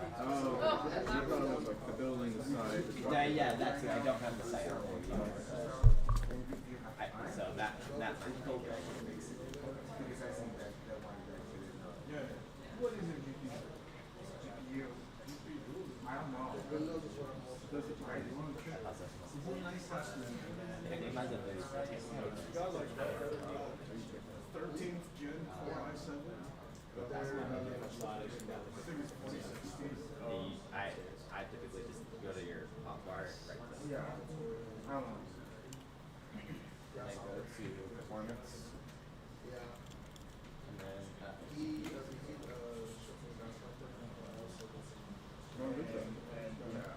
Once again. I have 30 kills. I mean, I think that was pretty good. So, I think it's better than mine. How do you know how fast it's going? You don't really see it. It's like it's not like really being stressed. Because GPU is like graphic intensity, and CPU is memory. Yeah, CPU is memory coded, right? That helps with memory. So like Rhino is CPU. And GPU is graphics? Yes. So if I was running 4K, like 240 hertz. It's going on almost 3 bubbles. The bubbles? So, Then, I think It's taking my so just try to keep it consistent, and then I'm gonna try to also You want to keep, do, like, hold on. Give me a sign. Okay, so, and then just send file and so then I you can can just copy keep them. going around. Because, okay, so I'm doing this side right But now. once I get to the first floor, it should be pretty fast. It's just this kind of hard. So the best way to do it I found is if you lock the rest of the objects so there's no connection. So I'm doing this side right now, so this side is gonna take a really long time. If you want to start with this side. Sure, I'll do that side and I'll do this side. Yeah, this side obviously you don't need to do anything, but then what I'm gonna do is after You just copy and paste them out. yeah, so they're all grouped. So I just group them this 13, they each be 13 No. in order to fit. Yeah. So they need to be 13 of these. Each of these are grouped, and then the whole thing's How grouped. come? Because this is a almost 90-foot gap. You want a 90-foot window? No. That's Because the thing is, this is only plenty. this other thing. I mean, I can just drag them up. That's fine. Oh, it's not. It's all structure. What? Yeah, so I wasn't going up to the roof. I just think that.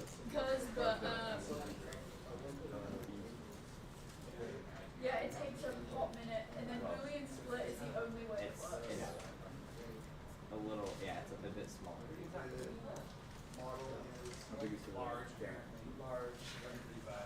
this is the smallest I can get it. You know what the original was? Did he? We can at least do that.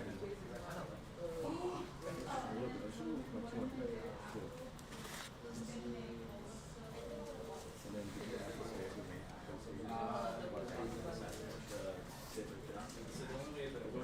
Oh, yeah, I'll add that. I'll let you get back to it.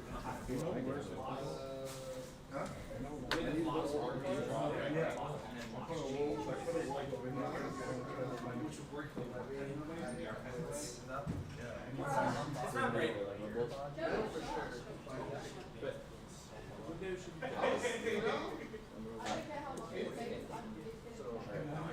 actually, we don't have time.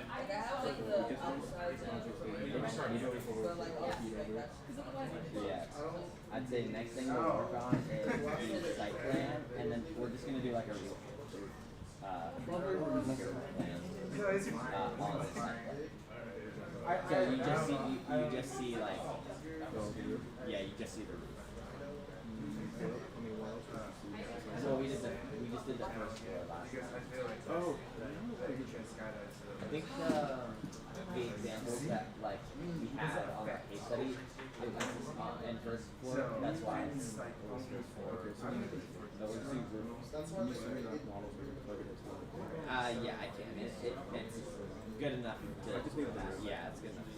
And then I'll work on analytical. He just wants to see like some words on there. Describe it.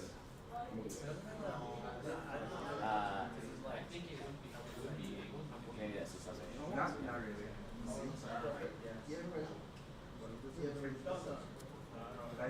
You just want just the model. Think something like this with so just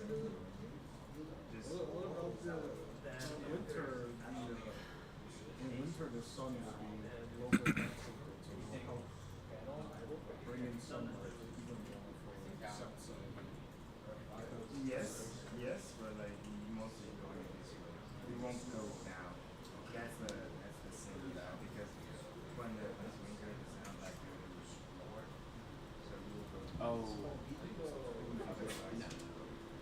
so I just feel like and then another thing reason I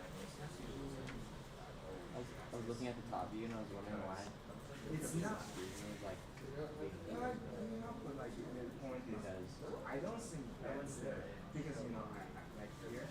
the heat go? I use like huge engine for the skylight because it's comfortable. Here is not. This is just like a semi yeah, hallway and then like mostly like this is so I just feel like Bless you.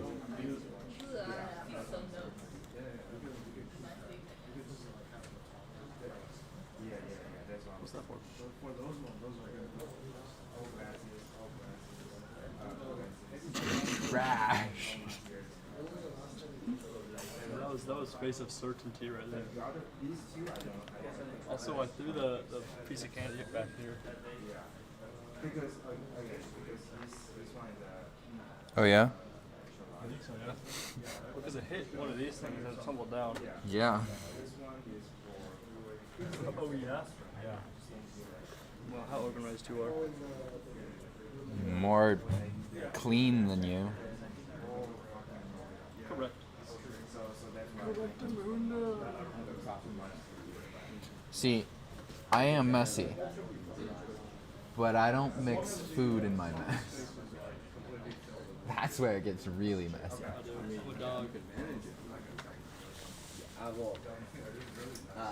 I only say that because for the anthropology, I actually like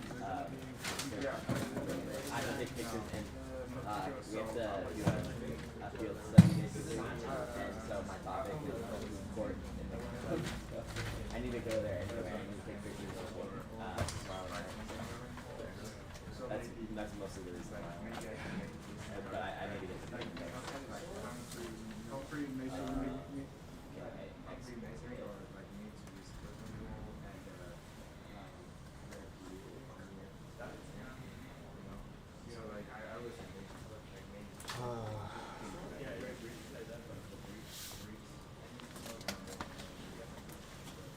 Yeah, just like you find a place, you find a good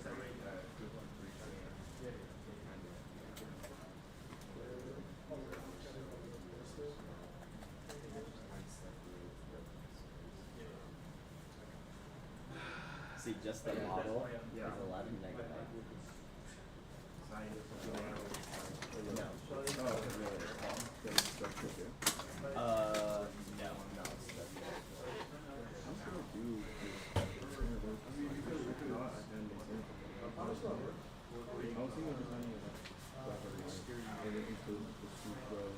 Oh, that's what it is. That's what, yeah, all it is. It's just like you show like you show like street names surrounding buildings like so it'd be like Carpenter, Dag, whatever surrounding.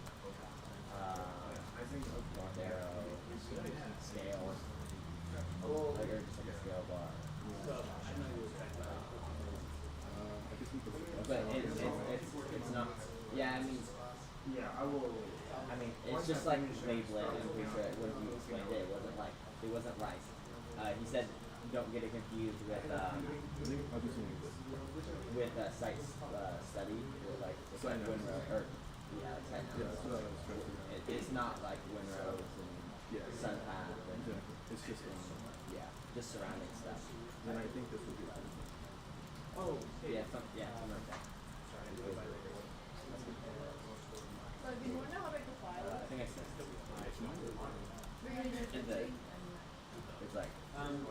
it's like a Where we saw I did. I think I should develop a site. I think now that we can talk about what we want to be dirt, gravel, concrete padding, sidewalk, and maybe include the street. I'll pull it up right now. Once I get that.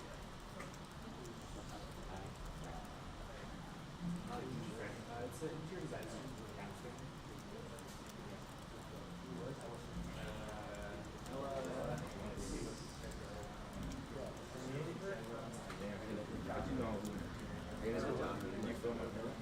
You want to film over? Oh. What? For Monday? What? For Monday. For Monday. For Monday's cheese? Yeah. This is a lot of cheese. I did eat all that cheese. You can tell me Monday's cheese. I shrunk it. Don't laugh, Matt. I'm not. That was clearing my throat. Screw you. What are you working on? I just want to see what you're doing. What's the name? I will be doing the show. What is that for? Just or just to show you new structure? Buildings?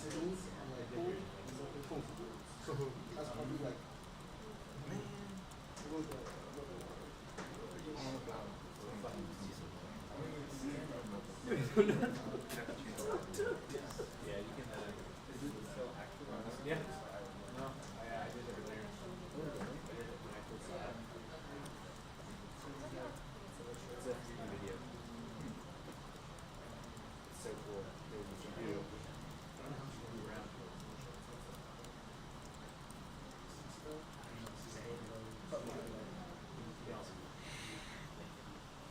You know, the Heat has access to my Discord, and I keep my status on. Yep. They have so many of them. Like every single purple builder. Yeah.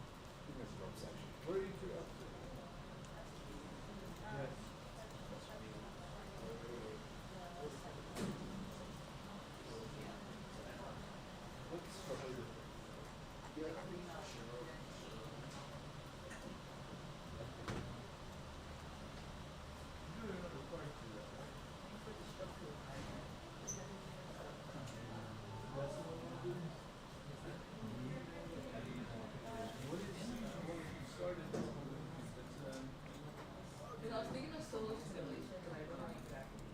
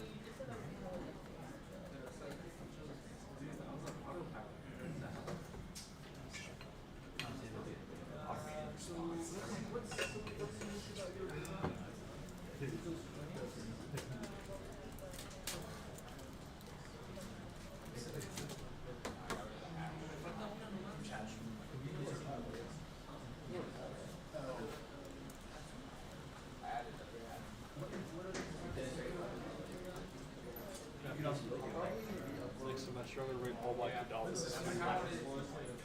Fire. Just a whole kendama wall. We'll have to make a shelf for them. Actually, I would be down to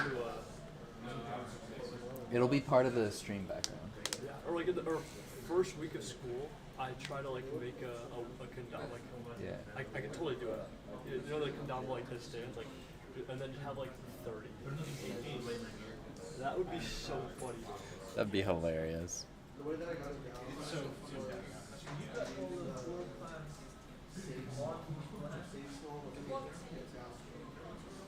I take one of these. Yeah. It's better if I actually put it in the copy of it.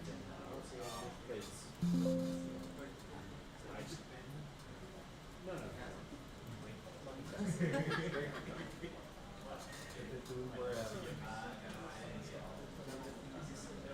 There was a discussion that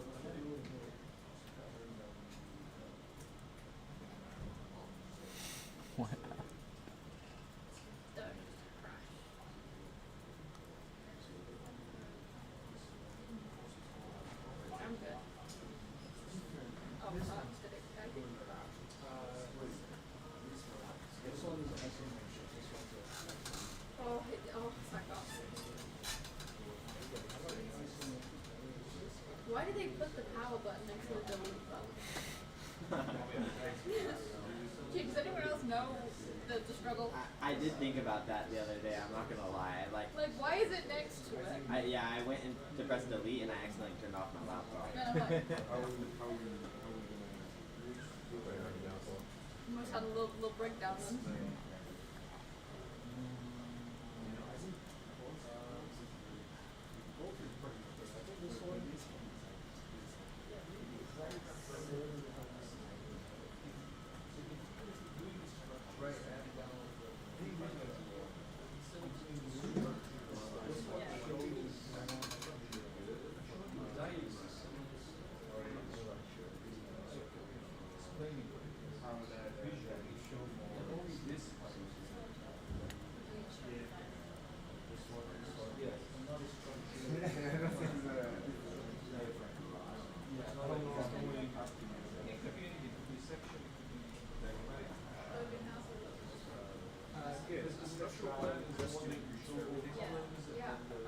I have the full file right now.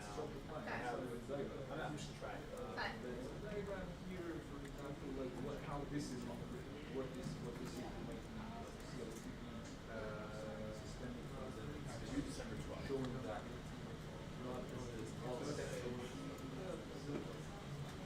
Do you know how to change the gumball box? Like change the gumball itself? So like for example, you go to the top there. Because of the slot, I want this, right, to be lined up like purple, green, and red.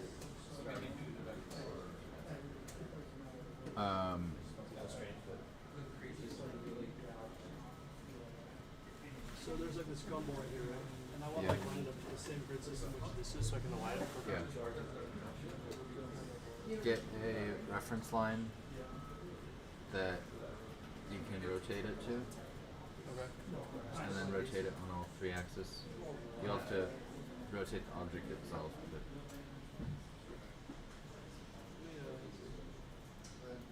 But yeah. Wait, what's wrong with that? Well, my problem is when I go to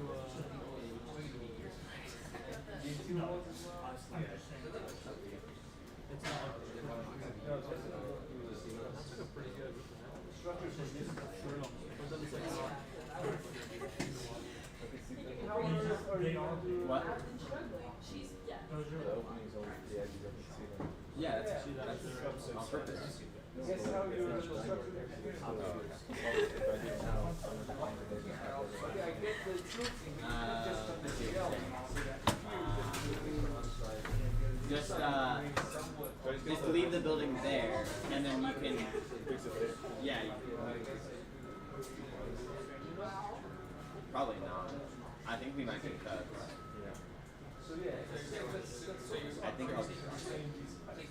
Have you thought about that, Cooper? Have you thought about dropping those? Yeah. Because like you should. Oh, what did you think about dropping it? I realized that like major. Oh, you guys didn't do it.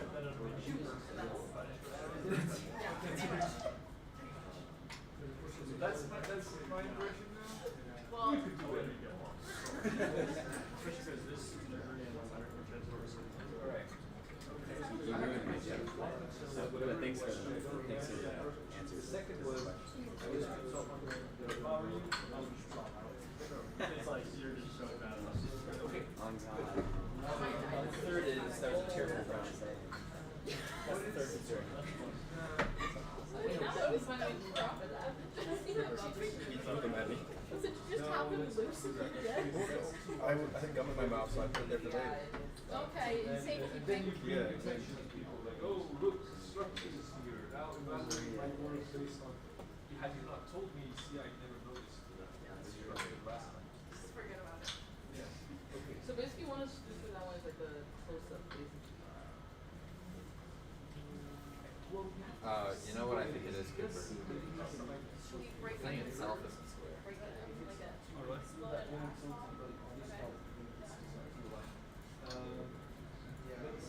I wonder what role it is. It's not probably, HVAC. It might be structure. What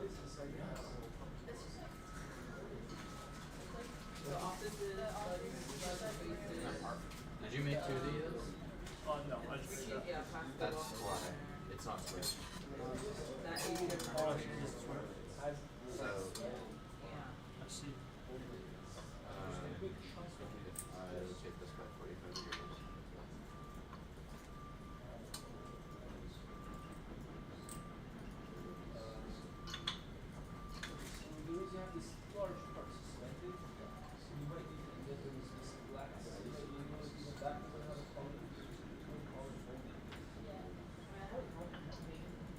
Yeah, I can create a box with it, but I shouldn't be able to do that. Wait, no,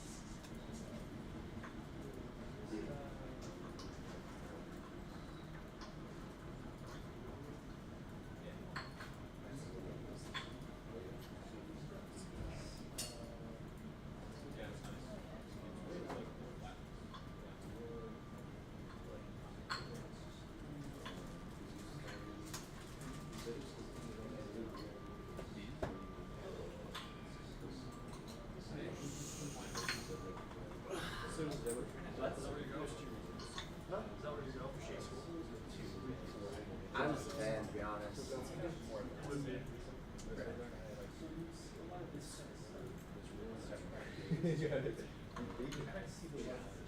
Yeah, I mean, still not done yet, but that angle, that's a good angle.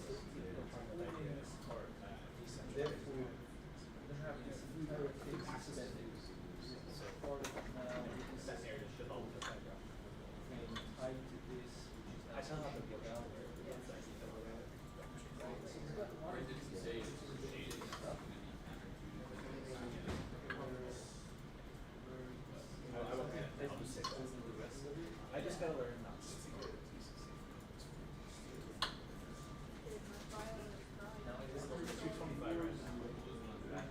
Mine's 400. It's gonna be close.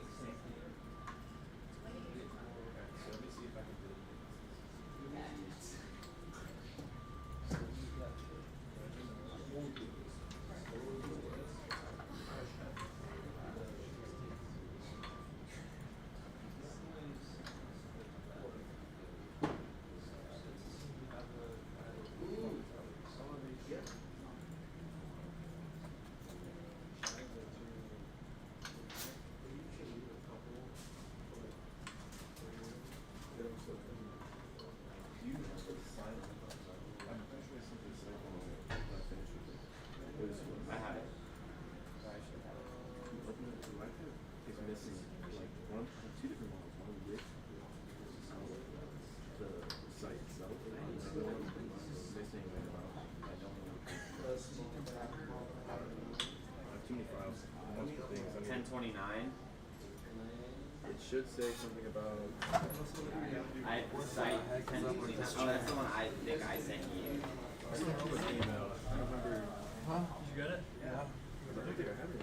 Or I opened them on file. You might have to scale it. Remember I said it to you. Oh. Yeah.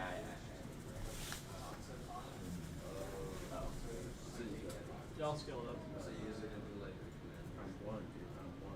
Did you email the other guy? No, those are emails sent to me. Gotta get one of these. No, dude, this normally never has a problem. They're like they're with that. That must have sent. The thing is, I don't think one of those would be able to handle it either. This file was 400 megabytes. And I'm not even like halfway done with this. That's 225 right now.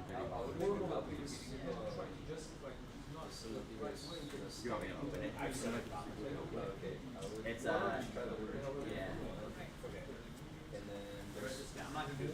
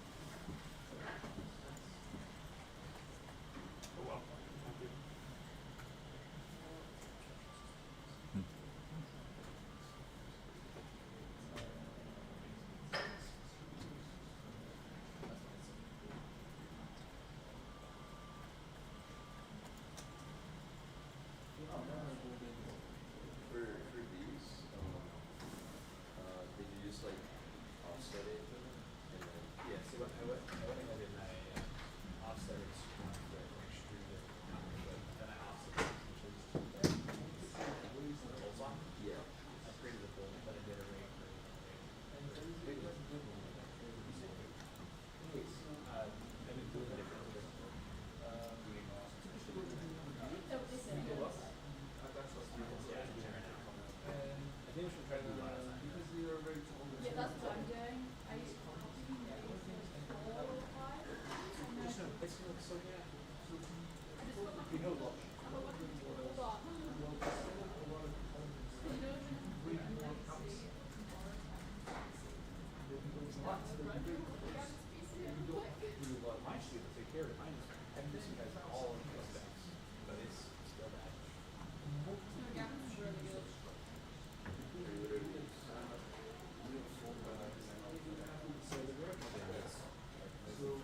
might just have to use my boyfriend's PC to quickly download Ryan.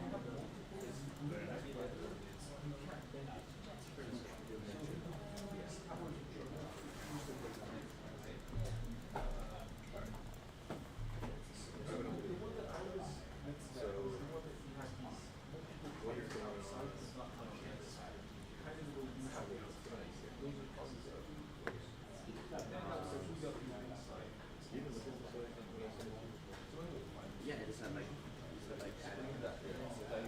oh yeah, yeah. Guardrails, the stairs. Yeah. But for the other side, it's easily like, what was your thought? Well, I mean, it's gonna have like. How big is it now? Well, 368. yeah, but you're gonna have like. I haven't saved it in a bit either, so. You better save your I know. Don't. Every time I want to split something, I will save this only.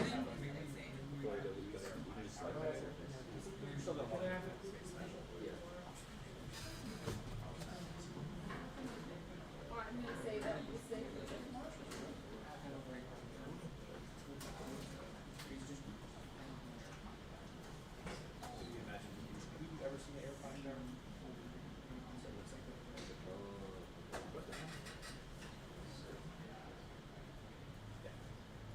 Or you could just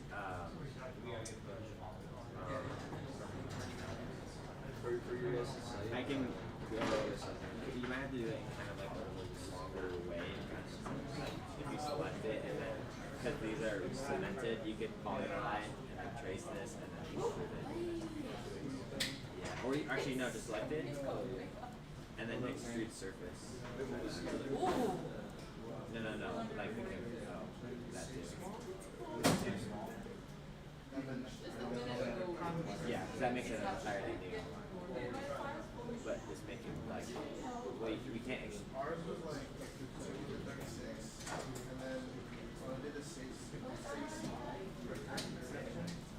did the 6 ultimate from back up. Yeah, that's But yeah. You can, yeah, sure. I don't know how much the word. I'm gonna try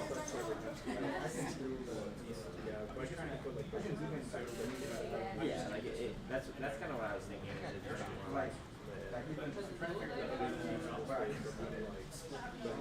Well, I mean, people are able to like.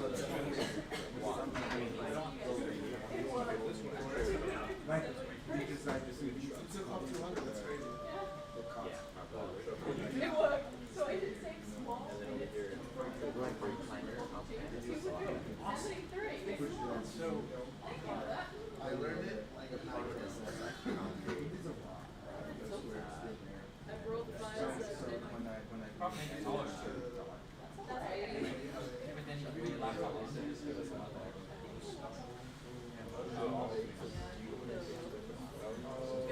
It's up to you. It's up to you. I don't know. Honestly, I don't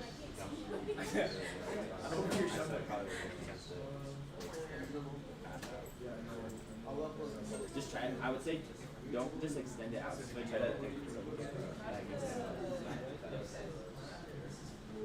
like don't just extend this way. Like make both sides. So it's like so it's still like it's not just like here. It's thicker.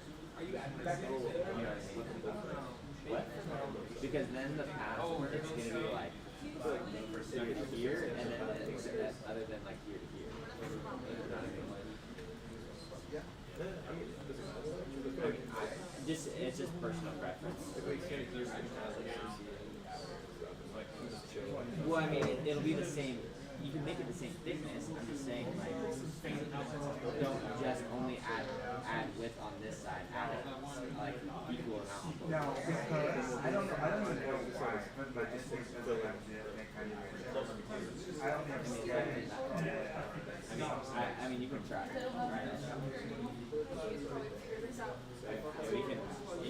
We can trim that part right there. But I mean, yeah, we can just do it on this side, I guess.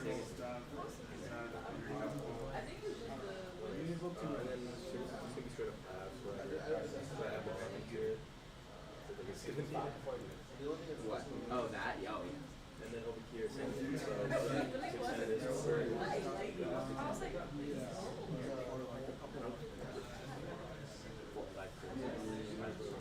Let's go through where you schedule it.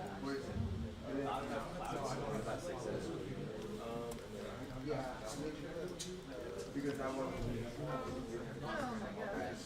and pretty much just like this flat space concrete and the rest is like mostly the pathing is gonna be like gravel probably. And then like this concrete for sure. Yeah.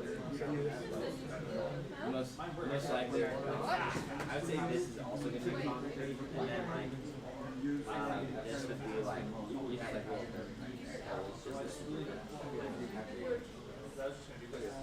and then the rest like pretty much anything other than like paths and yeah like it's just gonna be like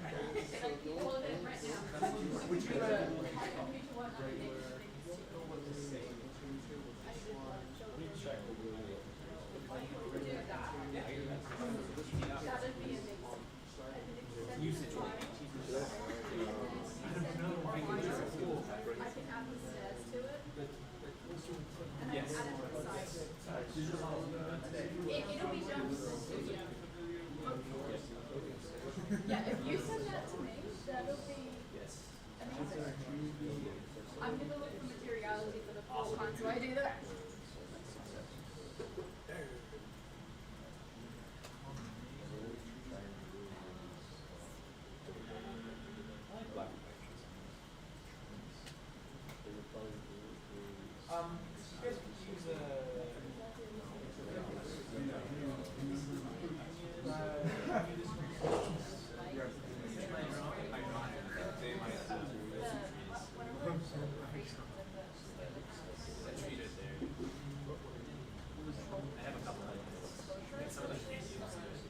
You guys could use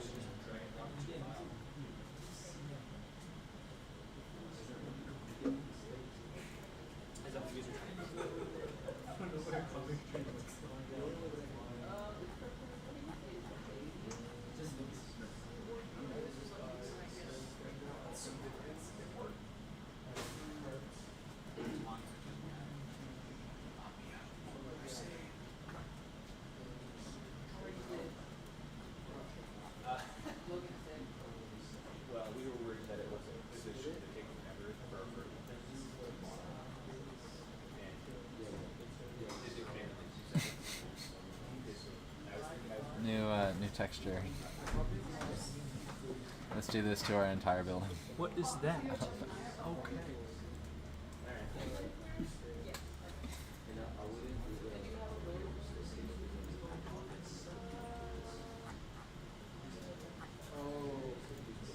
This is not going anywhere.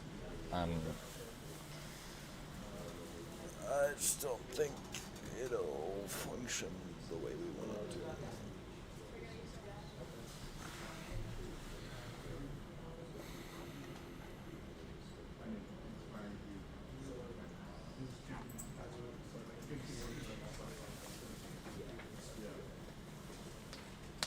The problem is the building is so big. Big? So voluminous. Is that new? No, it's not here. Voluminous. Our building is so voluminous.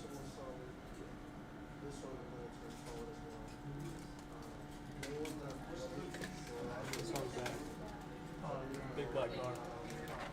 Big. Bjark Ingles Group.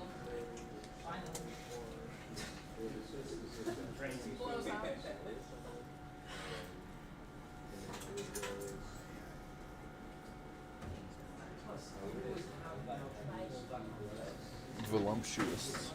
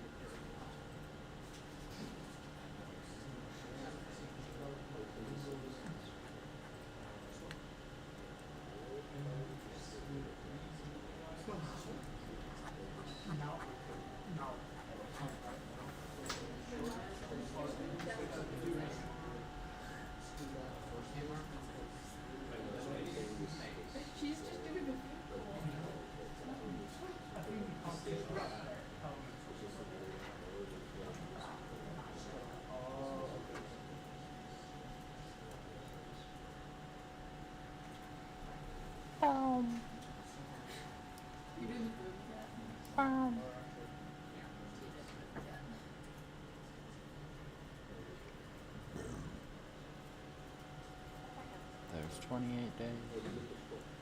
Studio semester. Whenever it comes around, just the annual problem for our generation.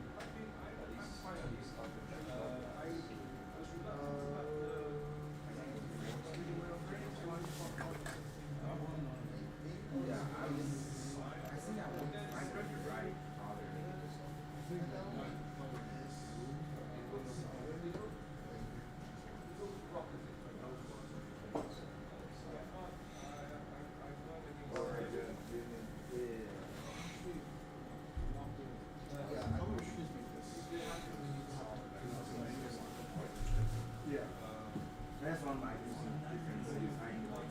Like breaks, I would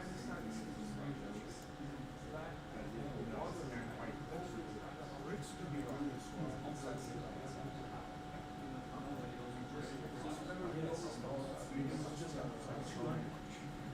Yeah.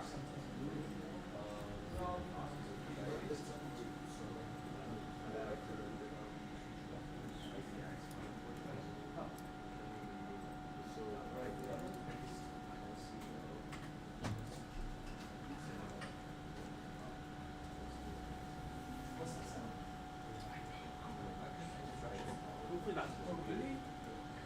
I like it's in here.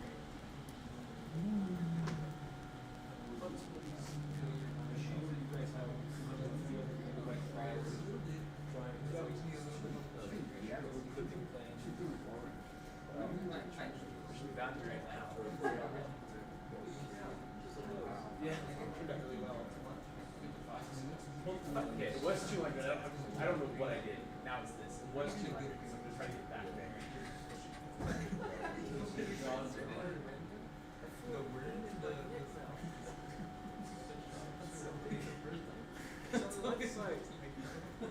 but more like the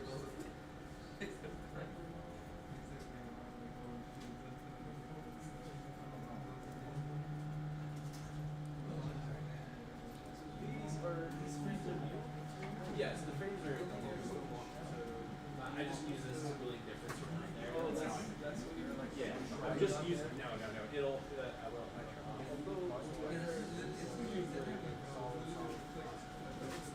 First,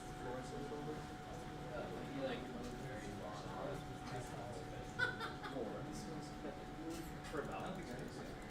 There's an other spot that I want to have since this is. remember I did. Yes.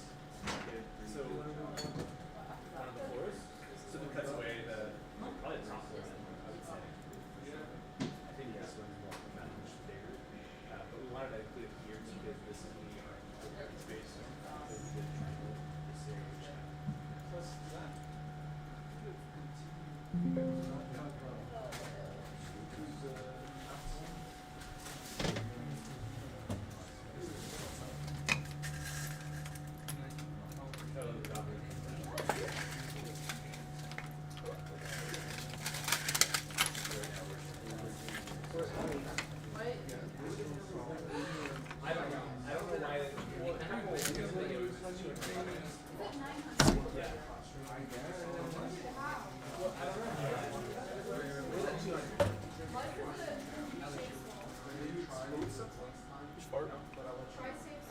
Oh, you know what I bet since a billion differences, it made it. So maybe the way I was doing was the way we have to do it. Yeah. Yeah, I wasn't fun.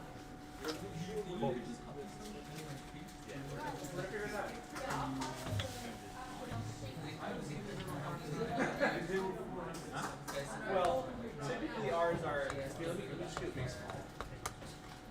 Say small. Solution. You have to.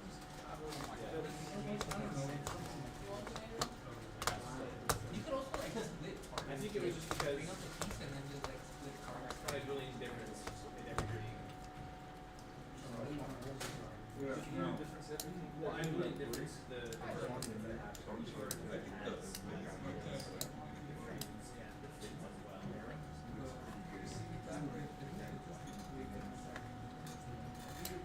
You really see that how they don't go around?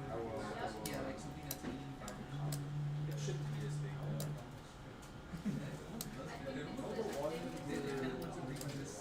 I mean, I can go back and model that, but that's the whole point of the structural diagram.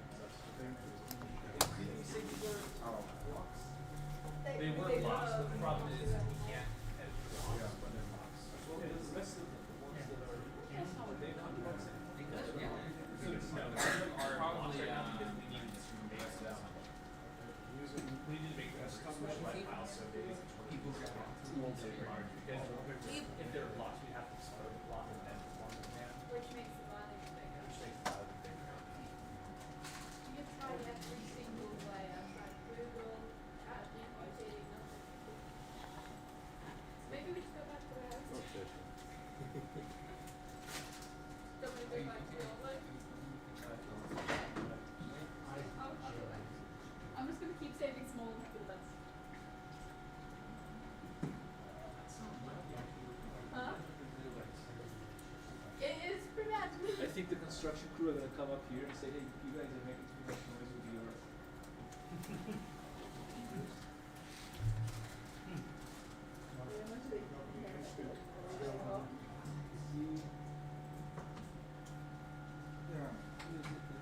And then Logan, it's the culture still, right?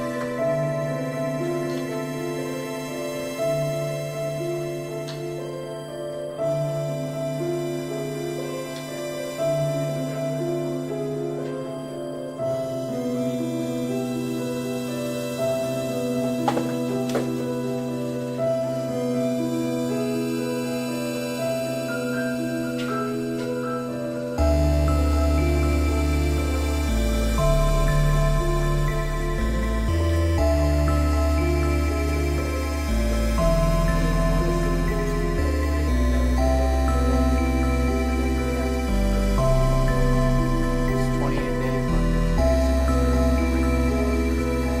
Semester one problem.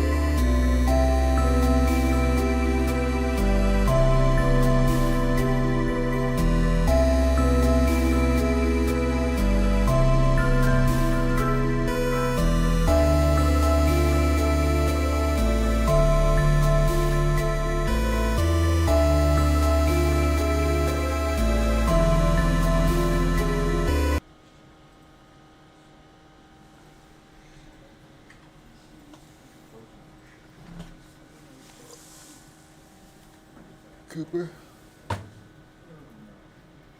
What's up? what is oh man, I'm tired.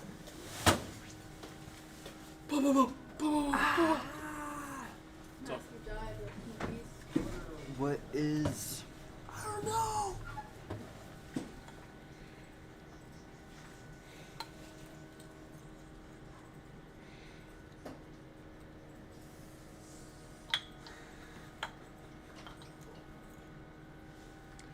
Do we want a theme? Oh, a theme for the deliverables? Yeah. Or is everything going to be like they'll just follow the general rules, but it'll be all different, sort of? What do you want? Because you have, I mean, like, you asked a question, so I'm guessing you have an idea. Or maybe like I want to do like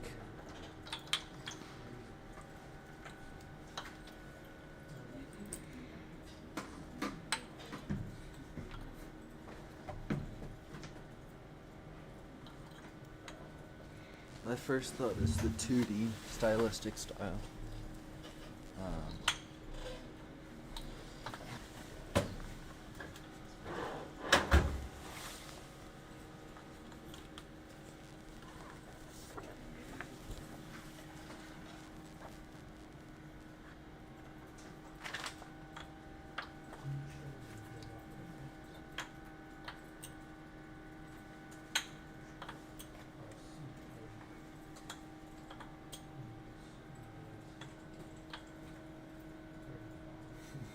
That's a lot of stairs.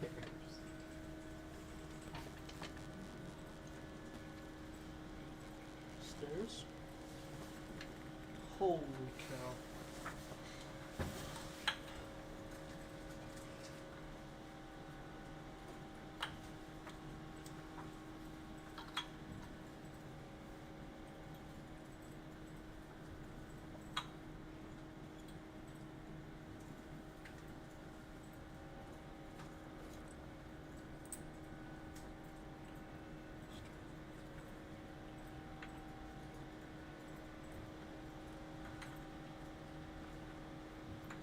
Oh. This is Visual Studio. That makes sense. This is this project. Huh, interesting. Well, I mean, I don't think it is because the surrounding environment, but I get what you mean. Like Arch 401. fourth year studio? Yeah. Same studio in the sense of like, same professor, same number, but like, you know, different deliverables, different site. Oh, no, it's just an engineering building.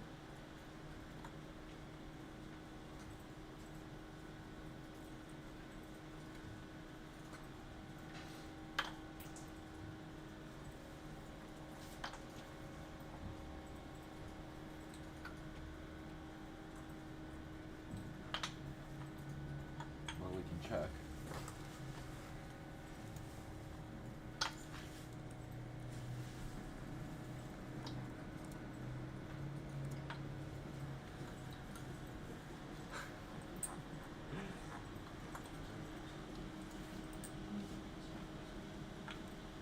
Oh, it's a club. That makes sense. Why? They make really, really good work. You've seen their other work? Yeah, that's Daggy. Interesting. The same studio.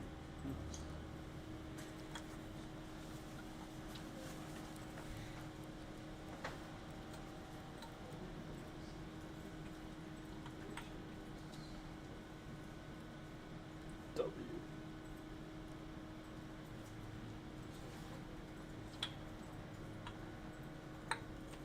Capstone.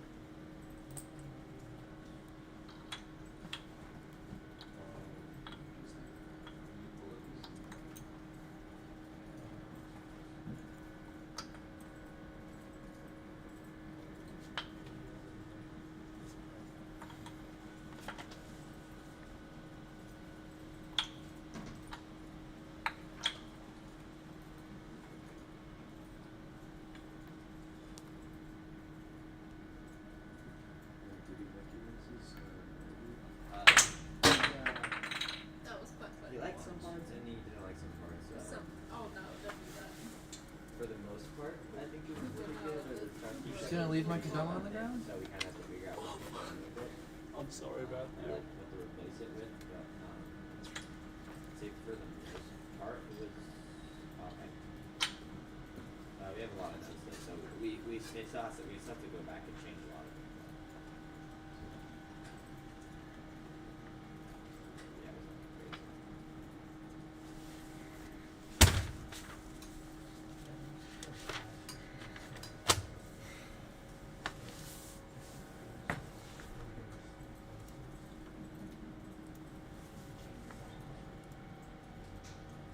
About AI. What about you? You mean, am I worried about? No, I mean, should they worry about you?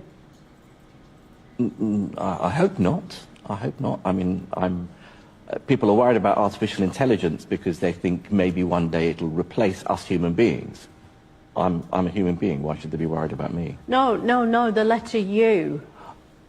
They're all vowels, aren't they? Oh, A-I-U. What does the U in AI stand for? There isn't a U in AI. So it's a secret then, the computer's hidden it. People worry a lot about AI. What about you? You mean, am I worried about? No, I mean, should they worry about you?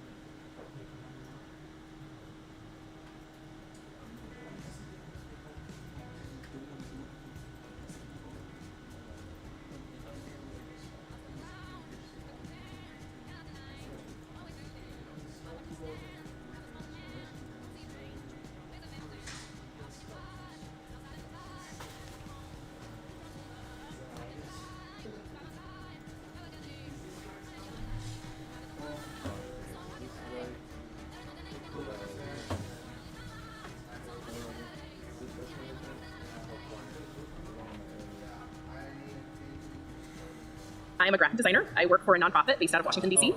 My name is Amelia Wilson. I moved to Seattle about 2 years ago to work for Boeing. I work in the Environmental Performance Group. An artist that's community-minded and focused on how to channel those skills as an artist into a position, I guess, of advocacy. Advertising professional and content marketing manager at a advertising agency in Arlington. I work as an actress and a model a lot of the time. I moved here after architectural school, and it was my husband and I, so we decided to kind of take the plunge and move out here. I'm a user experience designer for Microsoft. I work from home 100% of the time, which I love. It's nice. I have an office and I have my designated workspace. So we use our house not just for living and sleeping and cooking, but for working as well. 3 or 4 a month photo shoots, whether they're fine art or commercial work. In Arlington, I was using our guest bedroom as my office, and I'm finding that I prefer having like a dedicated space. It would be nice to have a kind of a communal green space, like, because I don't know that I necessarily would want to do a whole lot of planting, but having just a little space where I could have some tomatoes. It doesn't necessarily need to be a large space, just something that you can go in, and it's a different environment. You can settle, and you can calm, and you can call someone or read a book or whatever. Not looking for an acre or half an acre even. I don't need to have what my parents had. It's kind of unnecessary. Public transportation in particular was really a big deal in Arlington. That's the reason we lived where we lived. I have an 8-minute commute to work. I think it was like I had to walk 3 blocks down, and one bus was like 15 minutes, and I have a car. So like it's very difficult to park. If we had stayed in Arlington, we definitely would have gotten rid of one. We would have managed with one car. With a baby, you kind of want to know that you have that out. At least me personally, I kind of think I would feel more secure having a car with a child in the house. We got a project car that likes to get towed or booted because I forget to update registration. It lives on the street. I grew up in a family of kind of carpenters and painters and some furniture makers and mechanics. It's kind of always been a part of my life, making things, fixing things, to do a lot of that skill work that I wish I could still do. It's tough, like living in apartments or shared houses, to have that kind of dedicated space. I would adore having a project space. I have wanted to have a workshop or some sort of dedicated workspace because I like to work on furniture. Areas external from the house to work, like a shop or an external garage or something. I'm not interested in a lot of living space. If I wanted to do that, I would be living in a suburb right now. But I just don't want to do that. To have a good community aspect, you do have to strike a balance between like having lots of homes, having enough homes, and people who are going to be permanent residents there, and then also having enough businesses so that the people who live in that neighborhood will want to spend time in their own neighborhood. Got a great backyard, close to shops, close to restaurants and bars. I just love the community feel, and also that I can walk everywhere. In an area that was downtown, but was not, still felt, I guess a lot of Seattle has the green factor, there's a lot of trees and everything, but there was a very much of a neighborhood feel and not a downtown feel in those neighborhoods. But they were situated right above, Lower Queen Anne and then obviously downtown. Arlington had bars down the street and restaurants galore, and we really missed that part. I guess for like the multifamily aspect, I'd like to have different demographics like addressed. It's nice to see like families in apartments too, or older people, not just like somebody coming out of college. And I feel a lot of the apartments in Seattle and probably other cities address like the tech person coming right out of college that it's just there 2 hours of the day and then goes to work. And so I kind of think they need to address families like mine or other families like other people that might have kids, have more space, more rooms, more options. When I lived in Texas, all of my friends were from everywhere different, and they were different ages, they were different backgrounds, they were from different countries, and I miss that because that's how you grow as a person. I think that's how you become a better, more open-minded person. In a community where there were lots of different types of families, different sizes of families, different types of couples, I think that would be really interesting as long as there were enough people who were sort of similar enough to you that you could get along with them. Talking about housing, I think it's important to place the idea of community at the forefront because, especially in a city, because it's so easy to be dissociated from things. It's so easy to go from your house to your job without noticing the world around you, without noticing the people around you. People don't go to church anymore, so they need to get their community somewhere else. And so if you can provide a place for them to have that community, that will make people want to stay longer. If I was going to buy a house, it would be in a community style living situation. I think homes these days aren't really built for that sort of creative output, aren't really built to express the character and personality of their residents. Modern architecture is more than just those minimalist pure spaces. It's how do I adapt the environment to my home? How can I grow on this property? How can I thrive on this property? How can I adjust to the changing world, changing climate? All of these things I think are so incredibly important. I don't know where I'm going to end up or what I actually want, but I just want to start figuring it out. I don't expect to die in the first house that I buy. So I'm going to be buried in the backyard under a tree. It's not just a space to create, it's a space to take care of yourself holistically, to grow your own food, to cook your own food, to build your own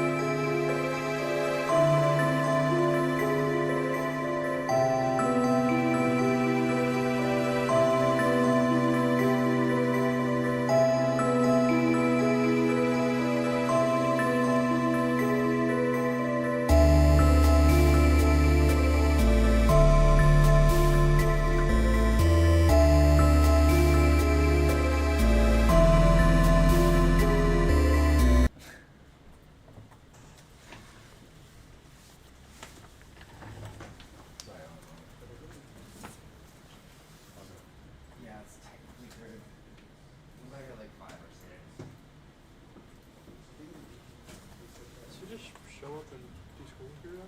Yeah. That's Connor. He's vice president of Aerospace Club and president of Robotics Club, so he can't really do homework in the Fizz without being bothered. So he just comes here.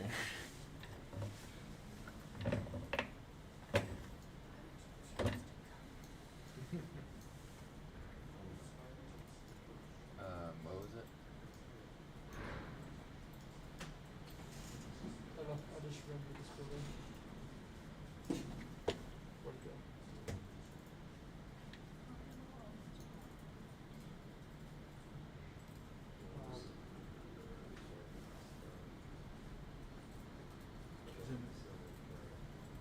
Zoom in. Those people are not to scale.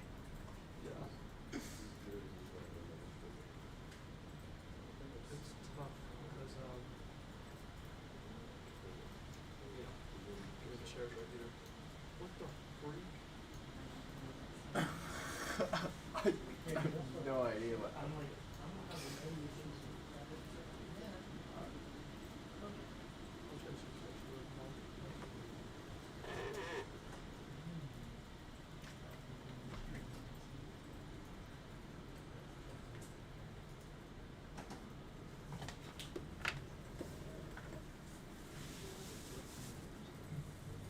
Do we want to talk to Heat about anything today? do you think we need to?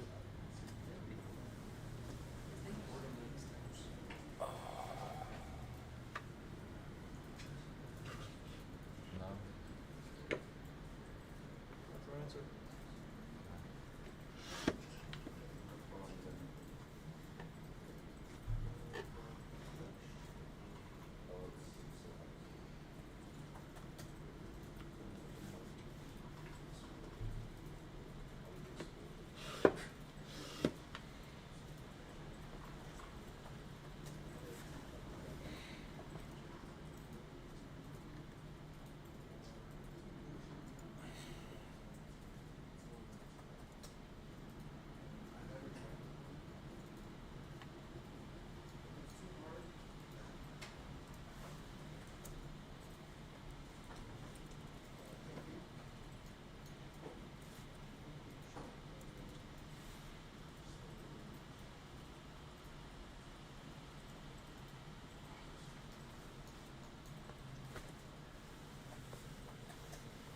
Nice. That's really good.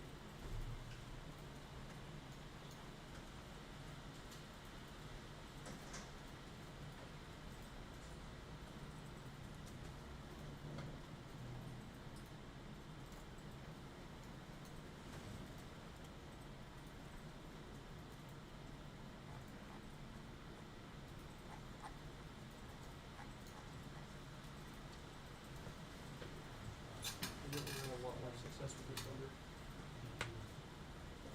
I just have a feeling. I don't know. Well, this angle.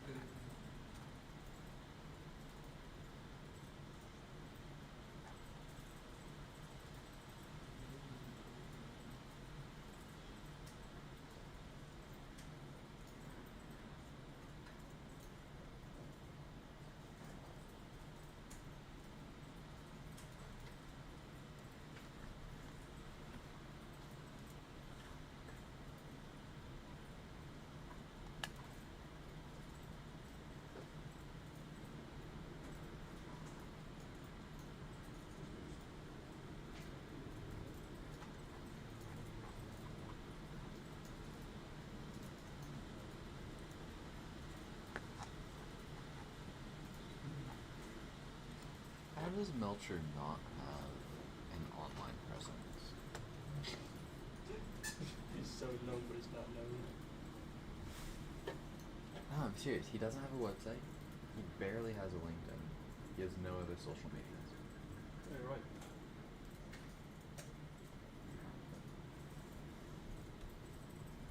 on LinkedIn, he has a profile picture and 6 connections. Literally him, bro. I don't understand. That's all he needs.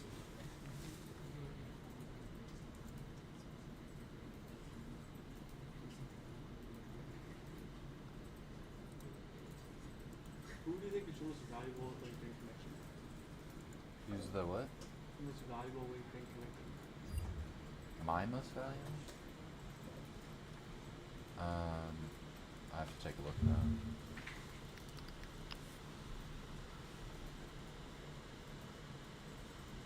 Specifically talking LinkedIn.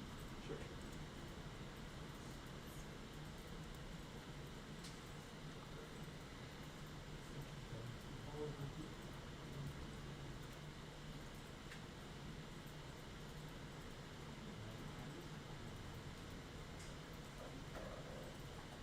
There's this guy named Cooper Uranoff.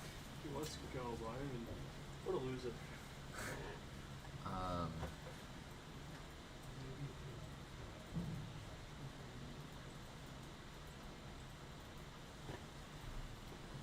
I'm gonna have to go with either.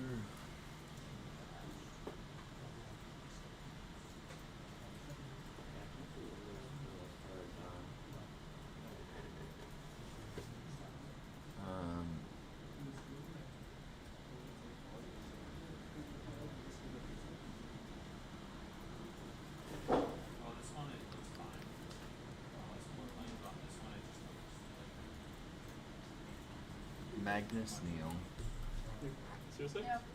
or Jason Bond. Okay. Jason Bond's pretty good. Is that the entire building? Yeah, all the things. No, Magnus is You more never of seen an one of in-person them? connection. Never mind. shit, Strictly you sent me LinkedIn, one. Yeah. Jason Bond. Never mind. He was talking about having these top balcony. Remember the balcony? This Top. top balcony. Okay. Just so this part's bigger here. I can do that. Wow, it's really right now too. Okay. Do you want to add railings to the stairs? Just for the stairs? All you have to do is draw like a line along the edge of this. Like unintentionally, you want to move it out. Maybe when there's like stack. Okay, Yeah. and then what was the other thing you wanted to add?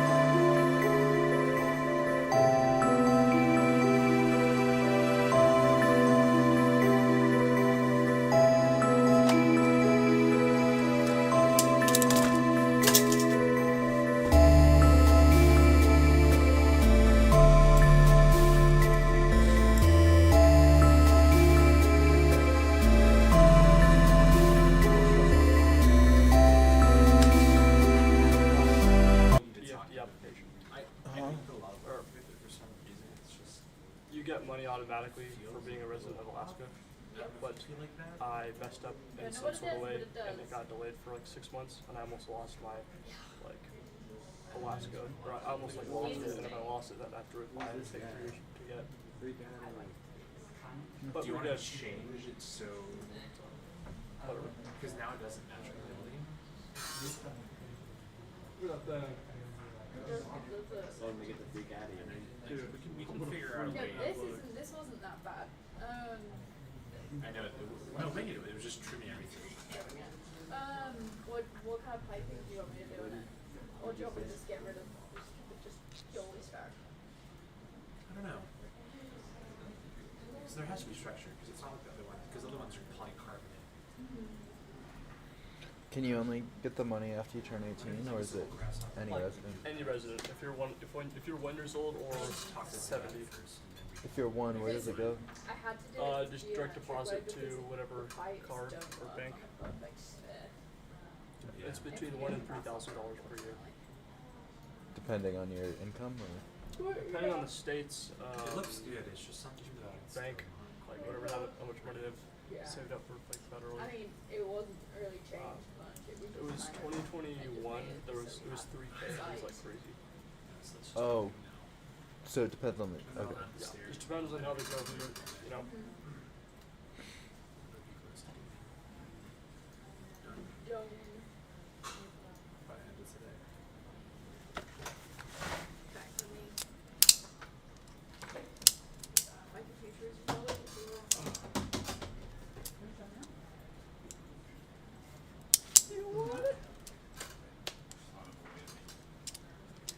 Pretty funny. I'm guessing you're trying to do the one diagram. Thomas diagram. Yeah. Is it just tough?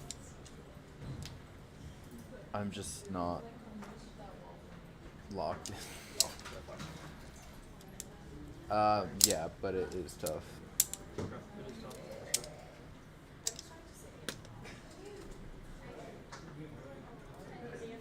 I'm setting up the rendering for my perspective section. That'll be fun. What do you know? How are you? Just waiting for the fucking file to save. Takes a while. Firefly, it's weird because when you give it no prompt, it actually performs better in most cases. That's crazy. People say it's not just but It's made by Photoshop, so I'm assuming this thing like Photoshop. yeah. Also, Matthew, do we have stairs?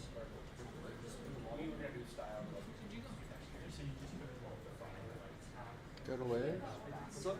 Go to layers? I don't think there's like there was some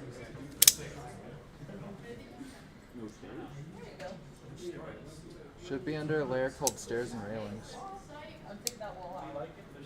Yeah, move that to the rendered.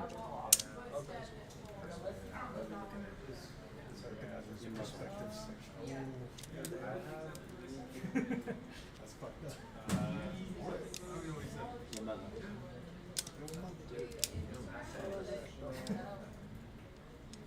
There we go.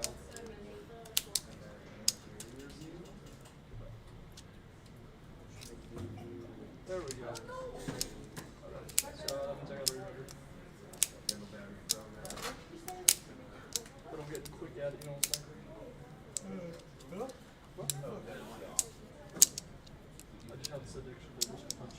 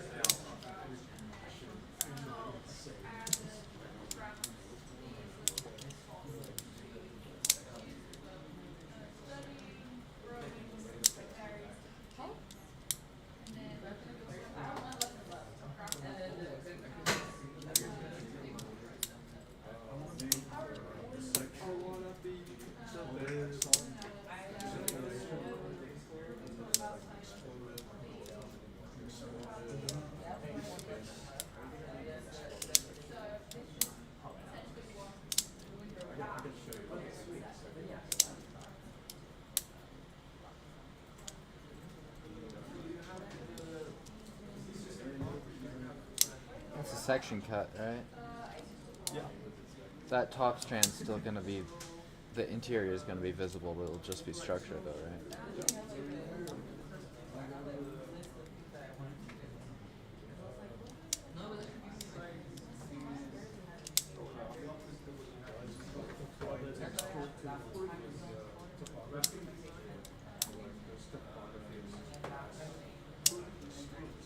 We can import just that strand.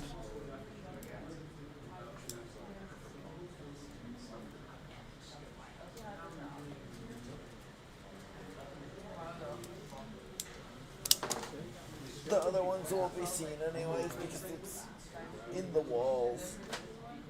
The structures in the walls. The structure here. Yeah. I gotta integrate the structure. I realized. I need to like have a show. No, really. Why not? Because it's in the wall. Like the exoskeleton? It's internal, right? Yeah. So it's in the wall.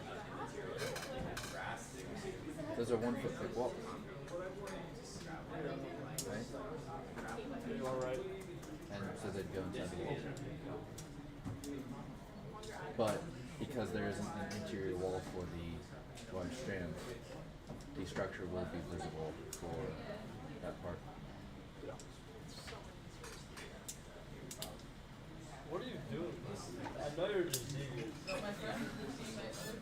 know you're devious.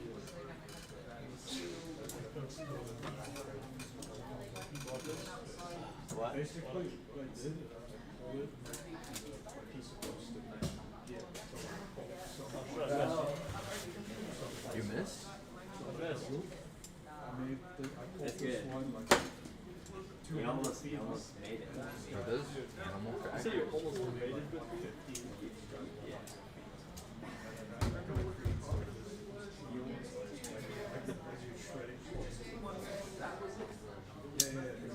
They're like perfectly split in half. I know. Thank you, bro. So you got animal crackers.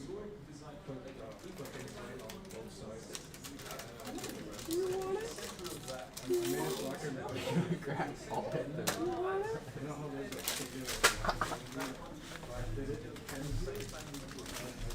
So unexpected.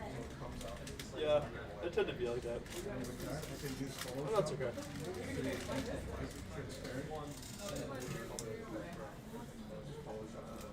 I should have just said no.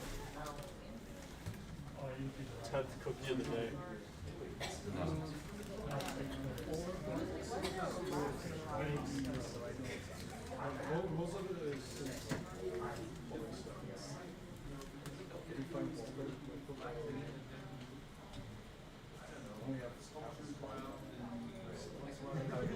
You only see the top part of his body. I thought this was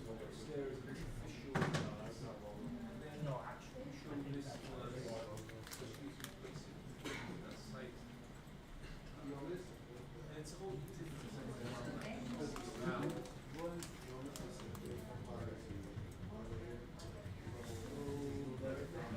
he just looks like not like a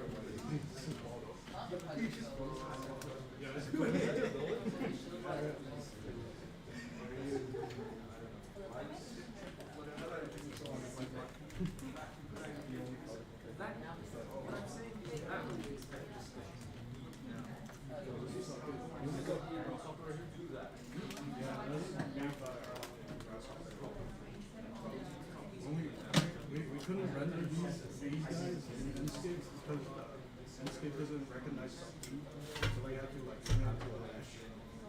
Each of these have 3 million lines in them, so we have to like reduce the mesh down to like yeah. It's actually like killing my PC. Or like turn it off or like shut down my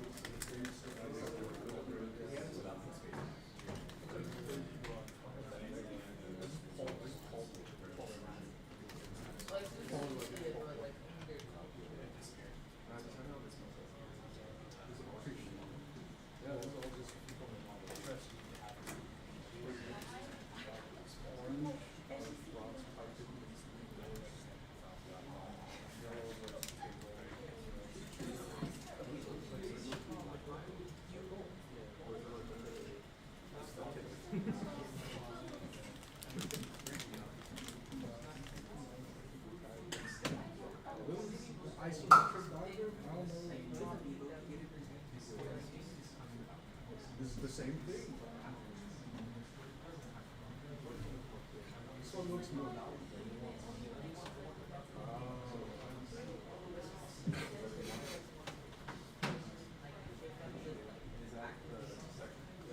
Your face was already like that. What does this do?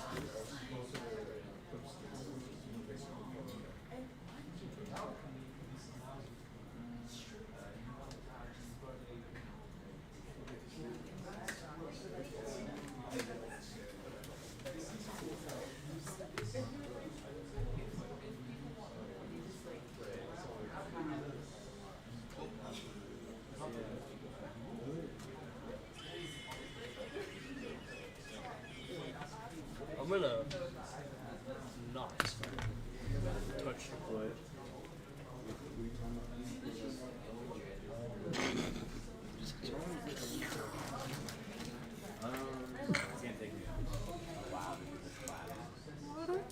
Thank you for respecting my boundaries. I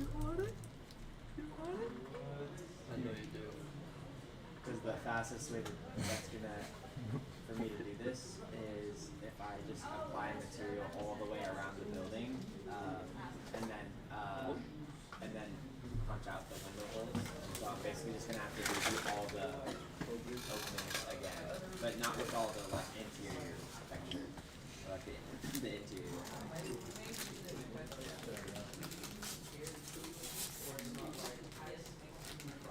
Like I have everything but the third floor right now, except for I still have to go back in and punch all that. Once that's done, it's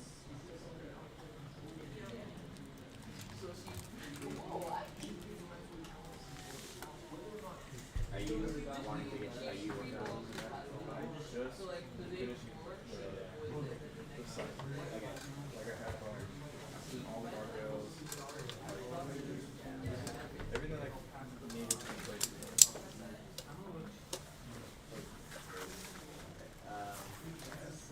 There's a couple. Okay, I'm gonna put this cladding on the last floor really quick. And then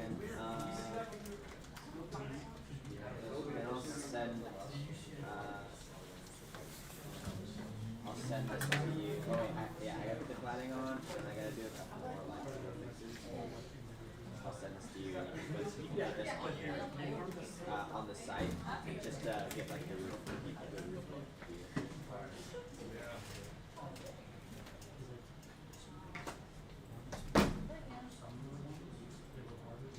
What do you think the like actual top of the roof what material is actually going to be?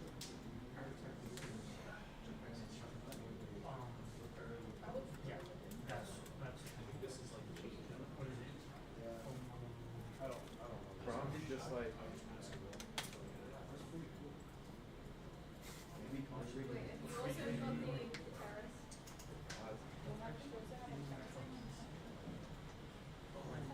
could be like some steel. Like, I'll try. Wait, Kristen, you started working on your site, right? It's like, what? You started working on your site. Yeah. So you just want to do like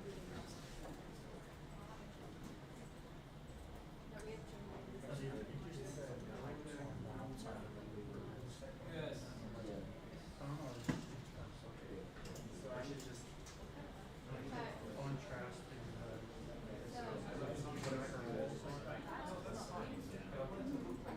and I think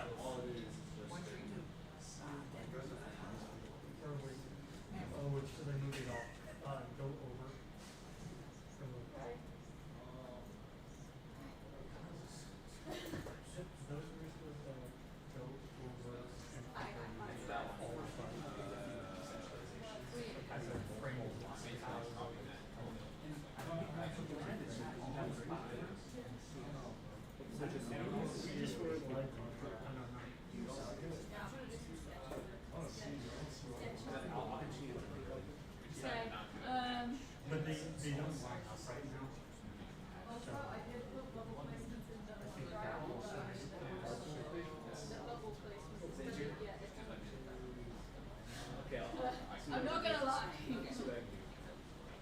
I mean, I just didn't, like, I was trying to put them far enough apart where it allowed for movement, but also not closing space as well.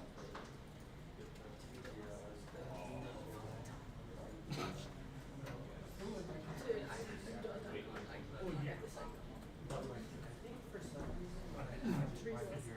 What? So what? This is so fun. What a blessed day. We haven't even started on deliverables yet. Have you? Yes. But we haven't finished our model. I have work Friday and Saturday. Huh?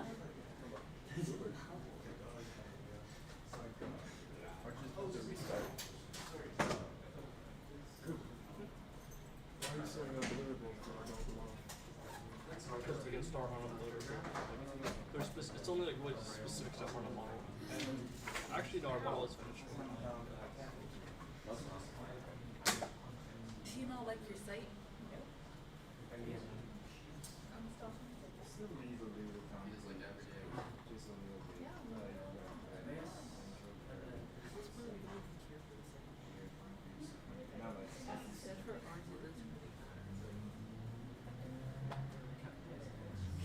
Okay, this should be done at the top view. Yeah.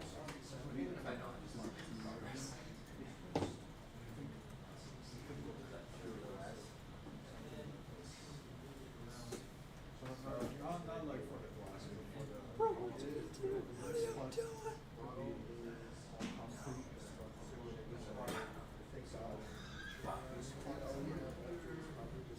So it's going to be visible here, though, right?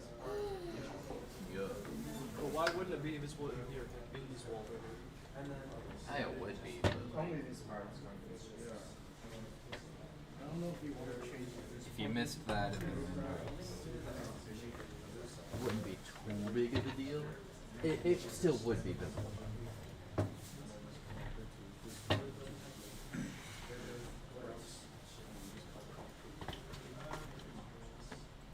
You have all the structure, right? Yeah.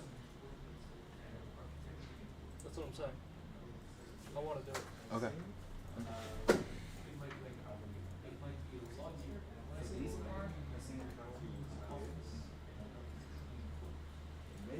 This part I think is fine.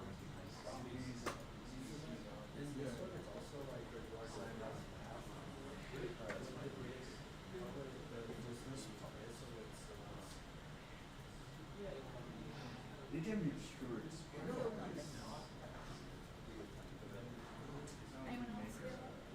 Theo.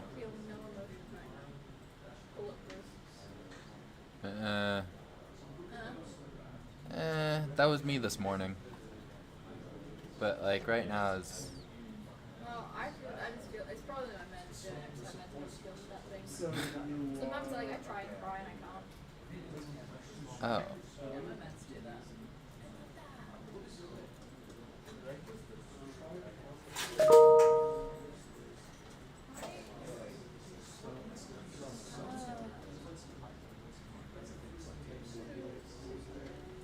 No, but like the point is here. That's like one thing I don't. I just feel like it's like windows and there's almost no sunlight goes into this wall or into this classroom. It's like you're not gonna. Yeah, it doesn't help. If it doesn't help you, I still think it could be glass because the outside it looks weird. It doesn't look accurate.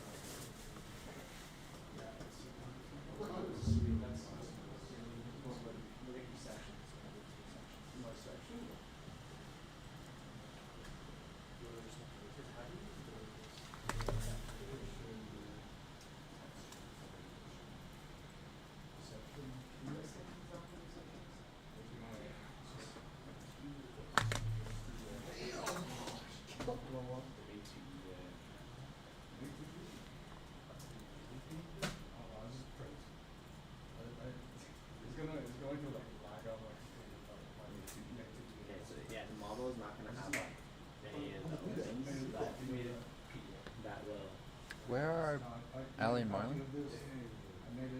think I should just drop out, to be honest. Did Chrysler just did you just take their monitor?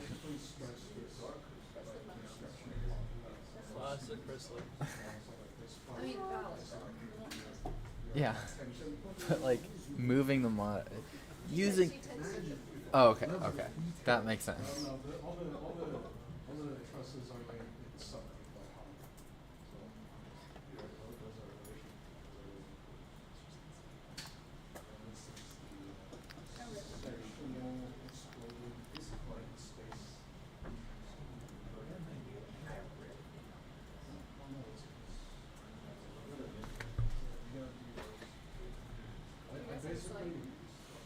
Hmm? Maybe it's like Yeah, I thought we have a site. We don't really Oh, you went to like an ISO. need one, but the building's so confused that you don't need one. Well, I'm not done. I still Yeah. have to make that. I still have to. I haven't calculated it. I don't want to. I would probably over 100. Probably. I'm thinking 130 maybe. Well, okay, now I want to. The thing is, it can't be too much larger than like.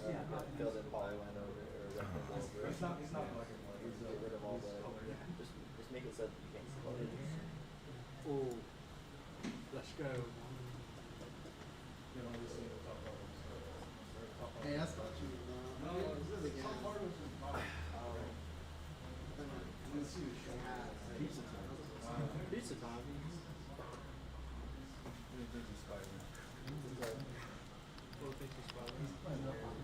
What? Yeah,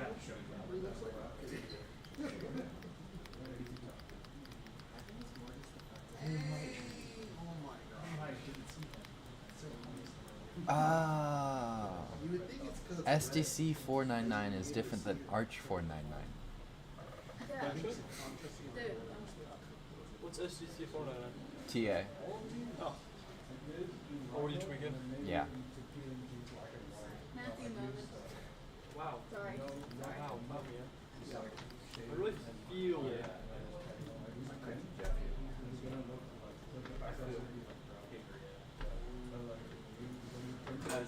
I took a sent my coworker a snap, and in the Taiji cutout was in the background. He was like, "There's someone on the ceiling." Like So bad. I was like, You would be like, bro, you're tweaking. Well, I was like, I knew he was talking about Taiji, but I had to figure out what it was. It's like a hide and seek. It's like an Easter egg hunt every day. Where next? I love how Kachi moves. He's got personality. The final show guy, TBH. Oh, yeah. Well, I gotta check the web. I added way too much detail. Why? Why does it feel that Like when I split it, when I did So this has certified light on it. It's not just like flat. What? So yeah, the whole building has a layer. But actually, the only part that doesn't is right here. But in top view, you'll just see like it'll seem like there is. I'm just trying to figure out which line. So this is that one right there. Right now, our current file is Yeah, the roof is. Oh.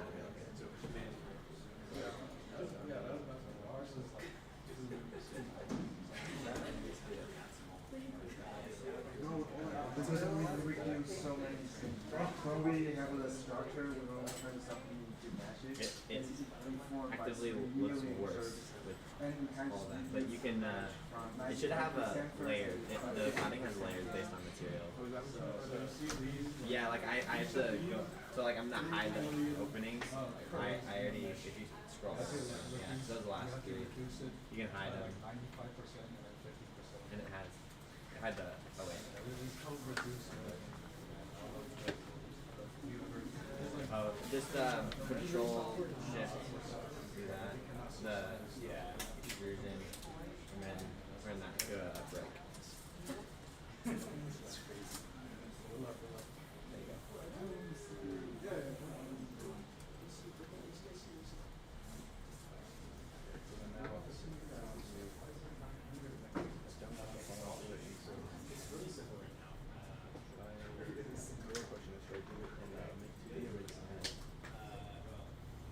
And then make Judy.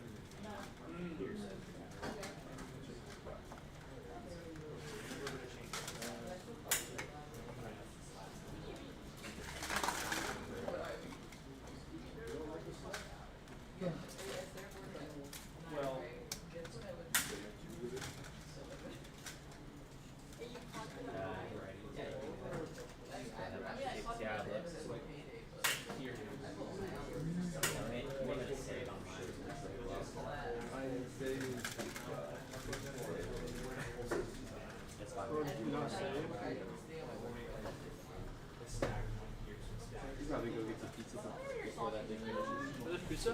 What? Oh, wait, pizza? I mean, this is the general shape. What's pizza? Well, that's fine.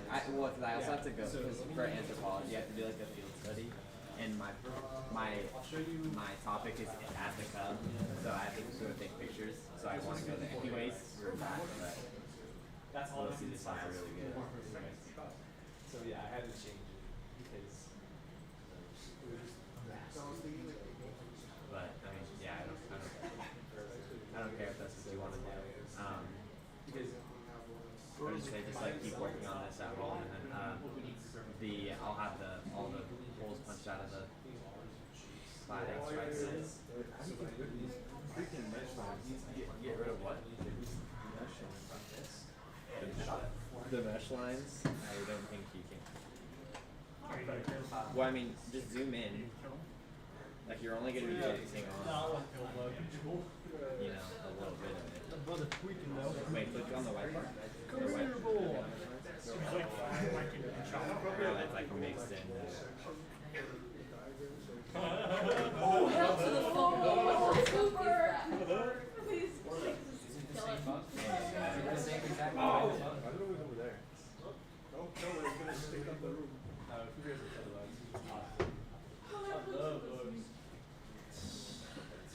Where did that come from?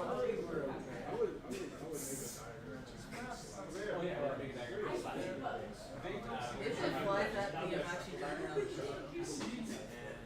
I like the little WC one. Cooper, stop. That's just on I will kill you. I will kill you.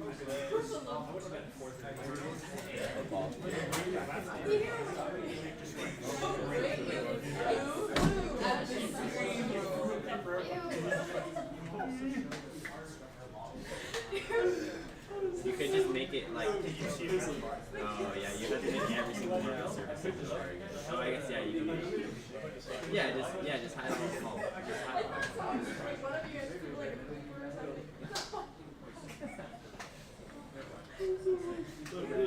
Hold open.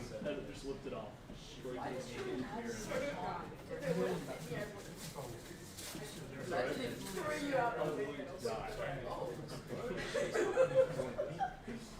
Yeah, it's just, I was making black. How's your project going? Right. Wow, really? We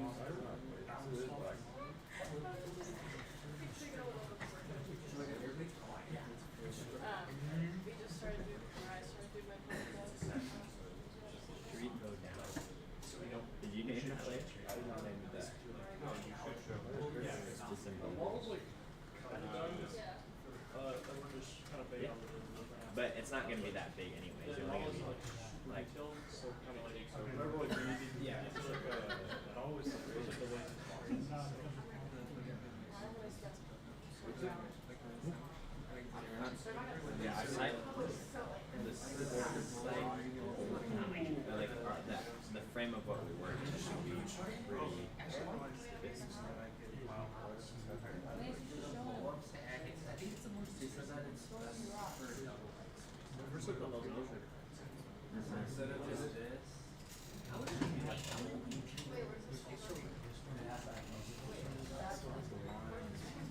What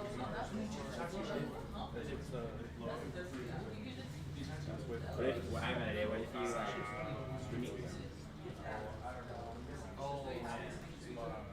wait, yeah, why do you need to have that? This is it's gonna go away, I'm pretty sure.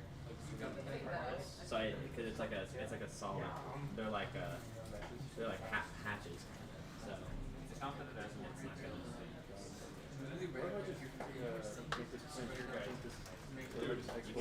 I mean, you can do that too. Yeah, you can export that to other shit if you want. So then you said you don't want it? It's not going to be this entire thing. No. You thought you were going to label every street in every building? No, it's just going to be like this. Something like that. Maybe even smaller. I don't know. Basically, like.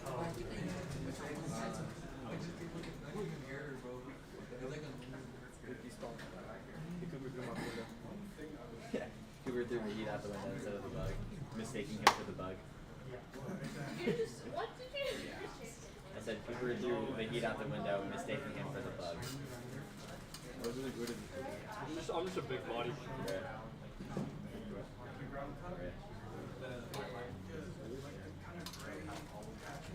You were living. Alright. So then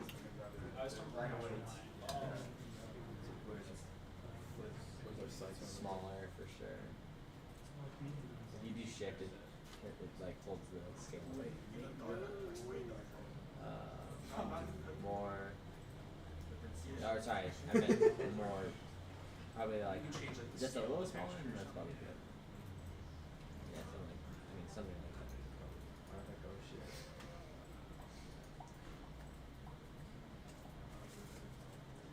can't see that or carbon. Stop sign. We can make it so it includes carbon.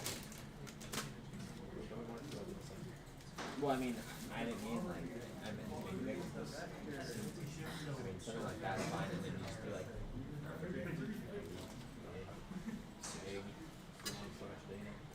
Parking,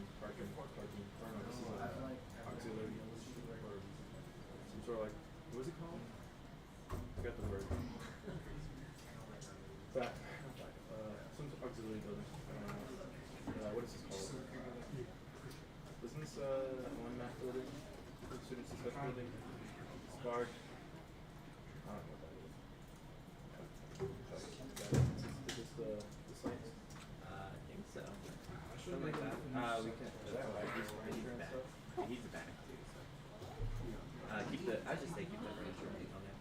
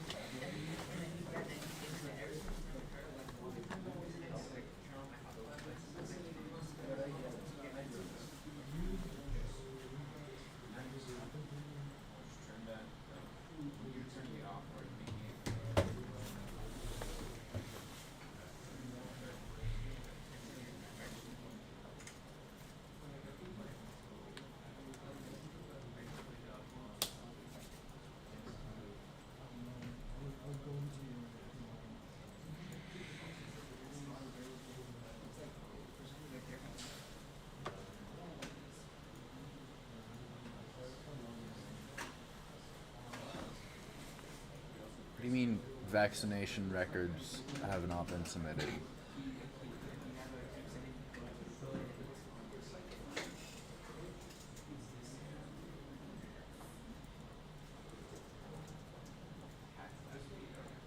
Oh.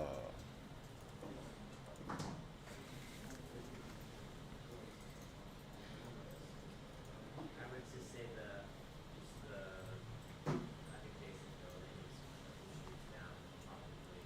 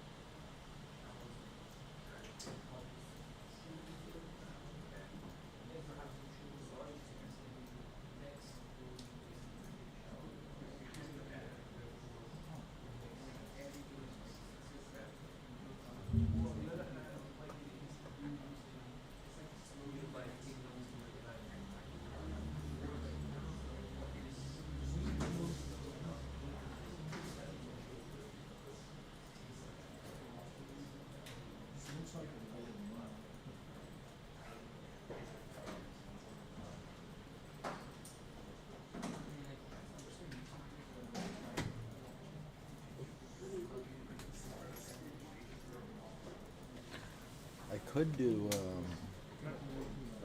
a winter humanities.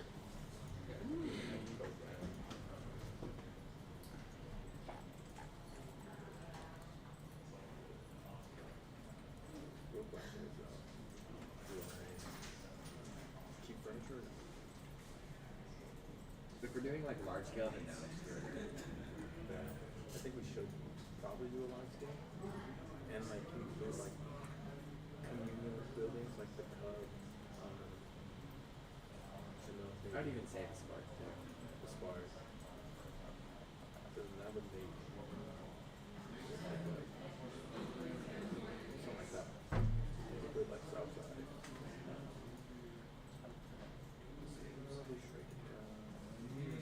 You can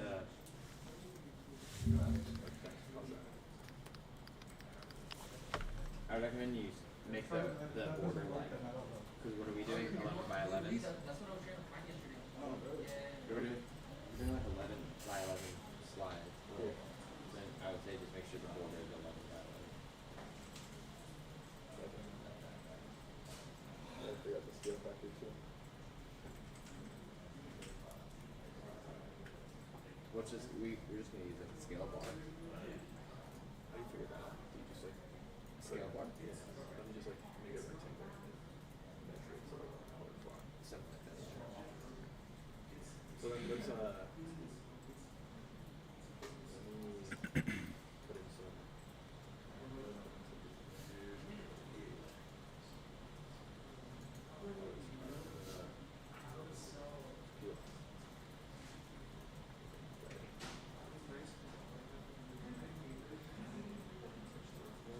so then one more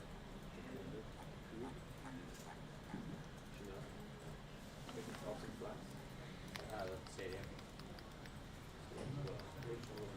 Think bigger. It's in it.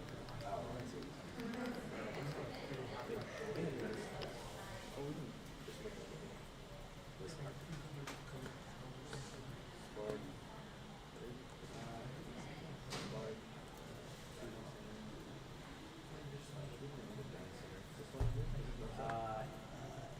Is this north side? You look at it. Is that north side? Or is this north side? The like eatery. The dining room. Pretty sure it's this building. Yeah.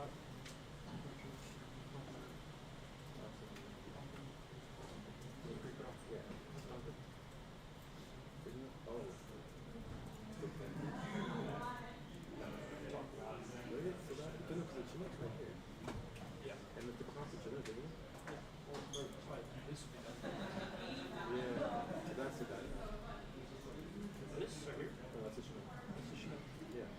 So this would be this side. Yeah, exactly. You said north side. Is that north side? North side's rough. Oh, yeah. Right. Hillside. No, your all knowledge is like. I don't go out. So hillside. Why don't trust grass? Smart. Southside. Stadium. Bless you. That's just that's not as crazy. Just no excuse you, no bless you, just Two libraries. There's just the noise that you made was funny. oh, thank you. I feel so inclusive. Oh, what a choice of word that was. Jesus Christ. I have a way with words that just Oh, you really do. aura. Jesus Christ. Someone You needs to help. know it's a really good resource to get help us put down. with this? Go in there. No. What? Google Maps. Google Earth. You know what I should do? Schedule an appointment with my therapist. No. There is a The- I'll be playing. Yeah. So you can kind of Oh yeah. side by There is a bridge. Like library. What else? What else are you thinking?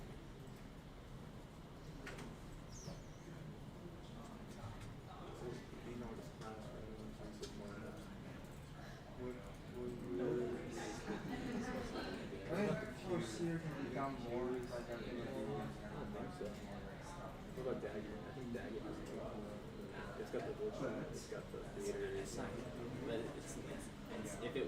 theater, then I would say yeah, but it's not. Technically, it's Matthew. Aggie is still a theater, right? Like ongoing. Oh, yes. It's just, Two. There's two. Just smaller versions. I mean, I will. There's the main theater and then the box theater, and then there's a unbuilt theater. Are they being used? Yeah. Yeah.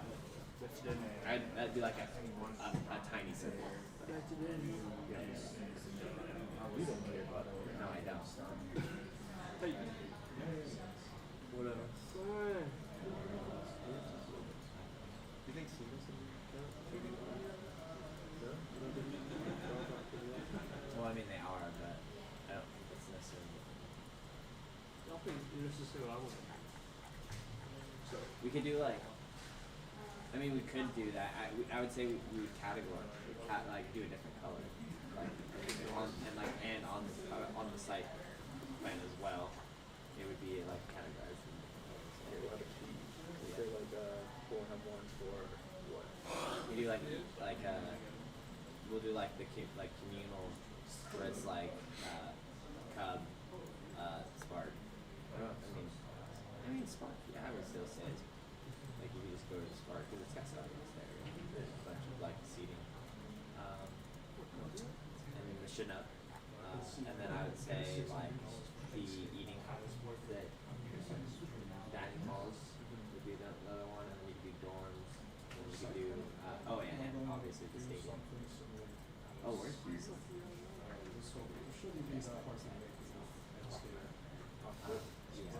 As long as you can.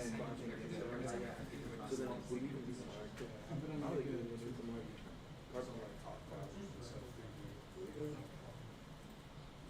So then. Yeah, I would just do like dining halls, those communal, libraries. Maybe like that, So you're saying. So what are the categories then? I don't know what it'd be called, like communal. That's like the club and stuff like that. Communal, and then do dining halls. Then do libraries. Dorms. That's good. I'll figure it out.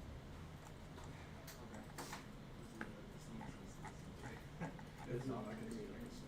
Yes. This is covering art. That's communal. It's not just communal. It's a big one. What do you think? What would it go in? I see this. I don't even.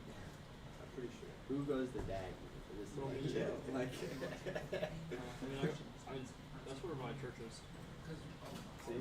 I go to I think Daggy it's a the same lot. as like a. I go to Daggy a lot. Well, that's because you work there. Yeah. Wait, Matthew, what's Fine, that face?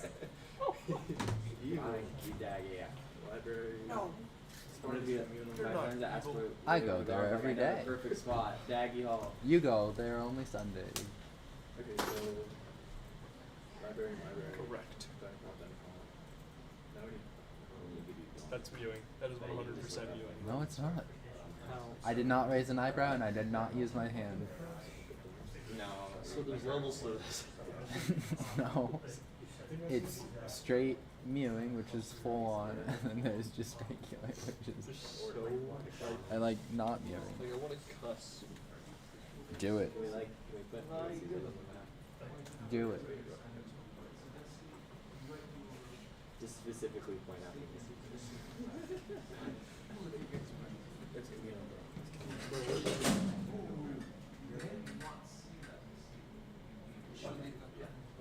Is that Duncan is a dorm? Yes, no, the dag.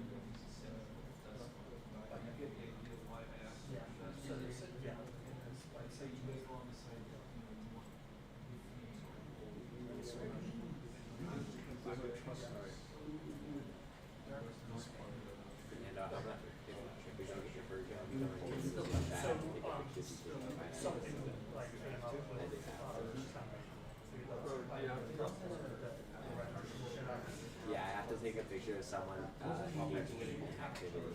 Dude, I and will it take a says photo. and it says parentheses with consent. So I don't want to go up and ask someone else. Is that why you want to? Yes. That's fair. That like defeats the purpose though. But no, it doesn't. He's doing exactly the same thing that I'm going to be doing if I were to ask a stranger. He got you there. See? But then it's got That's not Paul. Okay, so Duncan is there next. This is the Duncan. Wait, why don't talk like this? This is the Duncan. What? What are you guys talking about? Like, what's this for? Site plan analysis. It would be like No, a metal mesh. Yeah. Annotated site plan. Is it annotated or is it analytical? It's analytical site plan. Yeah, he just told us to kind of base the spectrum of the site plan, what buildings on campus you want to like show like that it's in proximity to. Interesting. Inherent large W. Inherent? Inherent? Inherently large W. So Why is it inherent? Duncan. This is Because it just appears so. Connors. Oh yeah, that's right. Matthew's not impressed right now. Should I take History 350? Did you get a job? Or CE? Well, I'm getting 4 next semester. Shut up. Should I take CES 209? Hey, pop around the globe. Like that? Yeah. Or History 350? Which is nuns, merchants, and queens in Europe? That's so Sigma, bro. Oh my god, Matthew, you'll learn about my people. White people? My people. White people? White people? My. White people. No, I said my. Oh, British. You're a witch? Huh? You're a witch? No. Me as a witch? You're a nun? I rebuke. said monarchs. Witches, nuns, merchants, and queens in Europe. Queens in Europe, yeah. Queen, Europe. yep. So you're a witch? No. Fuck you. Get balls on, Matthew. Yeah, Matthew. Yeah, I want to be careful, Matthew. Whoa, I gotta lock in. But I'm a witch, spell on him. Yeah, I don't like anything Put a that spell on him that he can't go to studio. Amanda's I would die. Yeah, I know you would. I would die. You just blow up. Oh, they are. Yeah. They're like the. I don't have a life outside of studio. What are you talking about? Don't judge them for who they are. Do you know what this dorm is called? Is this a dorm? That's McEachern. Okay, keep being excited. This is cool. Yeah. Yeah, guys. What he said. Wait, so then what's the difference between these guys? The small ones and the long ones? They're both McEachern. Oh, okay. Yeah. Actually, like, no. They're all the same price at $5,511 For the semester. for this semester, and they're all single with a shared bathroom. Shared bathroom? Yeah, with one other person. Yeah, Fernando doesn't like sharing. Wait, so then if you have another person, you get to share the bedroom too? No. No. You said one bedroom. Yeah, single. So it's a bedroom, and then a bedroom, and then a bathroom in between. So you have to share a bathroom with some stranger? Yep. Yeah. I mean, I'd rather normally share a bathroom with many strangers in a dorm. Yeah. But then, like, can they enter your apartment through the bathroom? You can lock your door from your side. Okay. You ever been in like a hotel before? No. I know what you're saying. Shut up. Not like they You got share. dogs, bro. They like share doors. You can like lock it. No, because what's the point of having a single bathroom? You gotta share it. Yo, bro, you got dogs, bro. Well, it's Yo, not a bro. single bathroom. It's a Single- shared bathroom. Single house. Whatever. I'm gonna. It's crazy that he's got dogs over there, dude. Yeah, I'm just doing the project. Yeah, that'd actually be crazy. You like, I like go to the bathroom and you like delete every email we've sent to each other with all the files. Yeah, dude, that's such a Fernando thing to do. What? Yeah, peachy.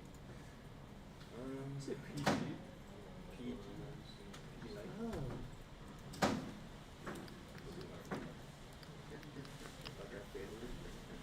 Okay, so. Bing bong. Goaltending. Goaltending? Nah, bro. hand is literally like 10 million feet long, and I just went like, and then your balls went straight up, and I was just like, and it went down and hit Brando straight for the face. What? How would you aim for me? Because you need to catch stray somehow. Because he smacked it out and he needed it to be out on us, so he hit you in the face and bounced it out on us. Yeah. Oh, I did get you.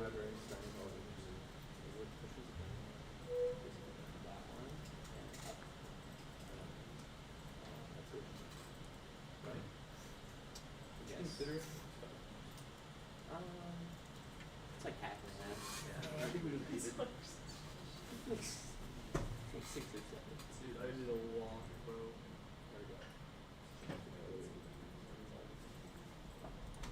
So you then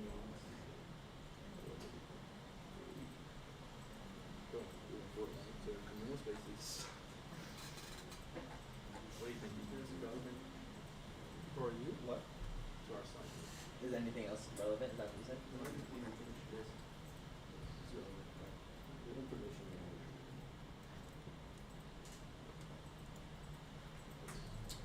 I think what we can say is that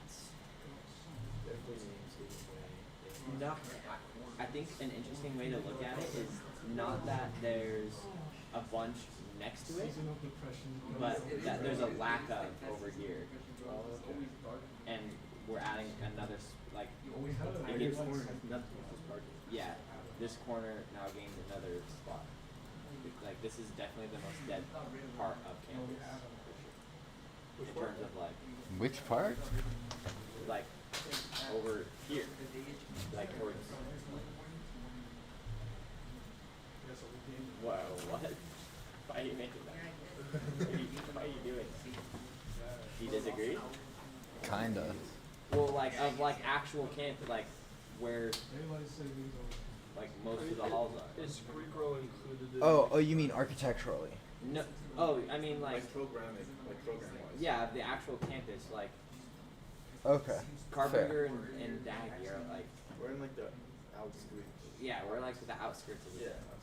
Fair. I'm not saying like Greek row and like. That's pretty Well, I mean Greek row is like super popular. I mean Greek row and Greek row all the time. But besides the point. Besides the point. We're not. It's not on the map. You can't even see. Besides the point. Really don't like Greek row. Or is it Greek row? Pretty sure it is. Dude, all my homies are going to Japan right now for KBC. Yeah. Yeah. Why are you? It's a suck. Why don't you go with them, buddy? Buddy. Okay, so you're going to hide the furniture and stuff? Yeah, probably. You don't have to choose. No trees. I mean, yeah, if you want to. They're gonna be so small. If we're zoomed in, yeah. They're gonna look like little photos. It's gonna be it's just gonna have to just be.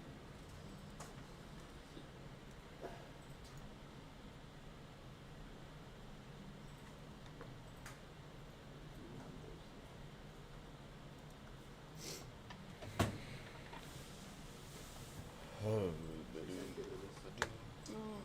Yeah.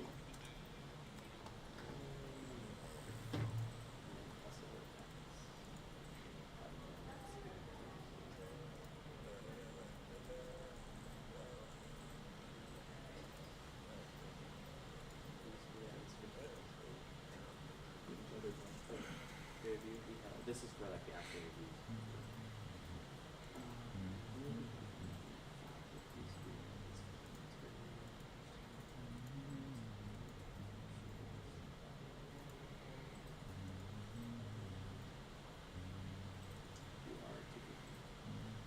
The only thing is, well, I can't do 15 minutes or class. That's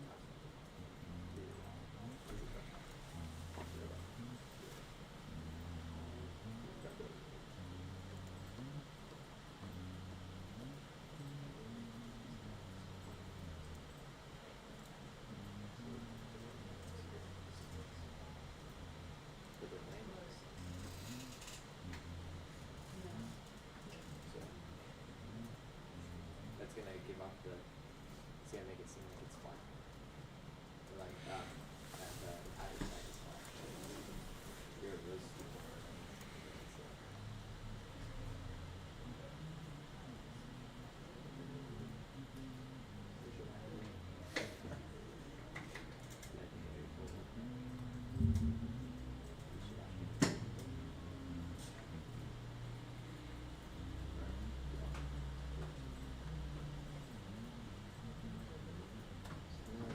Just the outside one.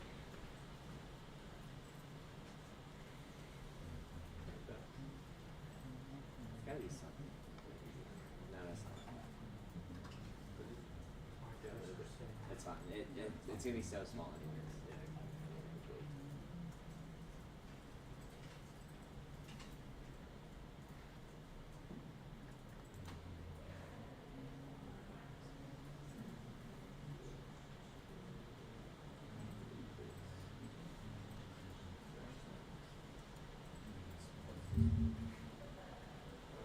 So what's the end goal for today? What do you want done today?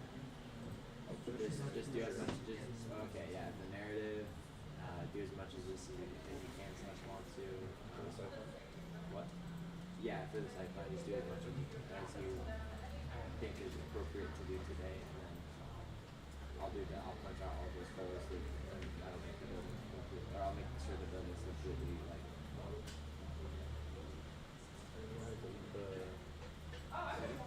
Yeah, might as well. And just for this, it's.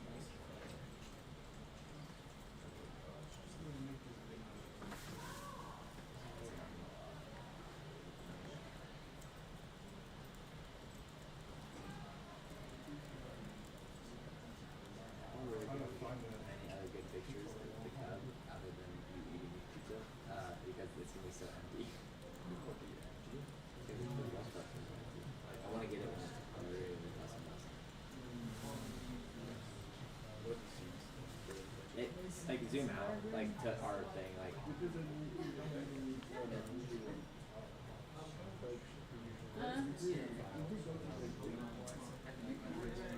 Yes.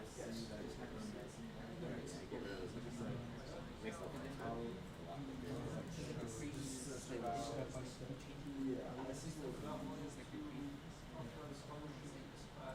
Yeah.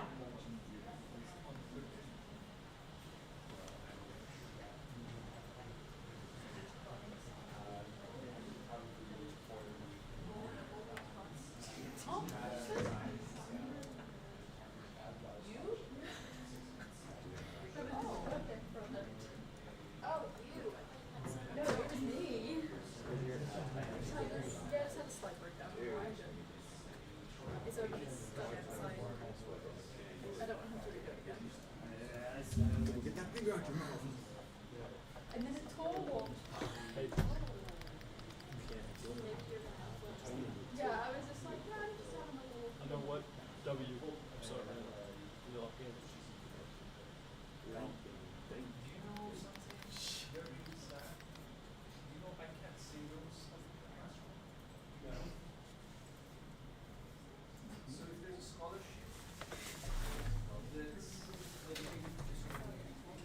I can't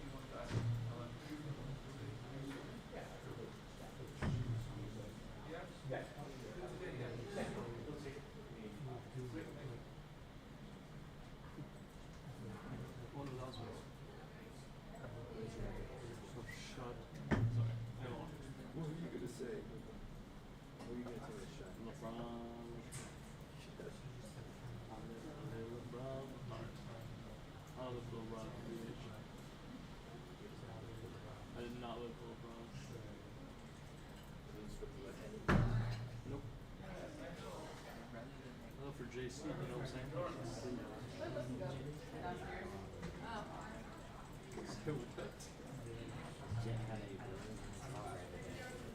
This is shit. That's one of these.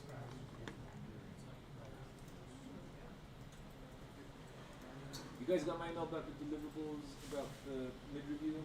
We did. Right, we did, yeah. Is there anything else I'm missing that I need to let you know? We will talk again. So I'm going to talk to you online, but there is a time that I want you to be available so I can talk to everyone. I'll go through some of this.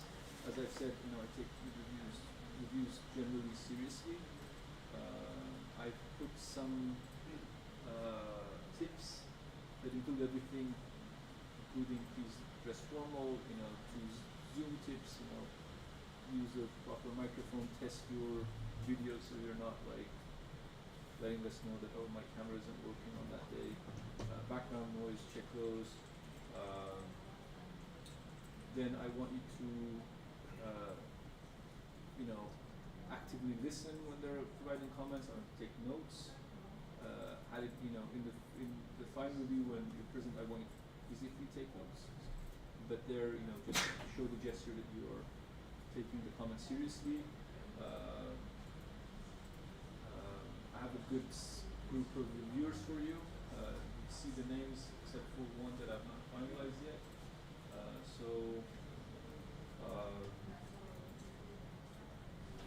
You know, use that to your benefit. It's fine. I want you to be rehearse and be as eloquent as possible. Be assertive. You know, if you think that there's again something that you didn't explain well or was miscommunicated, feel free to clarify. Feel free to disagree, and again only once. Again, we use reviews also as a way to celebrate your work. Had I not had confidence in the work, I would not have invited, you know, some of the best people around from all different universities, right? So we've got good work. Yes, hi. How are you? Good, how are you? You see, you get your email? Yeah, that was quick. That was quick. All right. Yeah. Let's do this. Okay, so, hi, you guys all know me. I'm all over the place and I work with all of you. So, this is a very impromptu presentation. I cannot send this out to the STC, but, we got a message from the schematic workshop in Seattle. You've probably heard of them. They do a lot of, housing. They've done a presentation in the past year and it was really, really cool. Just reading from the notes. But basically they are handing out $1,000 scholarship to female students, as well as a 6-month mentorship that would just be a really, really cool opportunity, especially like firm tours, portfolio reviews, all that good stuff. And those applications are due on November 16th. The heat has a link, and I have the link into EBS, and I'll share it with you. Or you can just look on their website, and it has it as well. But yeah, if you guys have any questions, all of the information is on there. I think you have to submit a past project. Yeah, so what it's going to be Yeah. is essentially for submission in 400 words or less, you're going to kind of describe how your design style and your design ideology and career path, how that kind of aligns with Schemata's kind of design ideas and who their culture is as well. We talk about inclusivity and commodity, which including people. Oh, it's community, social equity, and sustainability. Yeah. And additionally, they're going to ask for a past project that you've done to submit to them. That could be a past board, that could be whatever, or reviews, more details in the actual submission. Additionally, I don't think it's just limited to Oregon. I think it's also. So that's Black, Indigenous, or person of color. So it's available to all those as well. So if you're interested in some scholarship money, there's going to be one guaranteed, a 4th-year student from Wazoo, and then there's another one for you as well. So if you're looking for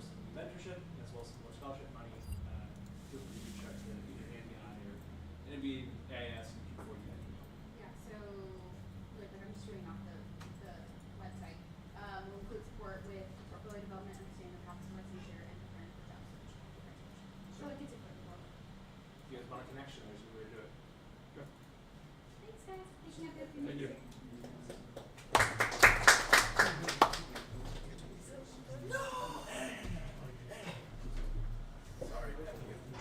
Hey girls. Hey girl. Mia sounded so hard. I said, hey girl. You were like, what is this? And then like back. Yeah. What's this one?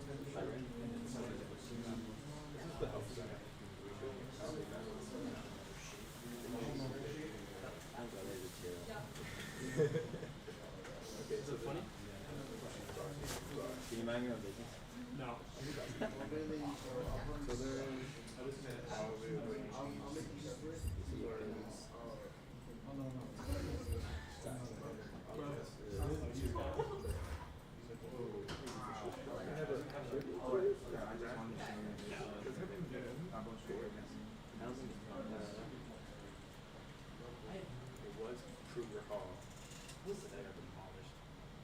Yeah, it's nothing. It's just the grass.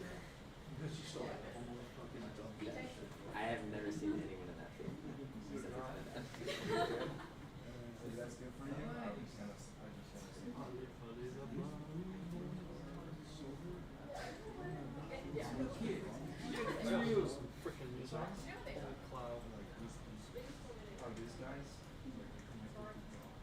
Yeah, Mia, you locked in?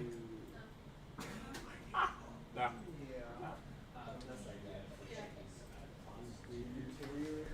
Actually, why don't you schedule something back? It's not. Maybe it's not. It's not bad. Mondays are like the only day, that and Wednesdays, we have something like that.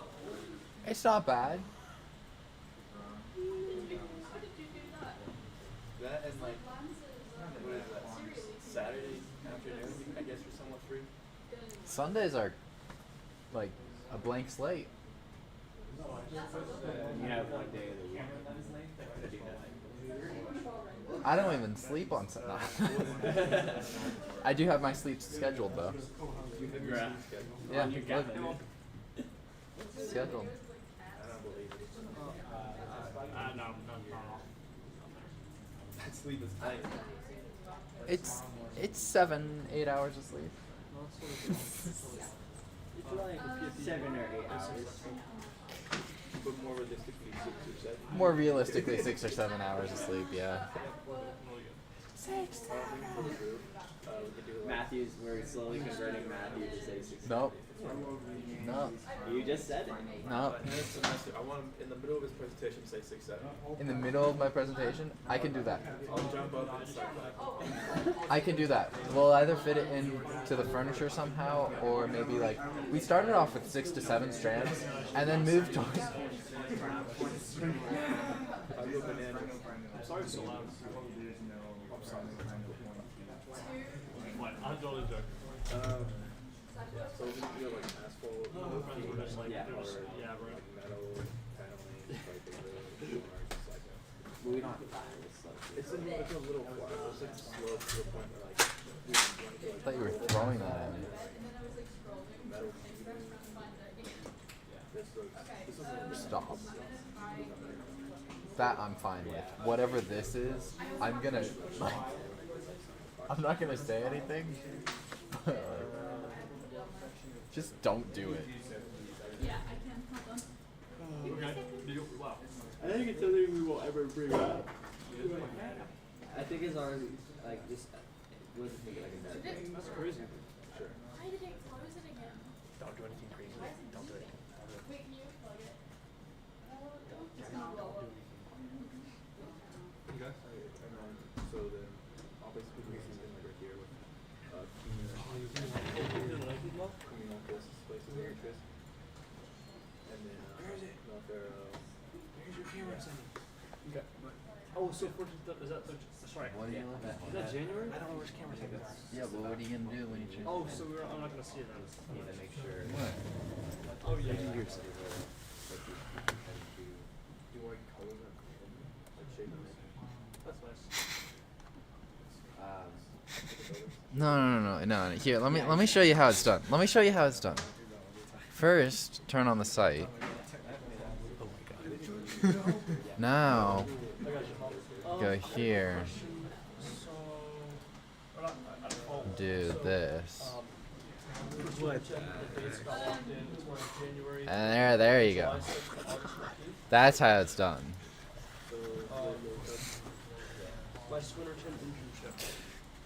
This is a totally workable model, right? That. Oh, wait. That right there. Where did it go?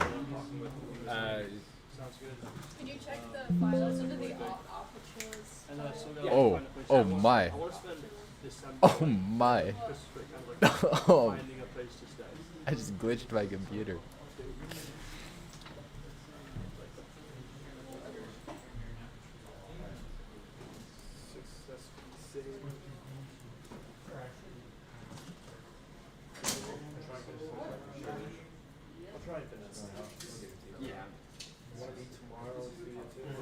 Yeah, I'm down. I can do like any kind of class. We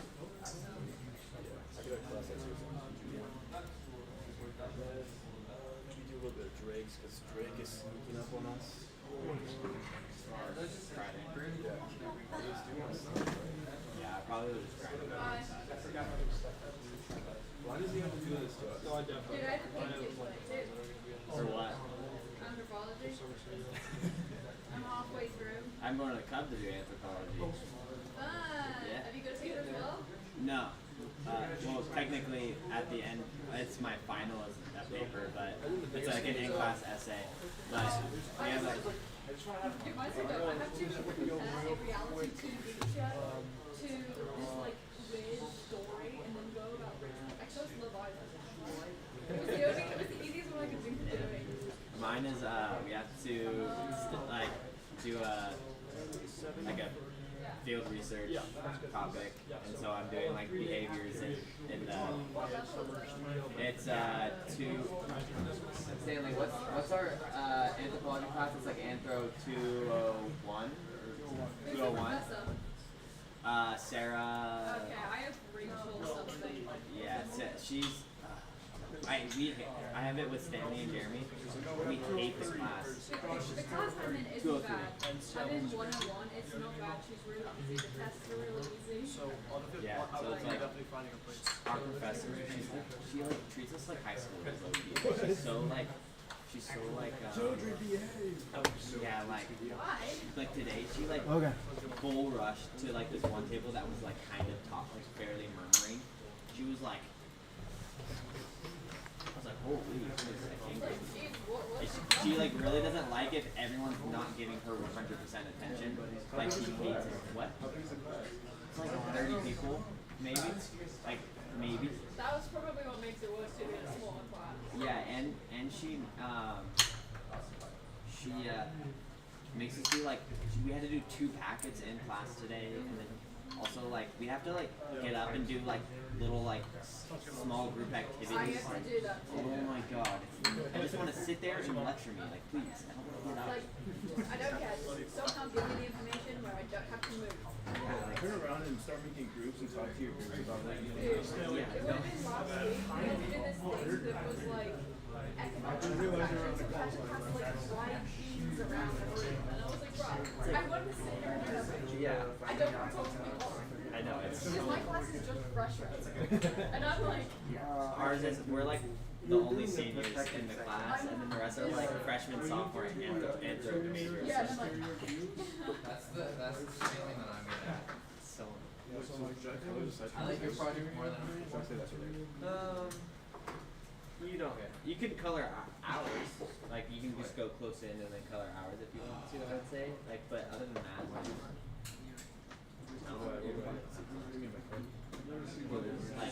like with color the pencils, like just like dark gray because our roof is probably gonna be like dark gray, right? Gray, dark gray, and then do like some concrete.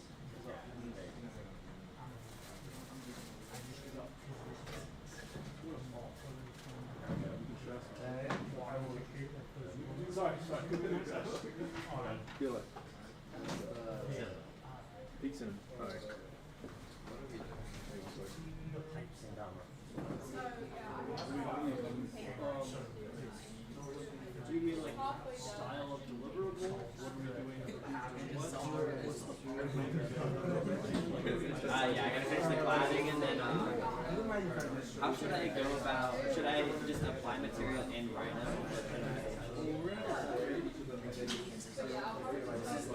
They already are. So all the cladding is already there. Well, except for the roof part, right? Oh, yeah. Like, so there's that. Yeah, I don't think you remember. The reason it doesn't work for me. It shows, the thing shows where are you. Yeah, where you say.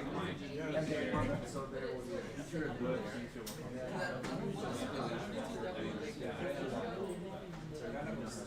What?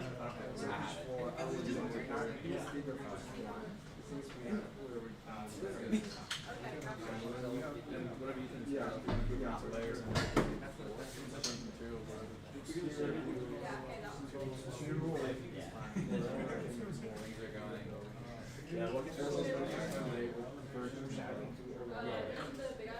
The only thing is I can't work on the stuff because I want to get mine.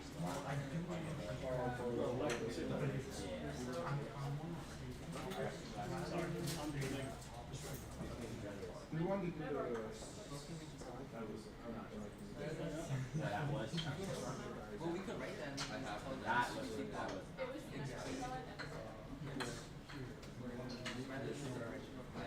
I'm just letting him know.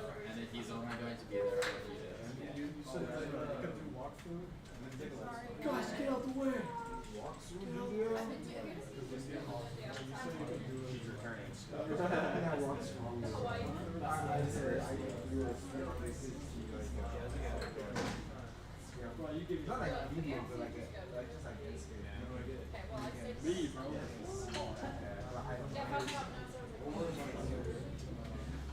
Man, that's so funny. Is that funny? What was there? I'm gonna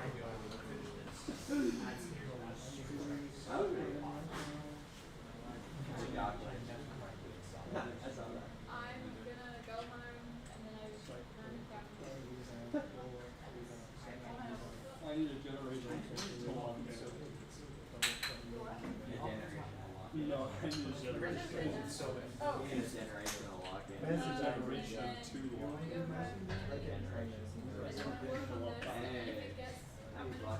I would do the other version.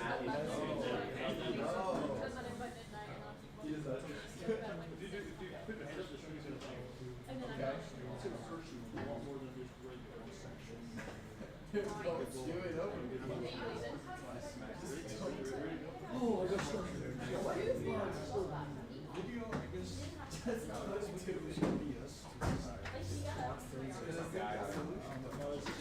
That's crazy. I wouldn't have asked, like, hey, can I have a box? If it just walks through the video, I can do Yeah, but I feel bad. I'll look it up. I guess they don't should have stacked up like a whole bunch of cheap beans and then take it back. But you paid for it. Yeah. You paid your money. I finished them all. Doesn't matter. You fit how many of those? 16. They're small, they're not small. But I know I'm going to. I would have loved to have watched that. Last time I watched the Super Bowl, When you were at Meatball?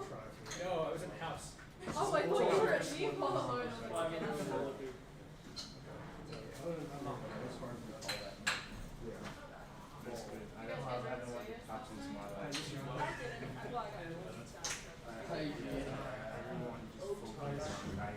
I've just been there, so we can go again. I've never been to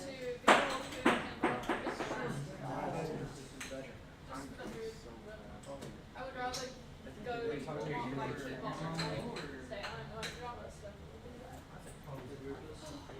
That was so nice.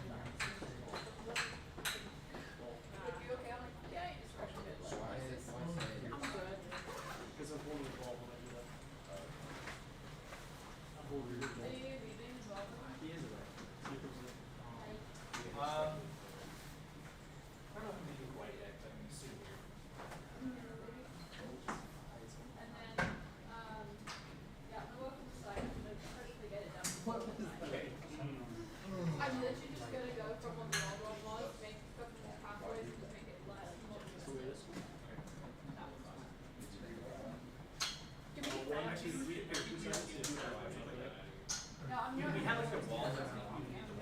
Yeah, that's what I'm saying. Yeah. So do you want me to add round? Because that's gonna mess up the site. If I add excess to this round. Yeah, it goes to the. I can look. I'll look on the online. I don't think the site's gonna matter too much. It's gonna be there for the site plan. It's gonna be there for the axon. I would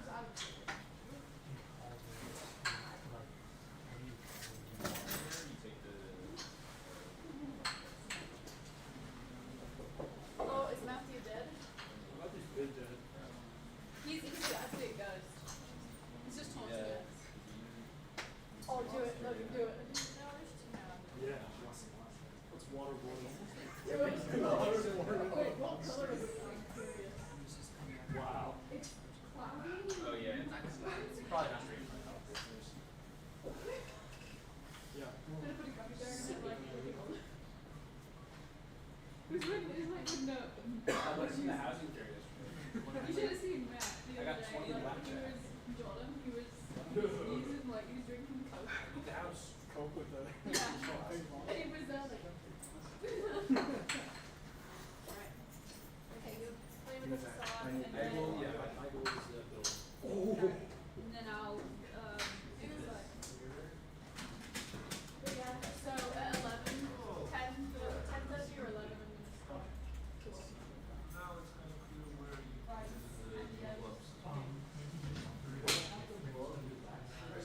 yeah, I'll wake up at 6 and I'll get there something.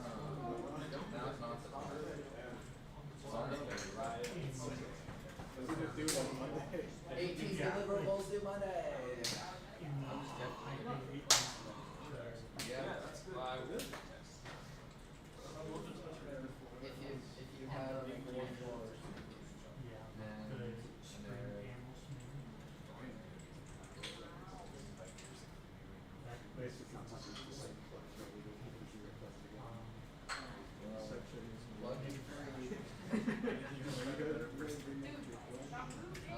edit them and edit everything because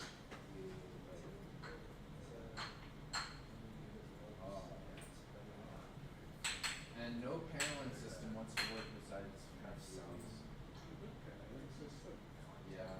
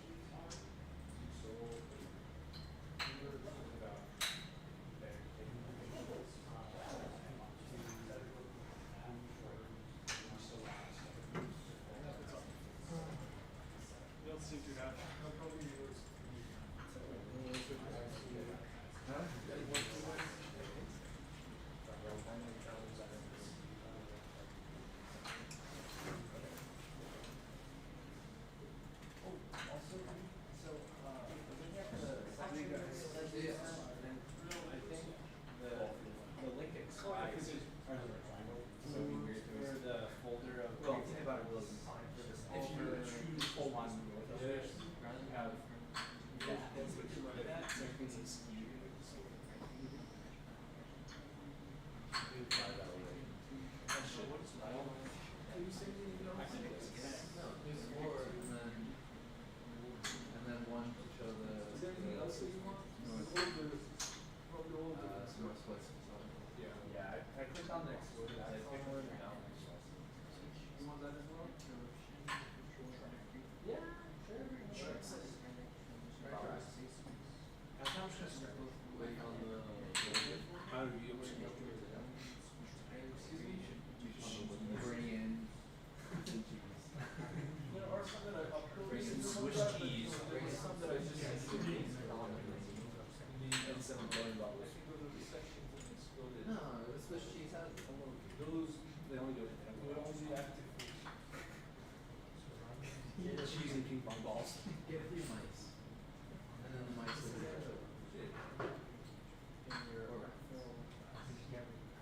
Rats. No. Snakes? It's They also eat rats.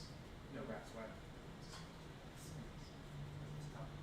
I just don't get the old rats. Because they were the zoo. Is that Venice? those are snakes. No, when he's when was it last year's thing? It's just Venice.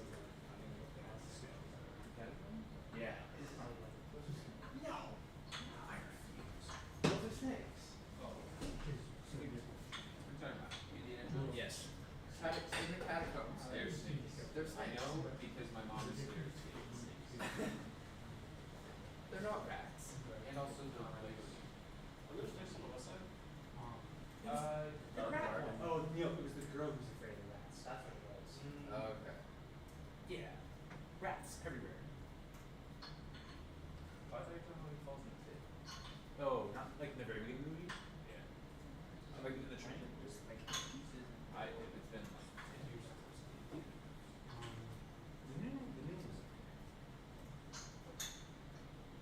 Okay. Okay. I was thinking of it. Better than ours. It's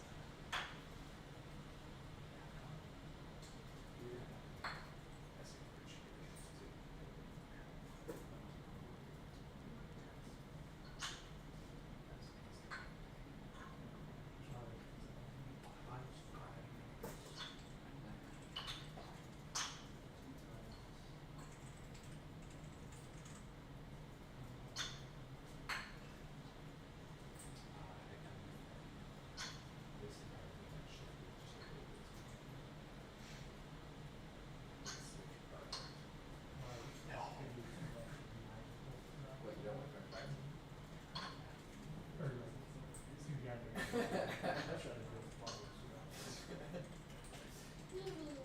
Are there any feedback now? Yes. Because I was like, oh my god. I am. Yeah.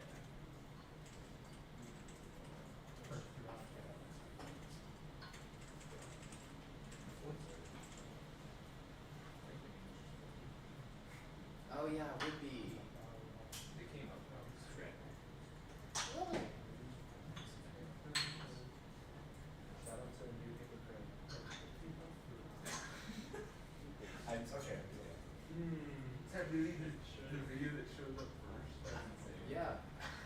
Which one? It's a cereal. What do is 11. You're missing about 900 or 9 million. I'm just going 900 back. 900 views.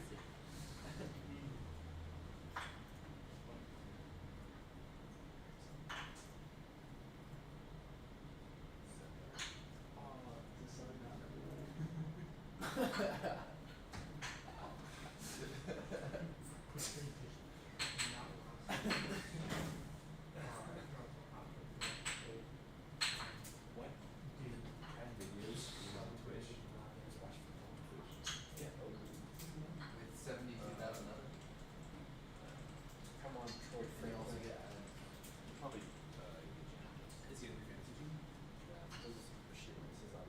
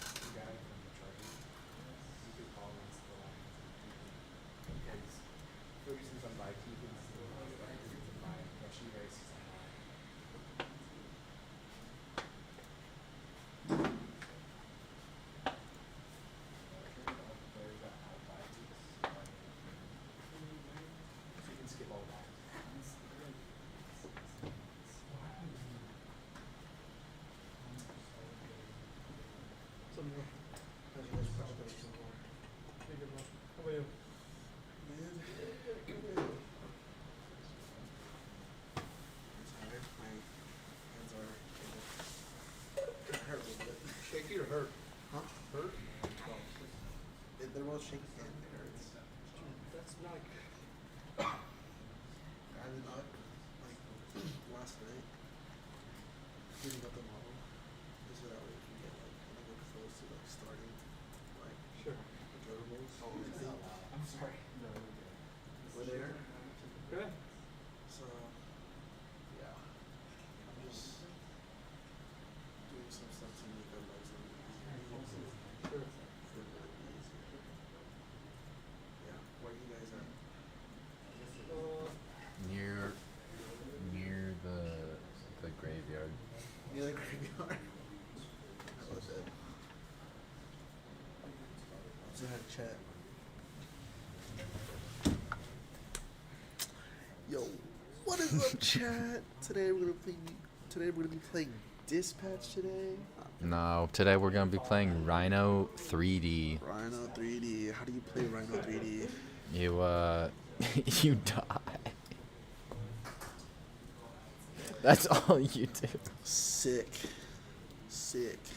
It's freaking awesome. No, it's not. It's really not. You want to trade models? No, absolutely not. How big is your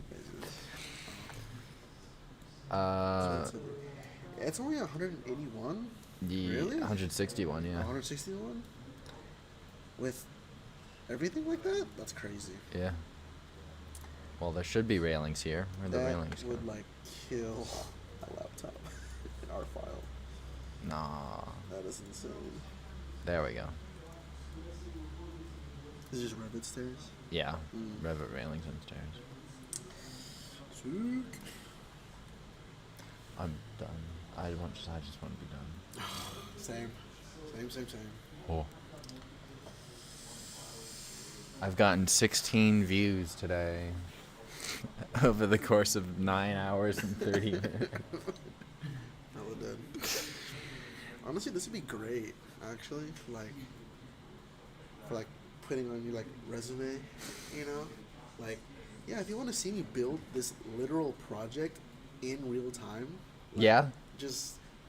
Although like half my stream is just like not working on the project. But Well, that's the process, you know? That's the process, you know what I mean? it would be nice to. Okay, so next semester I'm planning on streaming pretty much everything for documentation purposes. Yeah. And I think we'll be doing a lot more personal projects and a lot of small Next residential. semester? Yeah. Really? I Well, thought it like was on one our big project. Yeah, it's one big project for Capstone, but on our own we'll be doing personal. Well, Oh. Logan, you still want to do personal projects? Gotcha. Not very big. Maybe like They're gonna be 2 days, small. 3 days. Yeah. Oh. Just a quick design charrette for fun. Is that we're gonna choose each other's sites, and then challenge each other to build for that site. I'd be down for that. I'm gonna choose the hardest site. No. I'm thinking it's a site that we would want to build on, or design for, and then we give it to somebody else. That's the joke. I'm just gonna keep. you want it? What's up, Neil? Sorry. You've heard of a girl before? Yeah. What? It's crazy. But apparently they sued Reese's because they said that when they opened like the Halloween like Reese's cups, because on the picture it has like a pumpkin with the eyes and mouth, right? Sure. But when they open it, it doesn't have that. So they sued Reese's, and I think they won. So, False advertising. yeah, false advertising. on these packages.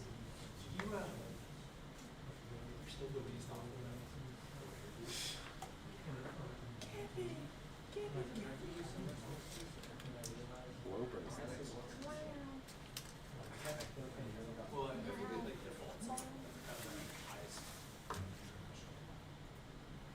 I'm the guy. I'm the. You're the whole.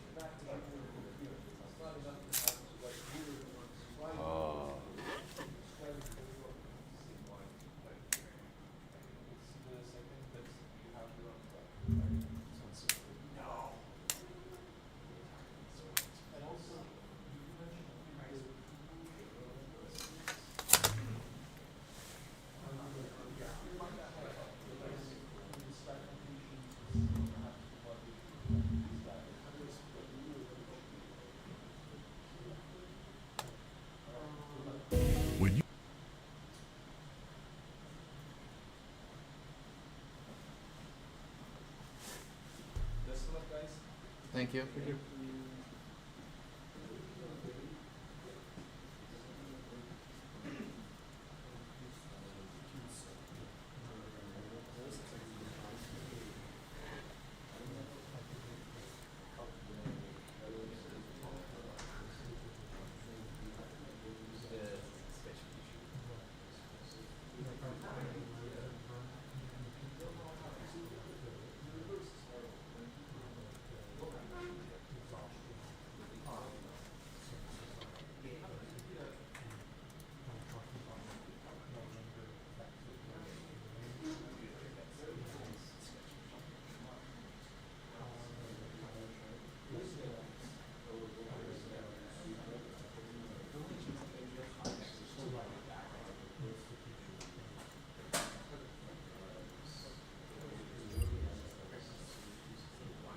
Big Sky.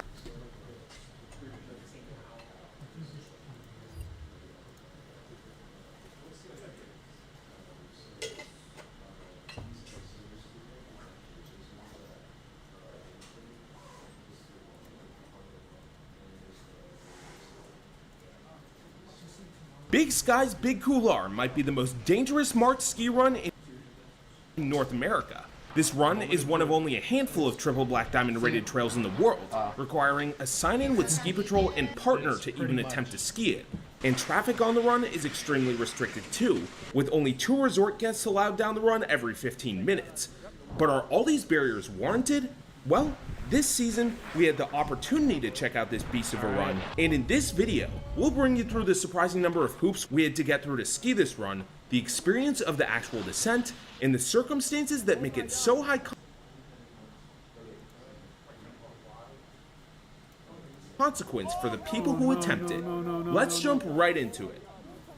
The first thing to note about the Big Couloir is that due to its entry restrictions, you need to pounce to guarantee a slot down the run. Sam D and I did not want to miss our chance, and we left Bozeman early to get first chair and ensure our spot. We also had a much bigger group tagging along with us as part of this year's Peak House Northern Rockies road trip. More on that later. Big Sky, here we go.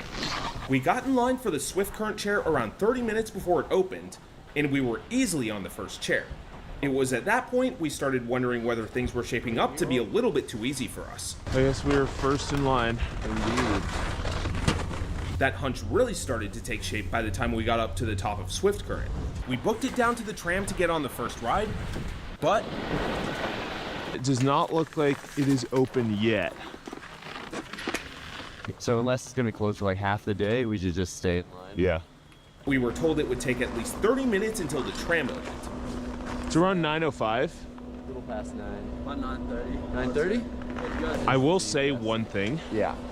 Even if we are first in line or 50th in line, we still have the exact same shot. We'll take a lap there. Yeah. So we nervously made a lap of the nearby Powder Seeker lift, hoping the tram line wouldn't build up in the meantime. After that lap, we got back in line. And while we weren't first anymore, it still seemed like we were in a prime position to get a spot for the Couloir.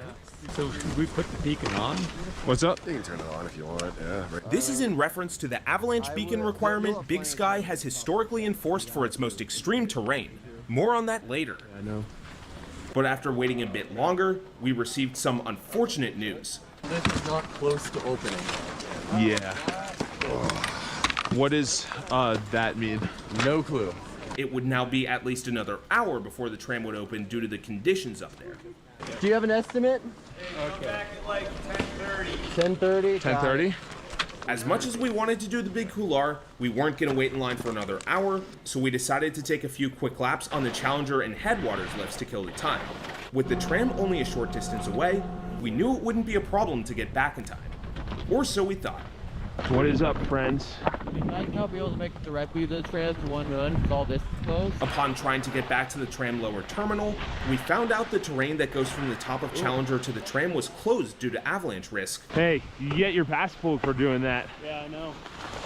There are a lot of rocks around here. And in order to get there, we had to go all the way back to the base of the Swift Current chair instead. Was this oversight going to ruin our chance to do the Couloir? It was too soon to know. Lone Peak Tram, round 2. Let's do it this time. Hopefully. But as we approached the tram terminal, it became clear our worries were premature. perhaps even a little bit too premature. Next hour. Next hour? Yep. I'm honestly down to just kind of wait. It's pretty hard back up there. Yeah. The conditions aren't that All right. good. But it was at this point we also learned that the sign-up process for the Big Couloir had changed versus previous years. Do you think if we went up there for the scenic, we could like put our names down for Big Couloir? So you could do that last year, but this year they changed it where you can't like waste the time. You have to be up there and then waiting. So in years past, the time slots to ski Big Couloir had been entirely first come first serve, and this meant that if you weren't one of the first handful of people at the top, you probably missed your chance to ski it. But this year, you now needed to stay up at the peak to wait for your slot, with only a handful of the closest registrations taken at a time. We were told that even if we came back around noon, we'd still have a really good chance of doing Big Couloir. With all that newfound knowledge in tow, we were a lot more comfortable to explore other parts of the mountain, and we decided to warm up for Big Couloir with a trip to some of the other Triple Black Diamond runs at Big Sky. At the time of this recording, all of the open Triple Blacks could only be accessed off the Lone Peak adjacent Headwaters hike.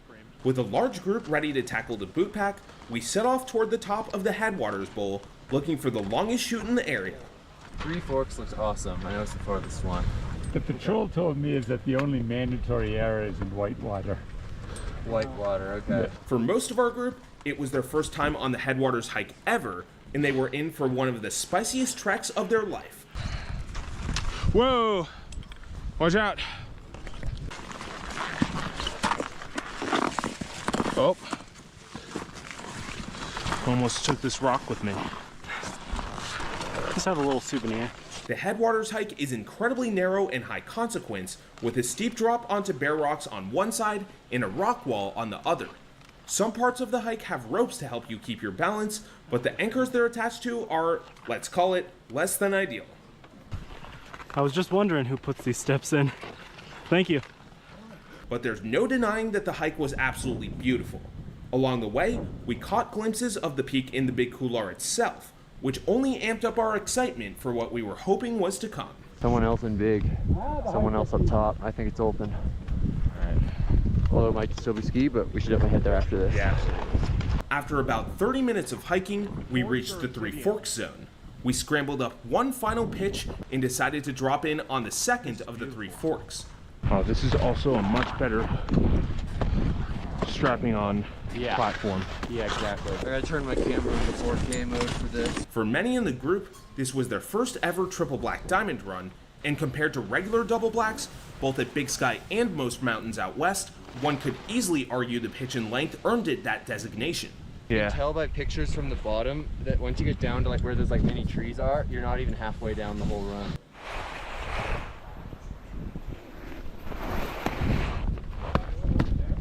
All right. Disappear.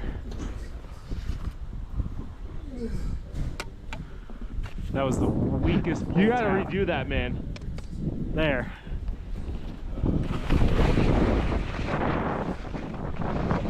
As we found on our way down, to make matters even more precarious, exposed rocks were widespread. And at one point, there was a short section of mandatory air that we hadn't scouted before dropping in.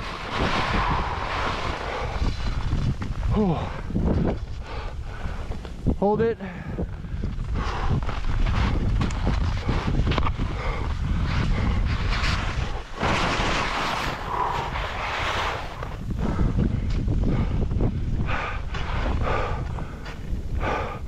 Go around that way.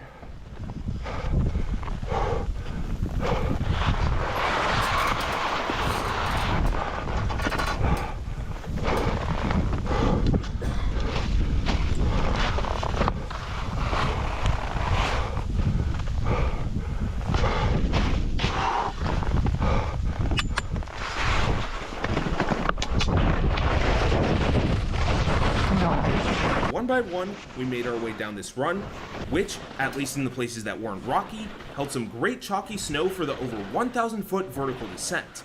A few of us were able to avoid the mandatory air by taking a bypass route, but the rest of us had no choice but to jump over the small rock band. Thankfully, everyone in our group made it down safely, but unfortunately, the group ahead of us hadn't been so lucky. Shit. Stop!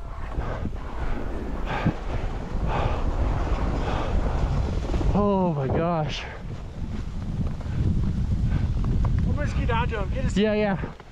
That was a shady run out, dude. It was a sobering moment, and unbeknownst to us at the time, it was also a small taste of what we had in store at Big Couloir later on. But by the time we'd made it down headwaters, we realized we'd maybe relished in the enjoyment of that run for a little too long.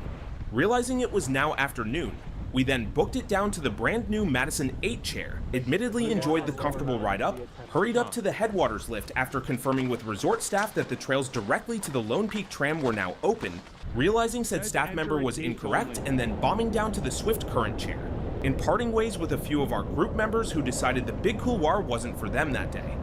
Okay, so we were cutting it a bit closer than we would have wanted to, and to make matters even more nerve-wracking, the Swift Current chair happened to stop 3 times on the way up, each of which was frustratingly long. But after that prolonged journey, we finally made it back to the tram, which had now developed quite the line. All right, guys, what are you here to do? Big Couloir. Here to do Big Couloir. How long have you waited? 3 minutes. We just got here. We're going to be here another 30 to 45. Yeah, that's true. All right. We'll see you on the other side. See you on the other side. We better make this one. I'll be mad if we don't. While we were waiting in line, we glanced at the trail report and saw some concerning updates. Every other triple black diamond off of Lone Peak had flipped from open to closed, including the North Summit snowfields, which is the other terrain area that requires a partner to ride. All right. That Big Couloir being open. Good sign. It's a good sign. Another good sign. We heard from our fellow Peak House member Brendan that he'd actually made it to the penalty box, and he was set to be one of the first people to descend the couloir. Around 1 p.m., the first group of skiers made their way down the Big Couloir, while we were still in line trying to make our way up. But there's 2 more people at the top, though. Yeah. After a stress-inducing 45-minute tram wait, we finally made it on, scanning our way through and losing $25 in the process. This is because the Lone Peak tram is the only aerial ski lift in North America that charges an extra cost add-on to ride. I understand them limiting capacity with the tram size, given this line and the number of people you want on terrain like that, but charging 25 to 30 bucks is ridiculous. We loaded the tram, fingers crossed we would still be able to sign up. But on the way up, we heard some concerning news about Brendan's Big Couloir partner.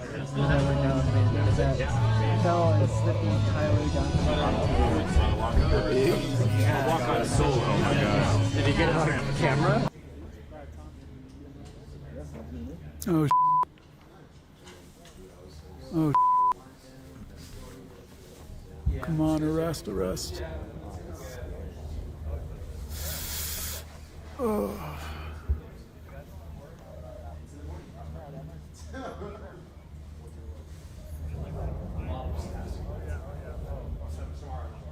Oh, come on. Oof.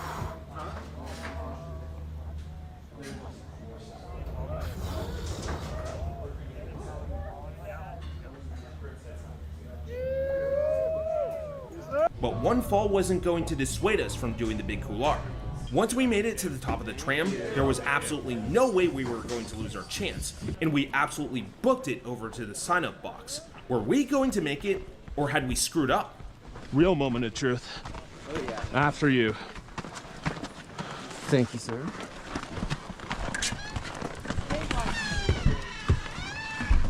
We made it into the penalty box, and it became clear that we had cut it really close. It's the line for a big? Yep. All right.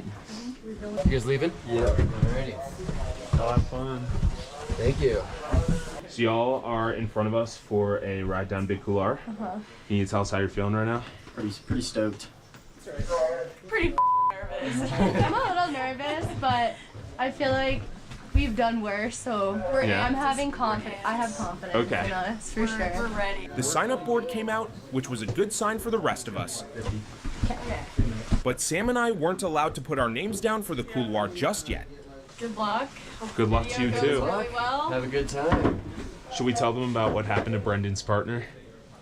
Probably not. As we were waiting, the line behind us kept getting bigger. Hey, don't be shy. Oh, okay, sick. Oh, hey, oh, no, that's good. We're all here. Oh, boys. What's up? Day. Thankfully, Sam D and I ended up getting the third to last time slot, securing our descent for 2:10 p.m. that day. You want to show everyone what you're doing? I am signing the waiver for the Big Couloir. It's more digital than the pipeline one. It is. The pipeline, they had actual paper. Surprisingly, we also learned that Big Sky had changed their policy to no longer require an avalanche beacon, meaning in theory, the barrier to entry was now quite a lot lower.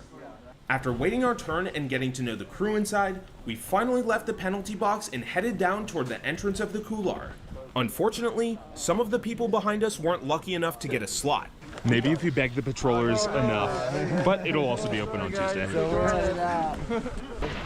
All right, moment of truth. After passing through the gate, we skied down a few rocky moguls. So I guess down here a ways.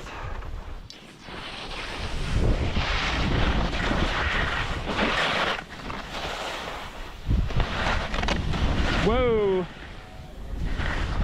Alrighty.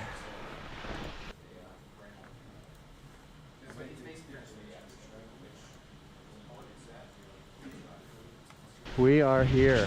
What's up? We are here. We are almost here. Almost here. But we've made it through the hard part. Yes, we have.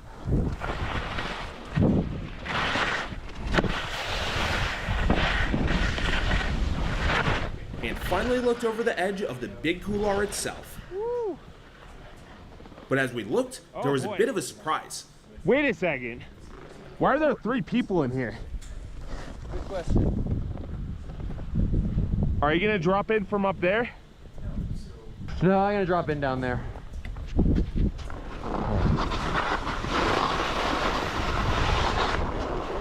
Maybe right here. Yeah. All right. But let's wait till they're all through. Yeah. That's gonna take a while. Yeah. I may join you up there. As they say, go big or go home. Go big or go home. It looks bumpier than pipeline, but comparable as far as steepness. Yeah. And probably in terms of length too.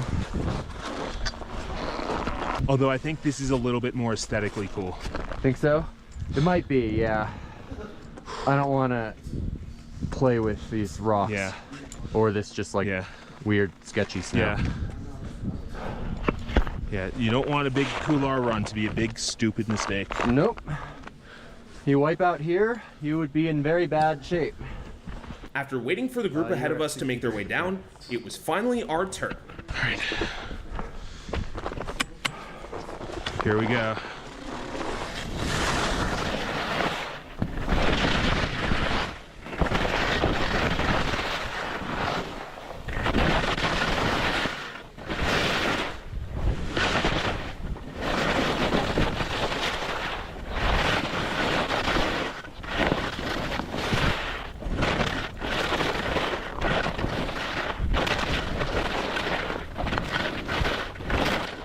In, something really scary.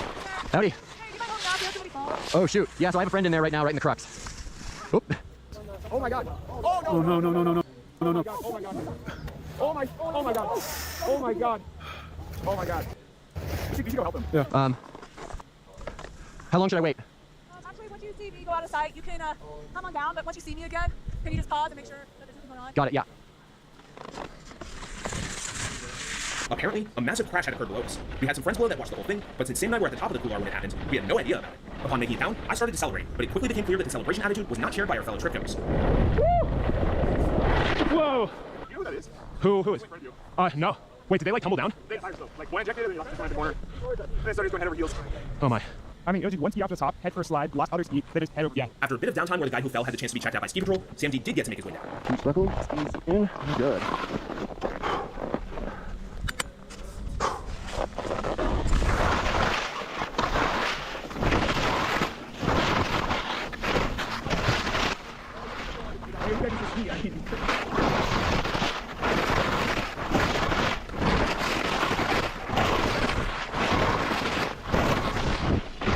Yeah, those guys, I do not think. Oh my gosh. Oh, there's Sam. There he is.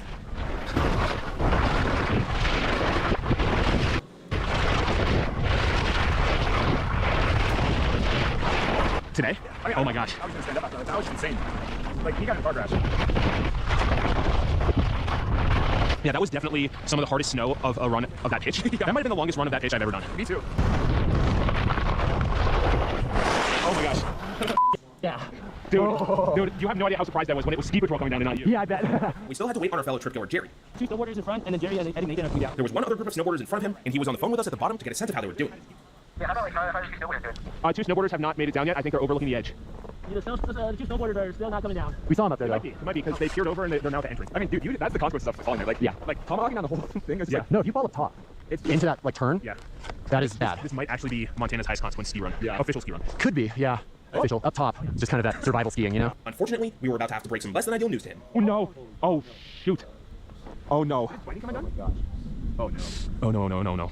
Oh, oh no. Oh, no. He lost his goggles. Oh, no. We should call control. Yeah. Oh, my gosh. You're right. Are you okay? Okay. You're very good. You're very good. That was crazy, bro.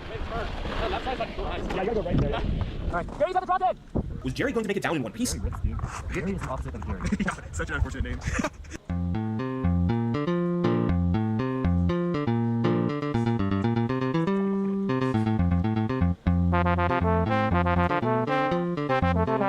Hey, good job, man. You made that look like a normal run, which is saying something. Thankfully, Jerry took that run like a champ, and as far as we were able to gather, all the people we saw fall were okay, and ski patrol responded quickly and effectively. I'm just glad it's good. We had somebody eat it down the gully and break both legs, super 70s. Oh, God. But with that being said, barring any mandatory straight lining or cliff drops, Big Couloir is arguably the hardest run we've ever done. You should include a warning in this. Be like, this, you know, we have a decent number of us here, but we are like people who have been tested on this type of terrain. Yeah. Like I watched 10 sets, and out of those 10, maybe less than 10, 3 had a catastrophic wipeout. Yeah, 30% wipeout I rate. think that's like something to say about the difficult. Yeah, in the thumbnail, 30% wipeout rate. So that was our experience down the Big Couloir at Big Sky. We went in thinking it would be somewhat similar to the other rockline shoots we've done, maybe a little bit more iconic looking, but at least with the conditions that we experienced, it was a much more perilous beast. After seeing multiple people tomahawk perhaps thousands of feet down the run, plus just how on-call ski patrol had to be, it's no wonder that only 8 people are allowed to do this run an hour. Hey, and after witnessing what went down that day, maybe Big Sky should consider reinstating that beacon requirement, if only to filter people out. But if this adrenaline-filled adventure piqued your interest, maybe it's time you check out one of our peak house trips for next year. What you saw here was just a small part of a multi-day road trip to Jackson Hole, Big Sky. On the last video of making aeronautical disasters, we made airplane wings. It's now time for me to make the fuselage that I'm going to have to squeeze into. So we're going to try to, because this fuselage will be carrying me. Let's get to the build. With the goal of building a fuselage in mind, it's time to start construction. Well, it's going to be all cardboard, and my idea is that we're basically building an oversized RC airplane, much like the wings. So to do this, I'm going to actually just draw this generic-looking RC airplane fuselage. We're going to cut these pieces out, and we're going to glue them together. Sounds pretty simple. But okay, I need to reinforce it a little bit, so I'm gluing these doubles on the inside with some triple, double, and quadruple stacks of cardboard. Mostly just doubling them, because honestly, we're taking advantage of so much of this thick cardboard that a large box that holds like, 8 pound TV is totally fine. We're also going to shoot these flies together anyway. Okay, now this is glued up. We have to start the other side. And the other side complete, time to glue the bottom on, and reinforce a little bit. I'm going to double the inside with this 45-degree bevel of more cardboard. It's certainly pretty flimsy so far, but I think adding these doublers up and these gussets in the corner, if these are really gussets or just triangulations on the inside, should make things nice and tough. It's also very cramped in here, and I'm using Strands to keep the hot glue smell away. My god, this thing really burns hot glue. It's going to be very uncomfortable. I would be able to step in, because the bottom should be strong enough. Squat down. It's tight. Yeah, I probably want this, but it's going to be pretty tight. So I'm going to sit here, I'll have some cables. How do I do this? I'm going to stick the arms around it and have the controls on the outside. I'll come a little hole here so I can see the size of it. I could probably have the control here, so the arms on this side. Actually, no, I think I'll only be on this side. Yeah, probably on the other side. I don't have rubber pedals. It's not going to be a lot, so I'll be fine. I love bubble wrap here. That includes right now, so you'll lost here. I'll start boxing this thing in. You don't need more area than see. I just see straight ahead and I can just get the side. Okay, I'm going to just going straight a little high and then I fit it. Let me know. I'm going to set no records here. With those triangle gusset things in place, it's not time to do something about this floor because obviously this isn't really going to fly. Get the bottom like this. I want to put top skin on probably 2 layers. But in the middle, I'm actually going to build cardboard like slats, like this corrugated sort of thing. Instead of it's all pieces of cardboard. That should be carrying the rest of the very solid floor.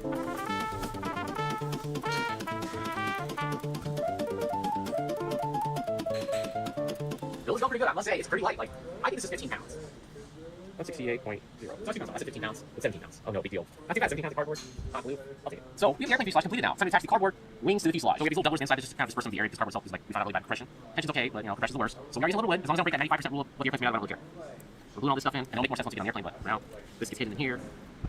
And the cover plate. We make 2 of these, and then we put them on the airplane, which we'll see in a second.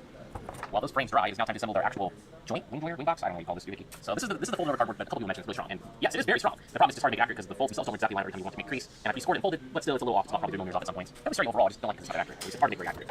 Maybe it's a skill issue, I don't know. So we apply one on the outside because obviously you need to apply with surface maintenance or applied surface because we're using multiple wings on. But the aesthetic is still purely cardboard in the center, so we have this tiny thin top cap, bottom cap that really can't take weight. I'll retransfer all that to the cardboard we most of it. This plane project has a lot of cool parts I'm making in-house. I'll work with cardboard and wood, crappy stuff my laser cutter can cut. However, if you guys have more fancy exotic projects, PCB waste place to go. PCB waste always in the name. They do print circuit board by the scene. Second, God, looking to see it the way things like the front a little 4 hour there, right on the center line. Does this inspire confidence? Well, it probably doesn't, because right now there's no way this is going to work. So we're taking these doublers and we're going to put these in here. It's a bit of a challenge to figure out how I want to actually mount the wings to the cardboard airplane while keeping the structure mostly cardboard. Trying to move the wood for the bolts because I don't think the bolts are going to survive. This is made out of cardboard to tear it out. So we have to have a little bit of wood. If we're building this thing, I feel like facing a little outside of the flight, I could probably just make it out of cardboard and duct tape and not have to do any plywood for the base surface of the wings and all that. But with transporting in mind and taking places, well, I think we have to use a little wood just to make it a lot easier. Now I know this probably looks like a little bit cheating, but I give myself a little bit of leeway saying that this airplane is basically 95% cardboard. It's actually probably closer to like, I don't know, if you actually quantified all this and like look at every single thing that's not cardboard put into the design, it'd probably be closer to 98 to 97% pure cardboard. The center of gravity is probably just a hair behind this main spar. So what I'm trying to balance the airplane for is about right here. just based upon all my model building. I sit just right on the CG motors, and 30 pounds batteries going over there. The tail, which weighs probably 10 pounds for all that, to 15, except for that long moving arm, so it should probably balance out. Okay, let's go and glue this in, and then I'm going to distract them. Another cool thing about this layout is the instance. Now, the instance in an airplane is the instance in which the main wing, or any other wings for that matter, is angled relative to the incoming airflow. So for this, for that matter, instance, she's distracting arm. I sit just the spar. So when I try to balance the airplane, just a hair behind this main spar. Your cardboard, the center of gravity is probably 8 to 4, a little bit, we have to know that. But with transporting in mind and taking it places, well, I think we have to use a little bit of wood, just to make it a lot easier. Now, I know this probably looks like a little bit cheating, but I give myself a little bit of leeway saying that this airplane is basically 95% cardboard. It's actually probably closer to, like, I don't know, if we actually quantify all this and like look at every single thing that's not cardboard and put into the design, it'll probably be closer to 98 to 97% pure cardboard. The center of gravity is probably just a hair behind this main spar. So when I try to balance the airplane forward, it's about right here. Just based upon all my model building. I sit just right on the CG motors, and 30 pounds batteries going over there. The tail, which weighs probably 10 pounds for all that, 10, 15, except for that long moving arm, so it should probably balance out. Okay, let's go and glue this in, and then I'm going to actually distracting. Another cool thing about this layout was the instance. Now, the instance in an airplane is the instance in which the main wing, or any other wings for that matter, is angled relative to the incoming airflow. So for this, it is actually angled up a few degrees. So the angled instance in this main wing is about 4 degrees upwards, which is about where I want for an ultralight.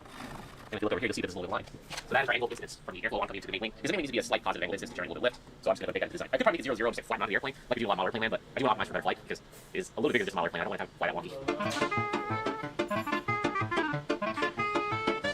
You know, sometimes it doesn't make so much sense to go crazy with glue on certain things, because this glue is very strong, but it's only strong as the thing it's bonded to. It's bonded to cardboard. This is actually just more just to make sure it doesn't go anywhere as far as like moving. As far as the lifting forces, you know, we're going to have to deal with that some other ways.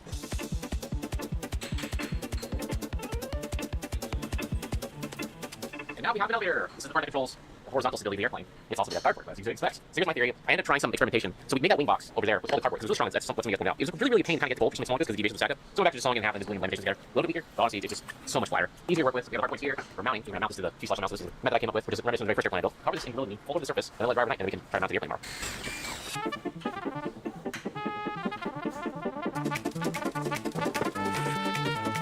Alright, so 24 hours later, check it out, we have a pristine pizza box. Now this is actually our horizontal stabilizer for the airplane. So this looks pretty good, I'm actually really happy with this. For just the dough layers and using the CNC structural numbers for spring twisting, this looks great. So I feel really solid about this. So it weighs 1,570 grams, 3.4 pounds. This is the largest surface here. So that's done. Now let's check out the other surfaces that we also made. But I just fold it over and it just uses the strength of the box. It's really stiff.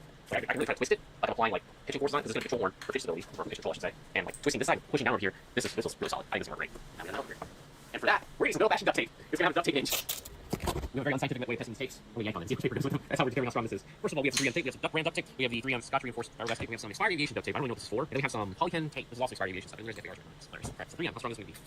Hey, that's good. Paper one with it. Duck brand. And that's some more cardboard there. See the fiberglass. Ooh, that was a nice bond. We have the expired aviation duct tape. Pull the paper with it too. See, this stuff is impossible to rip. Ooh, the adhesive's not very good in this one. Maybe that's why it's expired. The fiberglass stuff is really strong. I like fiberglass. We go with that because it's basically unrippable. Probably about a quarter to the attic. And that's it. That's the whole entire hinge. Nothing else. Don't need anything else. It's only lightweight in this case. You have to never see the other side, put a whole layer of tape on and make sure the tape touches each other. This one tape sticks itself, it's basically impossible to separate.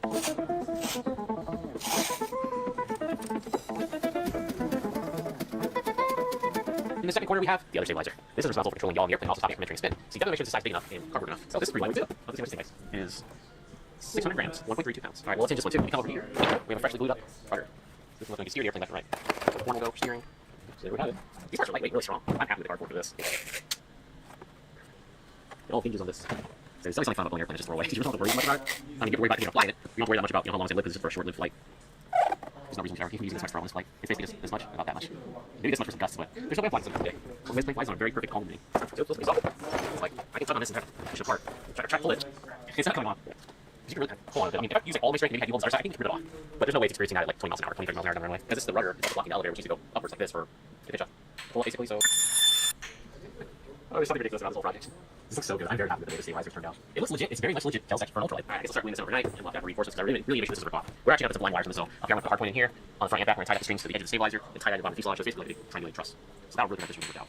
And 24 hours later, we have a strong stabilizer that's stuck together. Mind you, just skin on cardboard. However, to make it stronger, I'm going to sell these. These are probably the only other 5 pieces in the tail section. But these are going to do this with blind wires. The stabilizers total in the box and make triangle structure that's on tension, so that this is completely immovable.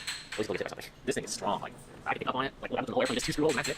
And no flying wires attached. I feel real good about this tail. But anyways, I still want to make sure it's even stronger. So to do that, we're going to install flying wires I was talking about. So to do that, we tie a bow line on one side. On the other side, I don't really know what this knot is called. Maybe someone knows what this is called. The loop here, and we pull your working end through. I'm not doing a trucker because I don't need that much tension on this. So pull a little bit of tension here. I go around once and I go through this third part. Pull this and then 2 half hitches, and then I am done.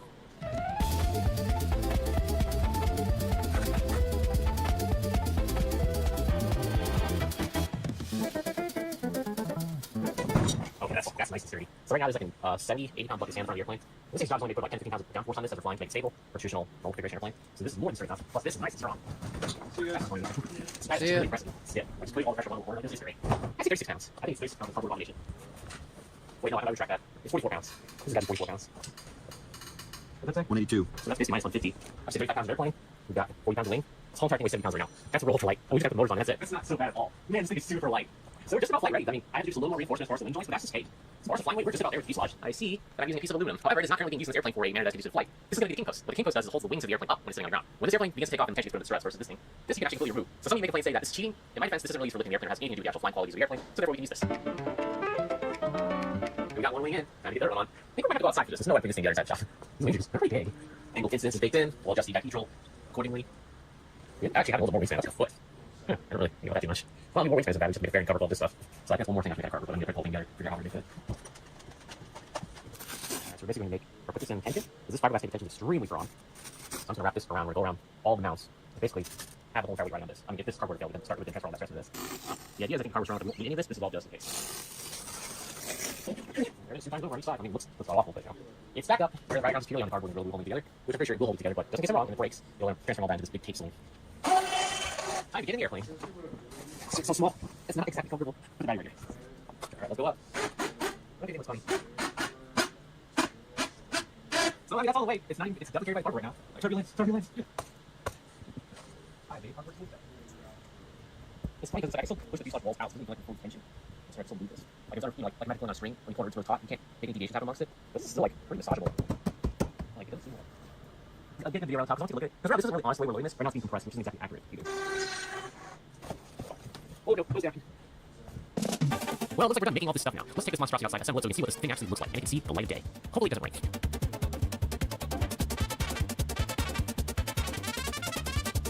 In the last video, you saw the wings. Guess what? Now we have a fuselage. So here's the whole flying contraption, made completely out of cardboard, or maybe 98% cardboard. It's not completely done yet. We only have the landing wires set up to hold the wings up for a video. I still have to make the actual flying wires, which may be a combination of ratchet straps and cardboard, make a really beefy strut. I can take away this, because right now the plane's just kind of like just doing this, because it's about to support on the bottom. But let's go and it holds up. So here it is completely assembled. Let's do a quick walk around. Oh man, it's really windy here. It's like probably like gusting to like 15 miles an hour. And it's just all over. It's like, oh, it must fly. So we have the fuselage. It's really nothing special to talk about. It's really just one layer of cardboard strategically sticking up in some areas, especially where the wing box is and where I sit. It's actually just a big cardboard triangle kind of glued together. So that's pretty cool. And it's starting. We've already load tested it, and it holds me and a little bit of extra tail section. I thought I was actually gonna struggle more with this, and no, this is actually real solid. I'm really happy with this thing. Like the tail feels super solid. I can just hold airplane around with it, and it's not going anywhere. So this is definitely not all stability and pressure from this tail. I don't feel like this is gonna rip off the flight. So we're not gonna lose the tail. It's not gonna cause a crash. It does crash. The airframe. There's still a lot left to do. Like how am I gonna do my control surfaces? I thought about that. We're gonna cover that in the next video. However, we're trying to get some questions that are left in this last video. So let's do that. Is this really gonna fly? Okay, last video. Okay, people are complaining about my table saws and I should put on a stand. Well, the reason we cut it on the floor is because the cardboard's very floppy. If the table saw's real high and push cardboard through, it would immediately bend to touch the floor because we're cutting my table on pieces. Your point is true. It should probably be on a stand, but not for the cutting cardboard. I'm just being extra careful. When you're done with it, you should give it to your museum. I'm sure they love to have cardboard airplane display. That would be pretty hilarious. Imagine seeing an EAA museum with a very expensive, very high-dollar experimental airplanes compared to a cardboard airplane. I don't know. If there's any museum out there that want this thing, definitely let me know. If it survives its flight, I will be looking forward to getting rid of it. Getting some Ocean Gate vibes from this video. Well, that would be true if this was a pressure vessel, but it's not really. It's just cardboard, so not really the same in my opinion. Moving on. The fiber reinforced packaging with bidirectional fibers is OP when it comes to making super strong carbon structures. Good point, commenter. We definitely use some of that fiber reinforced tape for this video, which as you've probably already seen. We also use it for the control surface changes because I'm sure that's not going to tear out. With all that, how can we be careful how close you get to the sun? Don't be like Icarus. Well, there's a reason we're doing it now. It's currently November, so it's getting very cold. So I'm not really worried about the cardboard melting in our current conditions. Well, here's the general one I saw. A lot of people were saying I should probably use epoxy wet structure. Honestly, it's not a bad idea. Like I probably could have done that, but I tried to go against using epoxy because it's not turning into like a laminated board versus using pure cardboard. There's something really funny just about using just plain old cardboard when you touch this. So I think, oh, that also leads to my next statement. We're not going to put anything on this to make it waterproof. It's literally just going to be pure cardboard for its flight, and hopefully we get it into a controlled climate facility where it won't completely dissolve and fall apart once it gets moist. Because there's something funny about pure cardboard just being the entire plane. I really get structure this thing before it really blows over. Right now we're just relying on this team coast of wires. There's nothing stopping it from doing this, which is currently what it's doing. I think you're basing out one of the main features of corrugated cardboard that is as you do increase rigidity a lot. If you made this bar before the cardboard triangular tube, it would be far more durable than a glued up rectangular tube made. You might be right, and I started with some of that, and I think we're going to implement that in some of these struts because we're trying to make the struts carry some of the weight links that's sitting on the ground. So look for that in the third video. Speaking of which, that's enough for comments. I gotta get busy building. We still have a lot more to do. I have to make the landing gear carriage for this, which is gonna be cool because it's actually not gonna fly around its wheels. It's gonna release carriage once it takes off. There'll probably be some little pins. And also put the power system on and flight control. So let's do that in the next video. Hopefully coming out a lot sooner. It's exciting this thing.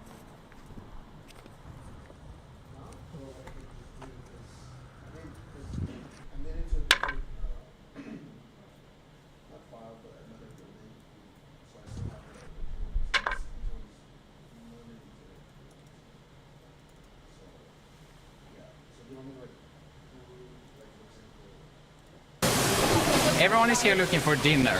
I'm looking for my next piano student. My first contender? Too dumb. My second? Too expensive. Third? Too dead. But then I finally found them. The octopuses. Can I have this guy? Wow, yes, perfect. Hold on, buddy. We're home soon. I've always wanted to teach an animal piano, and in theory, octopuses have incredible potential. They are as smart as a 3-year-old, they are amazing problem solvers, but what really sets them apart is that each of their 8 arms has its own little brain, letting them think and move independently. It's like 8 pianists in one body, and that's way too much potential to be thrown in the fryer. Yeah! You don't know it yet, but you're going to be the greatest pianist the sea has ever known. I wanted to make sure he doesn't do anything weird in the aquarium these first days, like hang himself, because now he's not only in captivity, he's in captivity with a YouTuber. Takoyaki got his new home, but before I can teach him piano, he needs to start to trust me. But how? I think I have an idea. Taco, it's time to eat. You want it? First day, he didn't even want to take the food. I don't think he trusts me enough. The second day he took the food, but as a thank you, he shit on me. Whoa, shit, what was that? But maybe that's how octopuses shows love. But as the days passed... There he is. Whoa, whoa, whoa, whoa. He took the flyer. Taco, look what I got for you. It's an octopus toy piano. It's so perfect. Oh my god. Whoa. Oh, I got it. Whoa. I think he started to realize that I'm the person that saved him from becoming takoyaki. Taco, it's time to eat.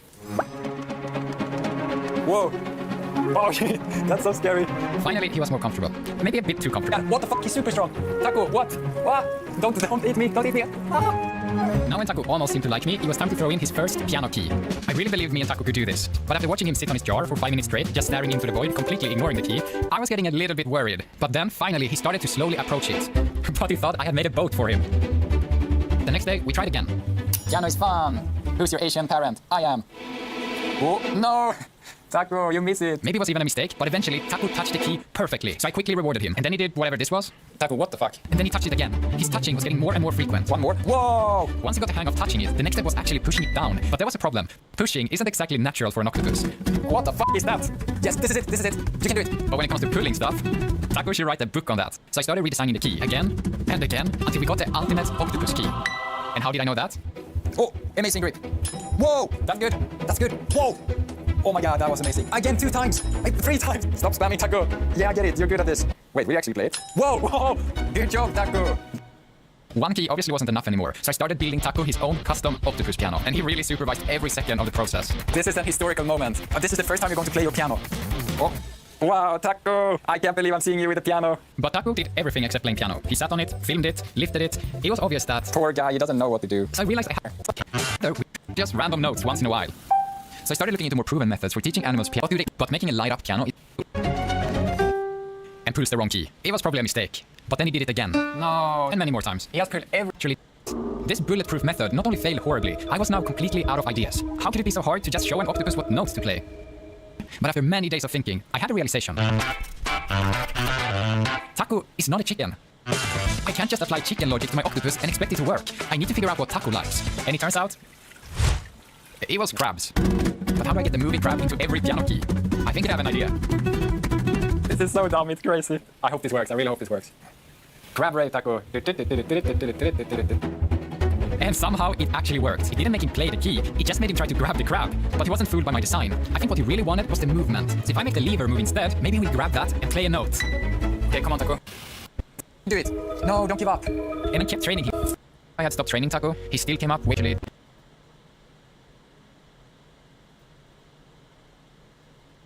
Here's how it works. Every key press lowers the crab down. After tracking from...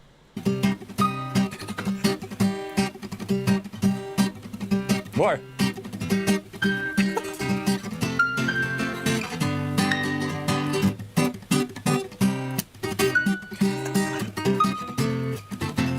Taco, good job. That was amazing. I didn't know you were a blues pianist. That was amazing, Taco. And this wasn't the last time me and Taco played together. Whoa, you already started without me. Taco, I'm in your band. We did this every day for weeks, and Taco always kept surprising me. Some days he was the best band member ever. Other days he did typical octopus things. What is this?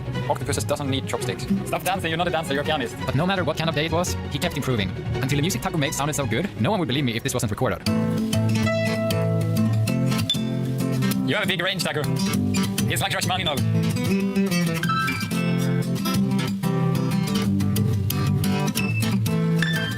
And I almost forgot sometimes that Taco was destined to become someone's dinner. And now we're making music together. Taco had become more than I could ever wish for. So now it was time to give him what he wants. We'll be happier soon, Taco. This is where Taco came from, and maybe this is where his story should end. But Taco is a pianist now, and we all know a musician could never survive in the real world. Taco, I think I just found you the biggest crab ever.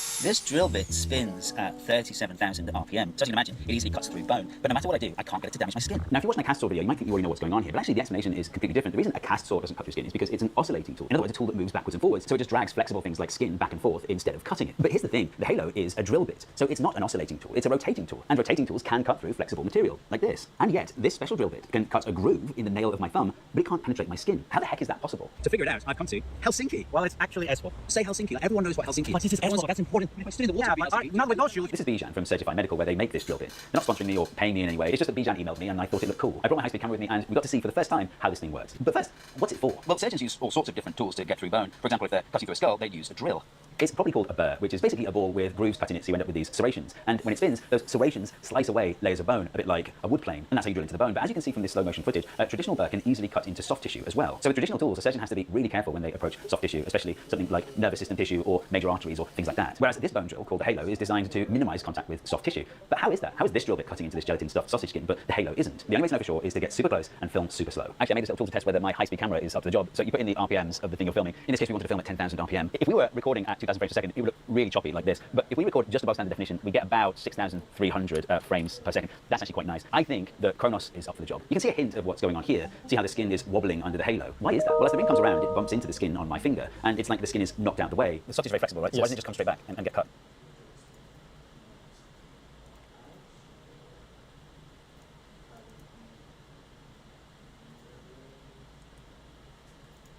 You see what I mean? You can imagine this. The ring is a soft tissue. It kind of goes down. It takes time for it to come back, a couple of microseconds. Let me exaggerate that. So like, okay, I got this, and it's like bang, like that. Yeah, exactly. It's coming down like this. Yes, not that fast. But then by the time it gets back, the cutting edge is gone. Okay, cool. That's cool. You can just about see that at super high speed. See the blade completely misses the skin. So we understand how the Halo doesn't cut my skin, but how does it cut through wood? Like when the ring comes around, it would collide with the hard surface of the wood. And wouldn't that cause the drill bit to bounce up and away from the wood? Well, yes, it would, but here's the clever part. That ring can actually move. So when it comes up against the hard surface, the ring is pushed out the way, exposing the cutting blade to the wood, or the bone, or whatever. There's a spring inside that holds the ring in the center position. And they've tuned the spring so it's stiff enough to push soft things out of the way, but yield to bone. Isn't that cool? I actually put it in a 3D version so you can see what's going on at a larger scale. See how this hard surface pushes the ring out of the way, and now that cutting blade is coming into contact with the surface. So I made a video about the cast saw. It's an oscillating tool, so it doesn't cut skin. Are there tools out there that are like an oscillating tool? Yeah, usually in those oscillations, it's not effective for removing bone. With the Halo, that just clicks into an existing thing that the surgeon already uses. Oscillating burrs, do they fit in like that? No, they have to have their own system. So you can, it's an easier sell anyway, isn't it? It's just like, don't use that, use this. You get to use the same handle and the same pedal. Yeah, from surgeon's point of view, it's exactly the same way of operation. Yeah. But what if you wanted to do something really important, like take the shell off an egg without breaking the membrane? Okay. Because as you know, if you use a regular bone drill on an egg, the membrane breaks every time. I mean, a well-trained neurosurgeon could probably take the shell off an egg without breaking the membrane using a traditional drill bit. But with the Halo drill bit, even an untrained neurosurgeon like me can do it. So what stage are you at now as a business? You've gone through several design iterations. Are you selling the thing? Yes, so it's a new device on the market, but we have done around 2,000 procedures. Head, neck, and spine surgery is a very critical field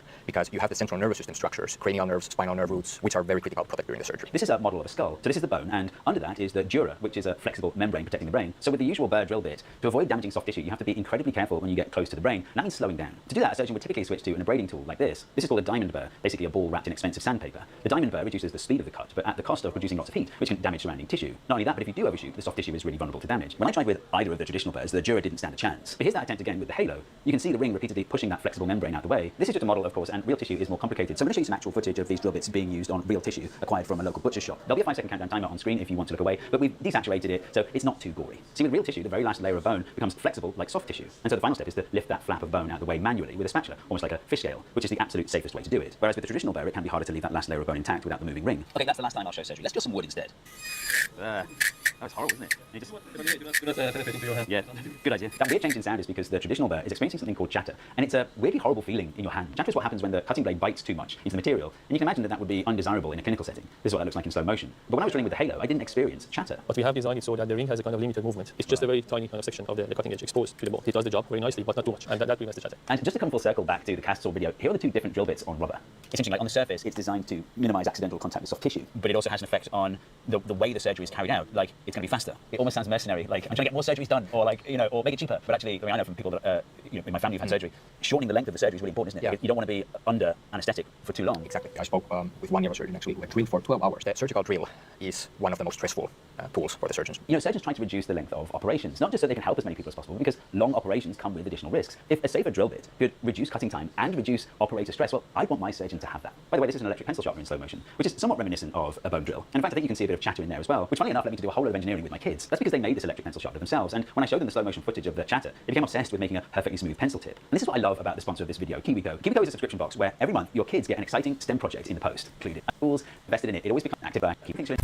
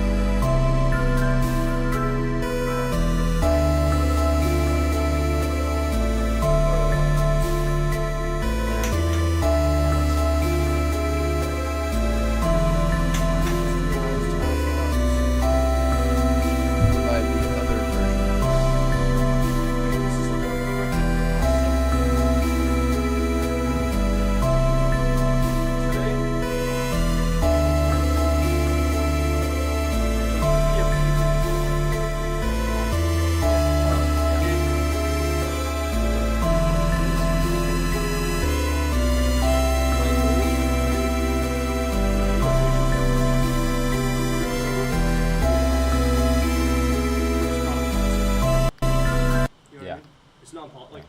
Like what I'm gonna do is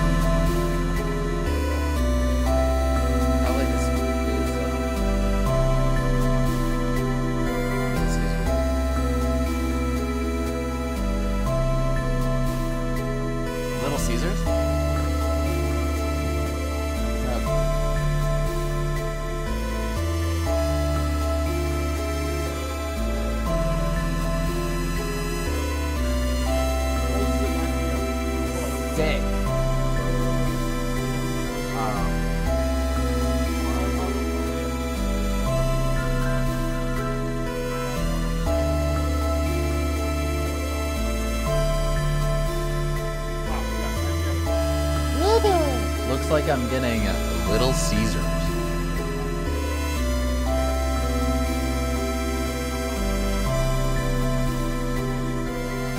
Oh, right. I was gonna chat with my friend. I guess I'll do, I guess I'll do,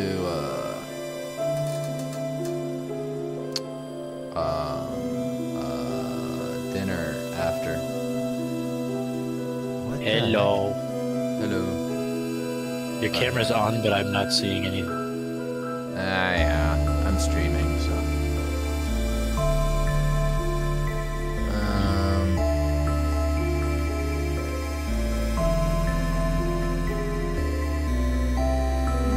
Probably won't. I don't know. Might not be able to do dual cam. That's okay. Well, I'm gonna download these 2 images really quick.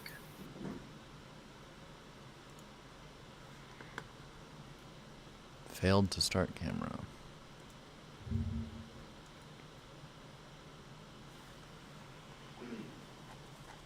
Oh.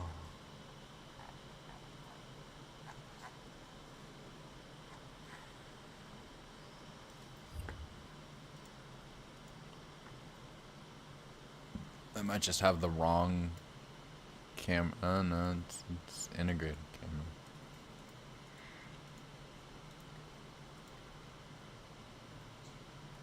I saw something change there, but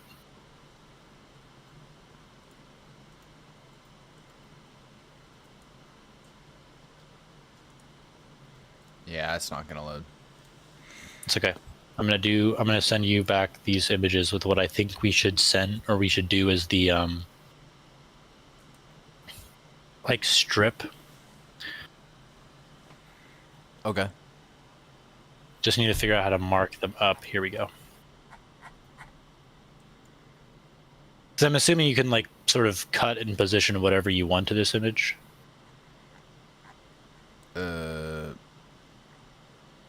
On the thing. Yeah.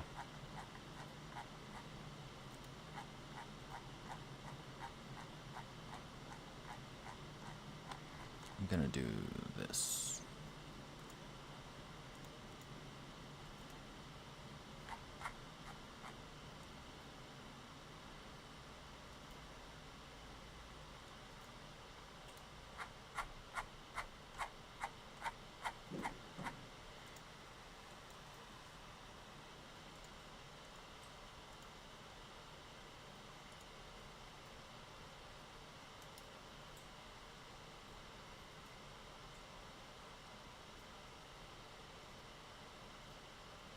I forget how much space we had on the side. No way. But you can right click on somebody and there's a watch stream button that opens up. Yeah, in Discord. That's crazy. Ah.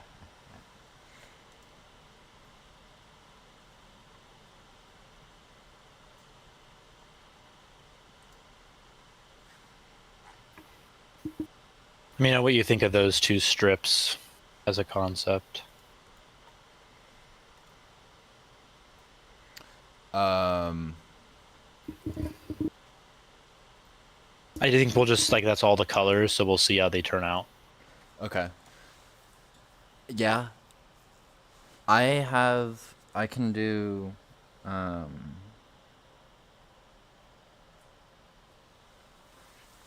so the board is 19 by 22, right? Let me go back and double check that. 19 and an eighth, technically 3/16, and then pretty much exactly 22. But yeah. Okay, I'm gonna cut other it. than so we need margin on the edge. I'm thinking about cutting it to like 20 by 22 and a half, and then you can cut it or sand it down at home.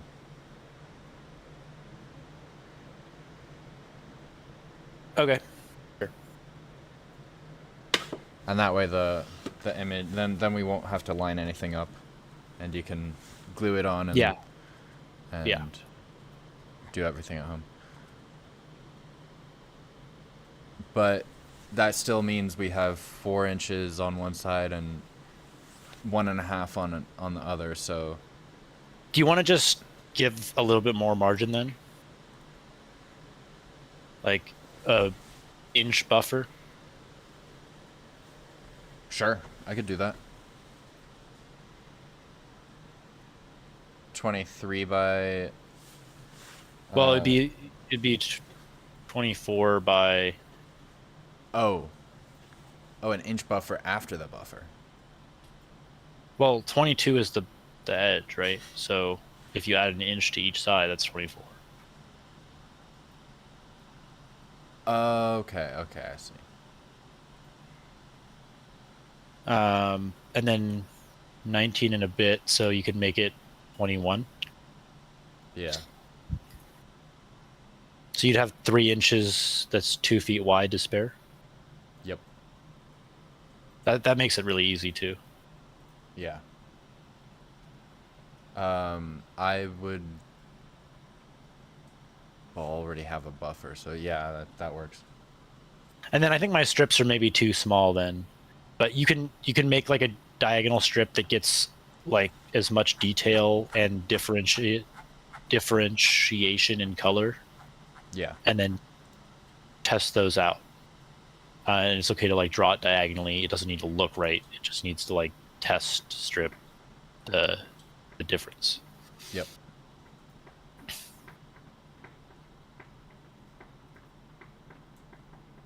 Do you program it like each individual layer is a different color, or does it like try to match the color with an amount of burn?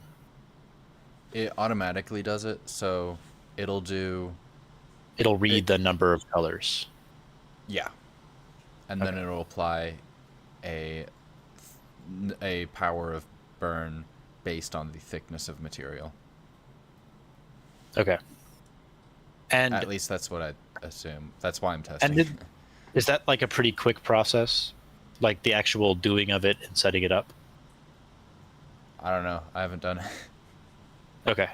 I haven't had the time. Yep, I understand. I've skipped work for the last 7 days that I've had work on my schedule. And that's okay? Yeah. My boss is really chill. He's like, or I go up to him, hey, I got some homework. Okay, see you later. Do you want to know what my lowest grade this semester is so far? On assignments or in a class? In a class. Sure. 99.46. Oh. That's crazy. My highest grade is a 107.98. Oh. Oh shit! I need to do I need to send my professor some. Is that through extra credit? Or is that a mistake? It's extra credit. What? Mistake? Well, I've had like 600% in a class before, so. No, it's from the way the lab assignments are graded is like they have like a mastery component to them, and if you get all the mastery components, it like adds up to like 5 extra points on a 115-point assignment. Wow. And then if you do your discussion posts early,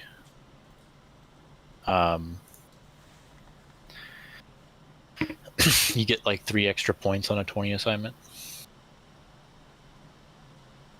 And I thought my 106 was high.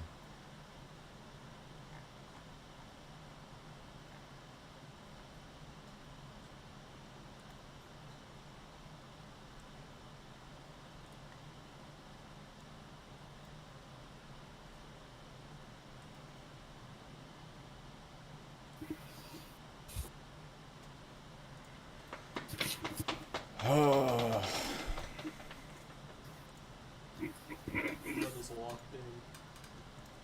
No. I'm thinking about going and getting dinner.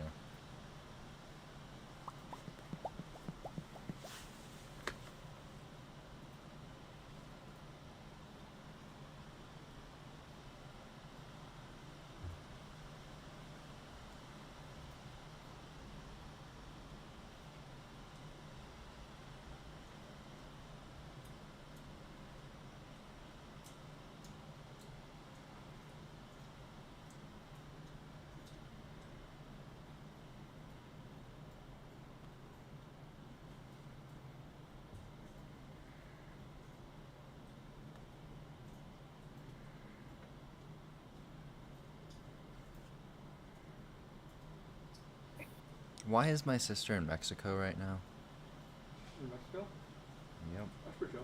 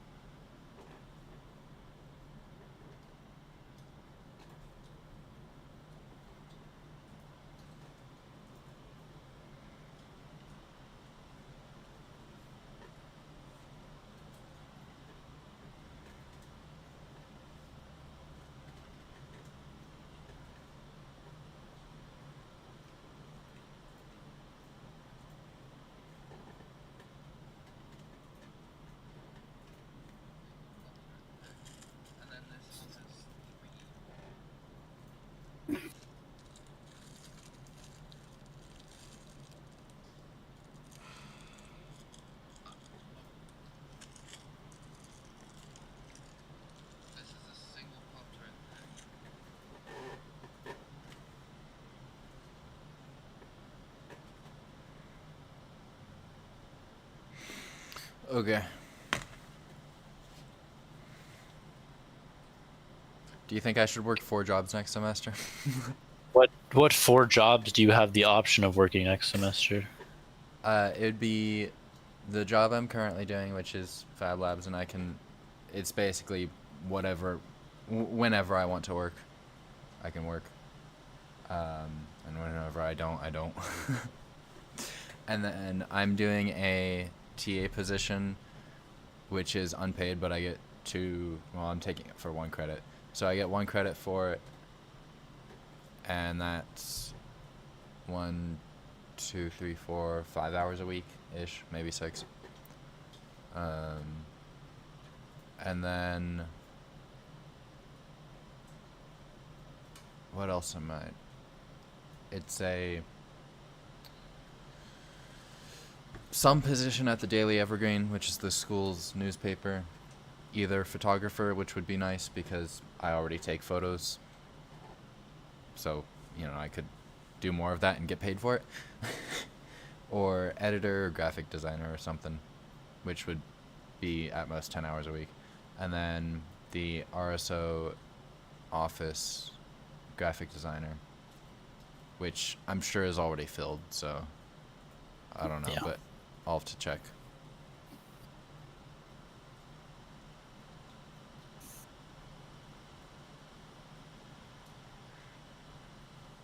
I think you should do it. I mean, money is money.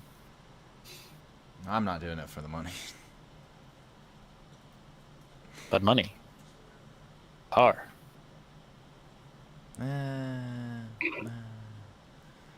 My parents are nice. You are going to find some way to visit me, right? Next year, yeah. Yay. Next semester. You should come down the spring of 2027 for the Humboldt Regatta. So you can see me race and also we can hang out. Okay. You should come earlier because Daniel's here, though. I'm talking to Matt about him coming to visit us, and I said, you should come the spring of 2027 because you'll have a car by then, and also there's the Humboldt here regatta for rowing, and you should come watch. And then I said, you should come earlier because Daniel's here too. Daniel says next week. No. Matt went, no.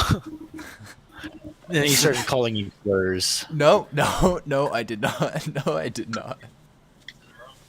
No, he doesn't because he's streaming. Daniel was about to come call you slurs. Hey, wait a minute. He's going to start calling you a clanker. Nah. Oh, my.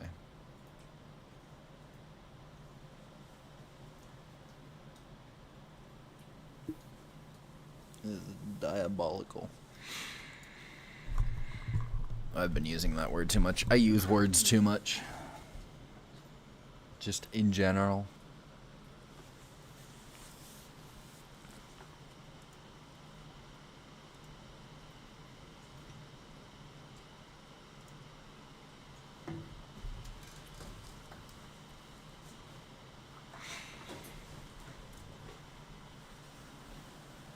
Okay, I'm gonna go get dinner.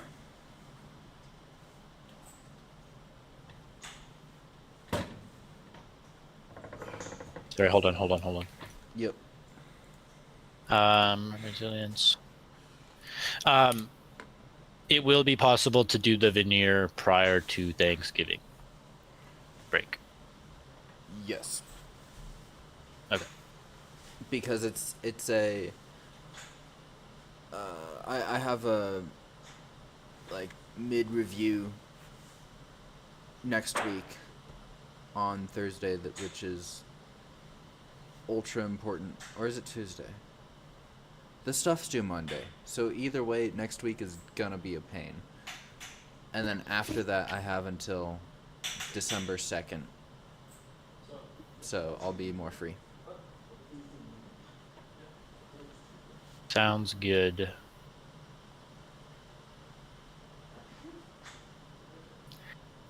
I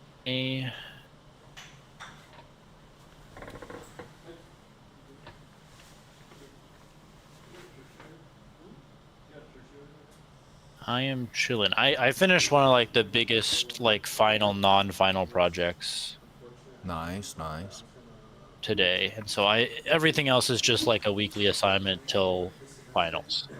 And I really don't have any like too many like real finals. I have a final project and essay for one class, nothing for another class, basically nothing for two other classes, an essay and a exam for another, with a final project.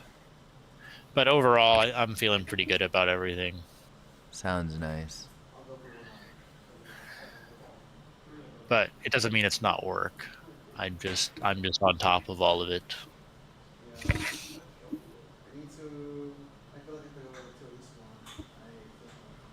Yeah. Because I'm doing, 17 units, and I've devoted, how many hours is this? 10.5 hours a week to rowing, the minimum. Wow. Plus 3 more. Okay, so 14 hours a week. Yeah, I could not do that. And then every other week, I get to do skate night. Is that the gym thing, where you were in the gym? Was that a special Halloween thing, or? Yeah. Well, no, it happens every 2 weeks. They just extended it by 1 week and didn't have it for 3 weeks so that it could be on Halloween. Okay. Makes sense. This week I had 3 meetings, and next week I have 1 meeting. And there's a grad school workshop, which I'm gonna probably end up attending because it cuts into one of my classes and my professor teaches that workshop, so we'll see. Yeah. And then I have class registration next week on Friday.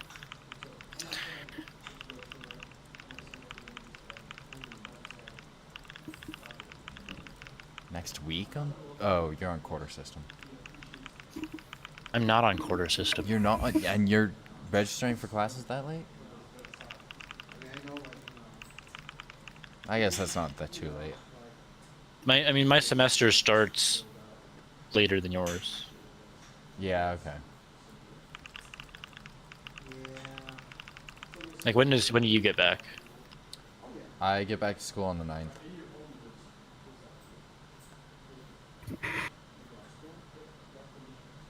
And I need to talk to my advisor about taking a winter course so that I don't have to take my diversity UCore next semester.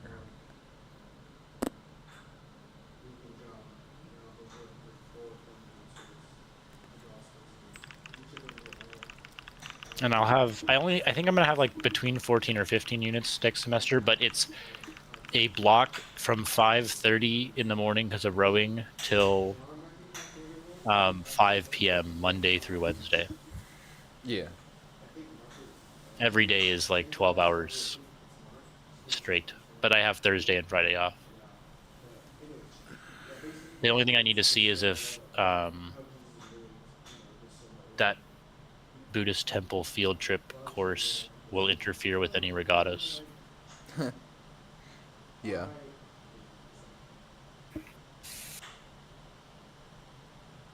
Speaking of,